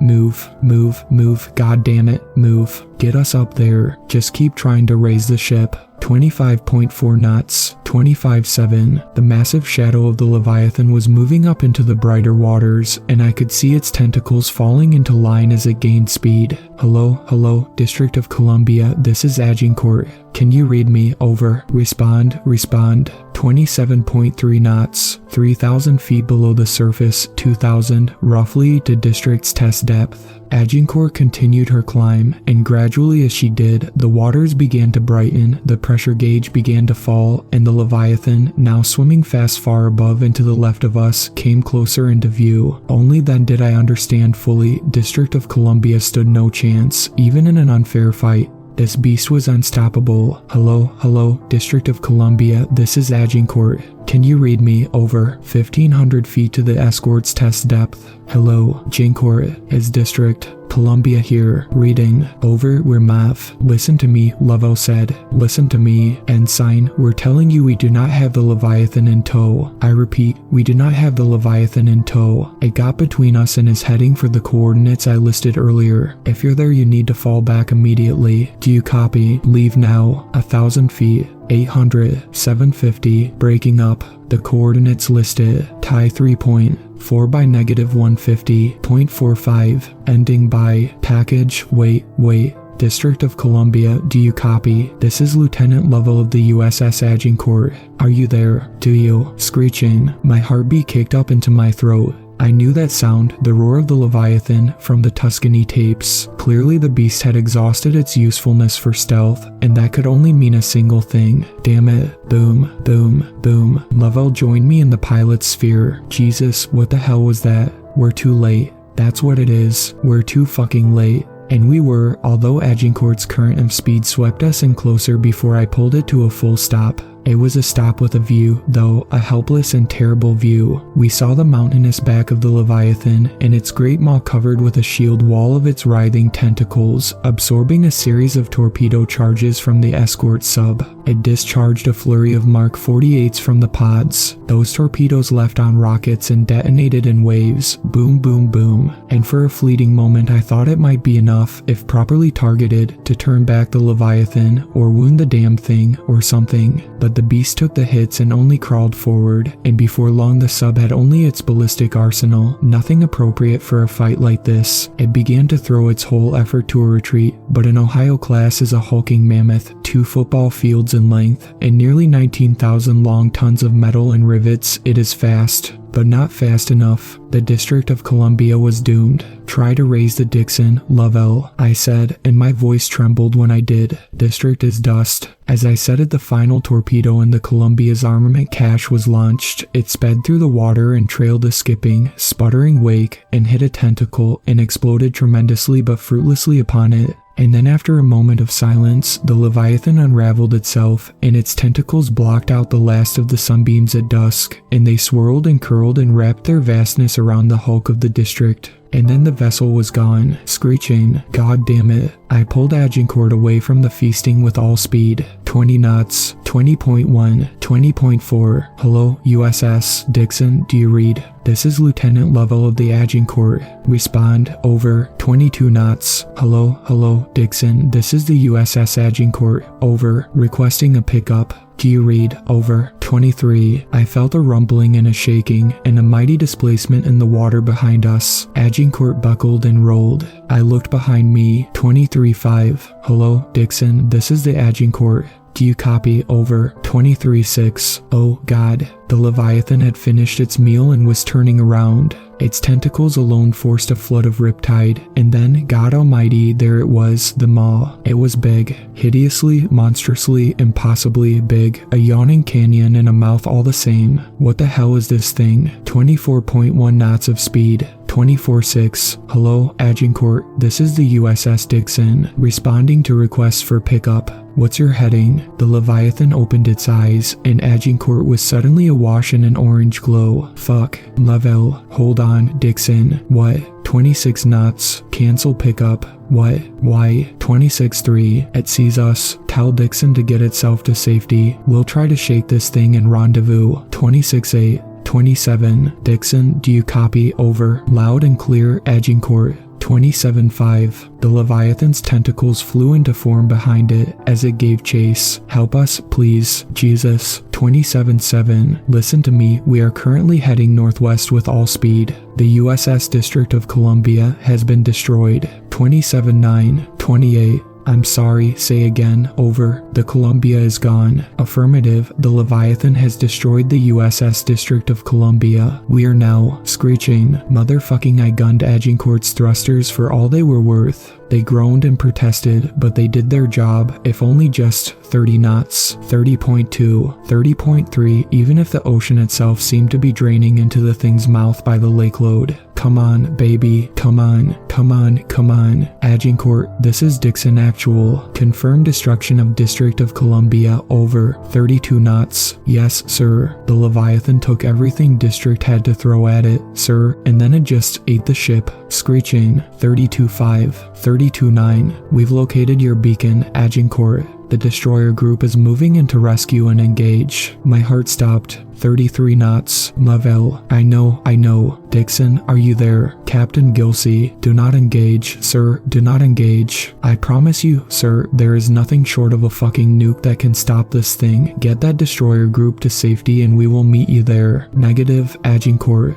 You've brought the thing into the open. We'll handle it from here. Gilsey out. 34 knots and climbing. Dixon, respond, over, screeching. Agincourt flew admirably, but from the sound and from its own effort it rumbled and it shook, and it swam against the might of the current. 34-7, 35. Come on, baby. Dixon, this is Agincourt. Requesting you disengage immediately. Respond, goddammit. The Leviathan was gaining. Whether or not that meant it was moving swift or simply dragging the sea itself to its yawn was unclear and irrelevant. All I knew and all I cared to reverse was the fact that Agincourt was failing, despite a mighty effort to put distance between herself and her hunter. It was a race against time and all the odds, and it was a race we were losing. 36 knots, 36-1. Dixon, this is Agincourt. Answer me, you fucking psychopaths. Screeching. Every dial and needle and stick and lever rattled in their sets, and my eardrums shook, and upstairs I could hear Lovell screaming in rage and pounding the side of the control desk with a wrench. 37 knots, 37.3. The closer the Leviathan got, the more speed we needed just to keep ourselves alive. It was like being caught by pull of gravity on the edge of an event horizon. One wrong move, a single mistake would doom us. I began to see the shadow of the maw creep over the ship. Agincourt was nearly at capacity now, 39 knots, and it wasn't enough. Agincourt to Dixon, do not engage. Lovell paused when he heard the static. Once again the mass of the Leviathan blocked our signal, and there was nothing we could do to stop it. The water rushed into the maw, and Agincourt went with it, tumbling helplessly and desperately and with its thrusters flaring with all their strength of arms and all their force. Latner, he said. Boom. The force of the explosion from an anti-submarine ship-to-ship missile undoubtedly expanded through the sea and seemed to set the whole ocean ablaze. The Dixon had arrived. Boom. Another explosion went off, and it shook our ship to the core, and the Leviathan rerouted its course for the surface with demonic speed. Screeching. Behind us by not more than a few hundred feet we felt its mass as it moved. Undersea waves were unleashed that enveloped and consumed the Agincourt and set her tumbling ballast to ballast and left her nearly belly up in the water before she rolled around again. Boom, boom. The explosions were getting closer. Lavelle, don't they know we're down here? Boom, boom, boom. I don't know. They might have lost our beacon with the radio signal. What does that mean? Boom, boom, boom. It means they think we're fucking dead. Can you try to raise them again? I don't know.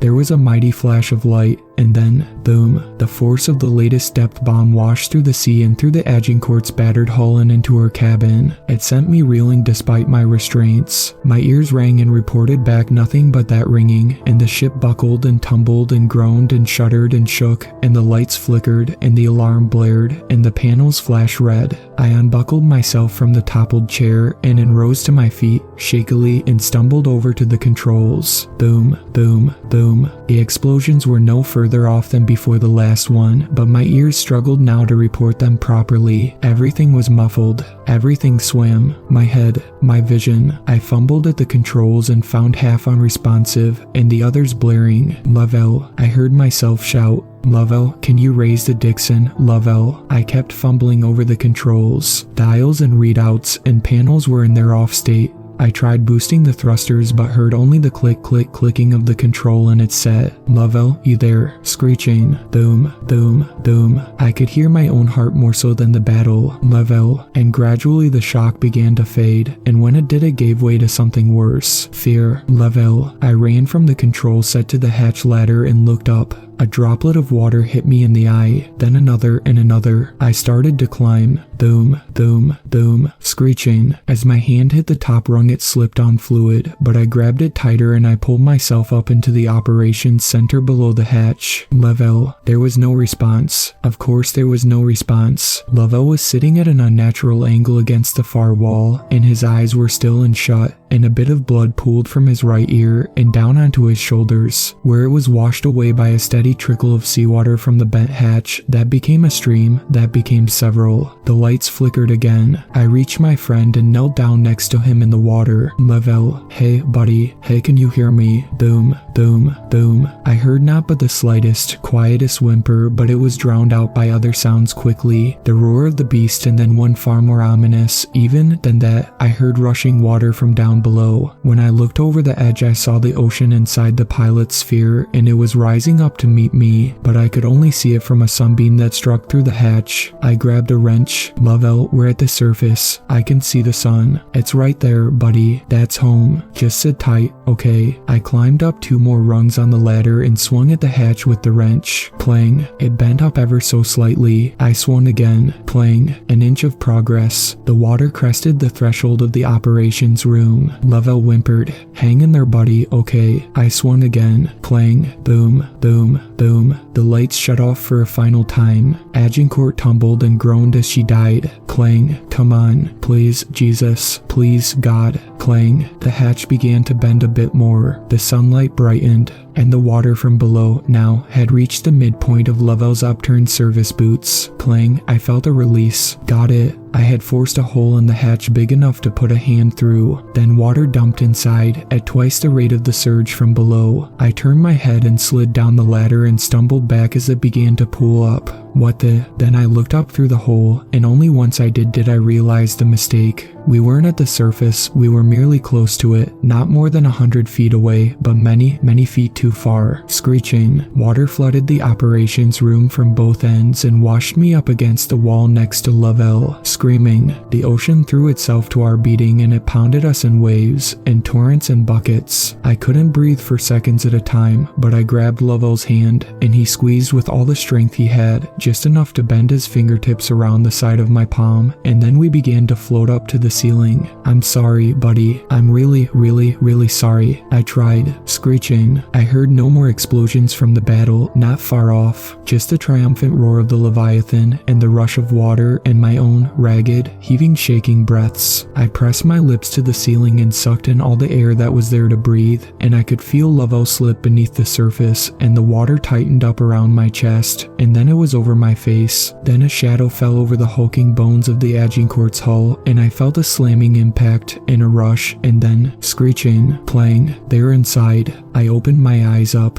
They hurt, and I didn't know where I was. I didn't know when it was. I knew nothing at all, in fact, but I heard footsteps and saw a shadow, and then I felt something grab my shoulders and hoist me up. A bucket's worth of seawater fell from my shirt and hair and face. You're okay, Lieutenant Latner, is it? Hey, come here. It's okay. We're gonna get you out of here, okay? Ensign, tell the Ing we've got a survivor. Yes, sir. I don't know. It's okay. Lovell, what's that? Lovell, is he, I don't remember. I can't. I started crying in pitiful, racking, heaving, messy sobs. Hey, it's okay. Can someone help me out here? And then I started to slip. Hey, I'm losing him.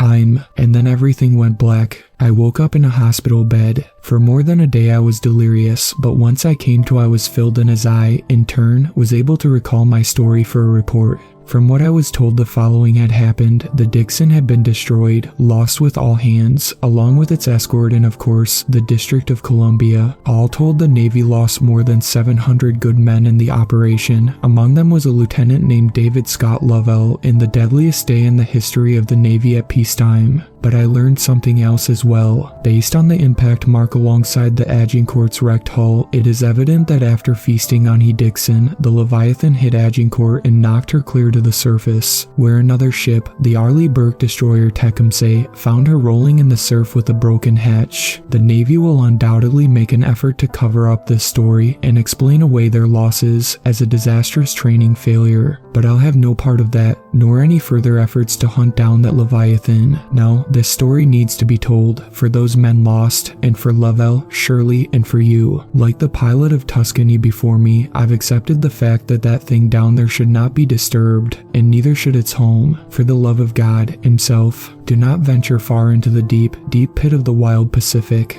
for all our sakes.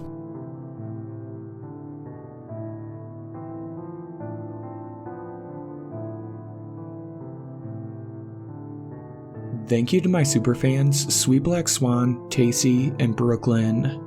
I really appreciate you guys supporting my channel, and I look forward to making more content for everyone.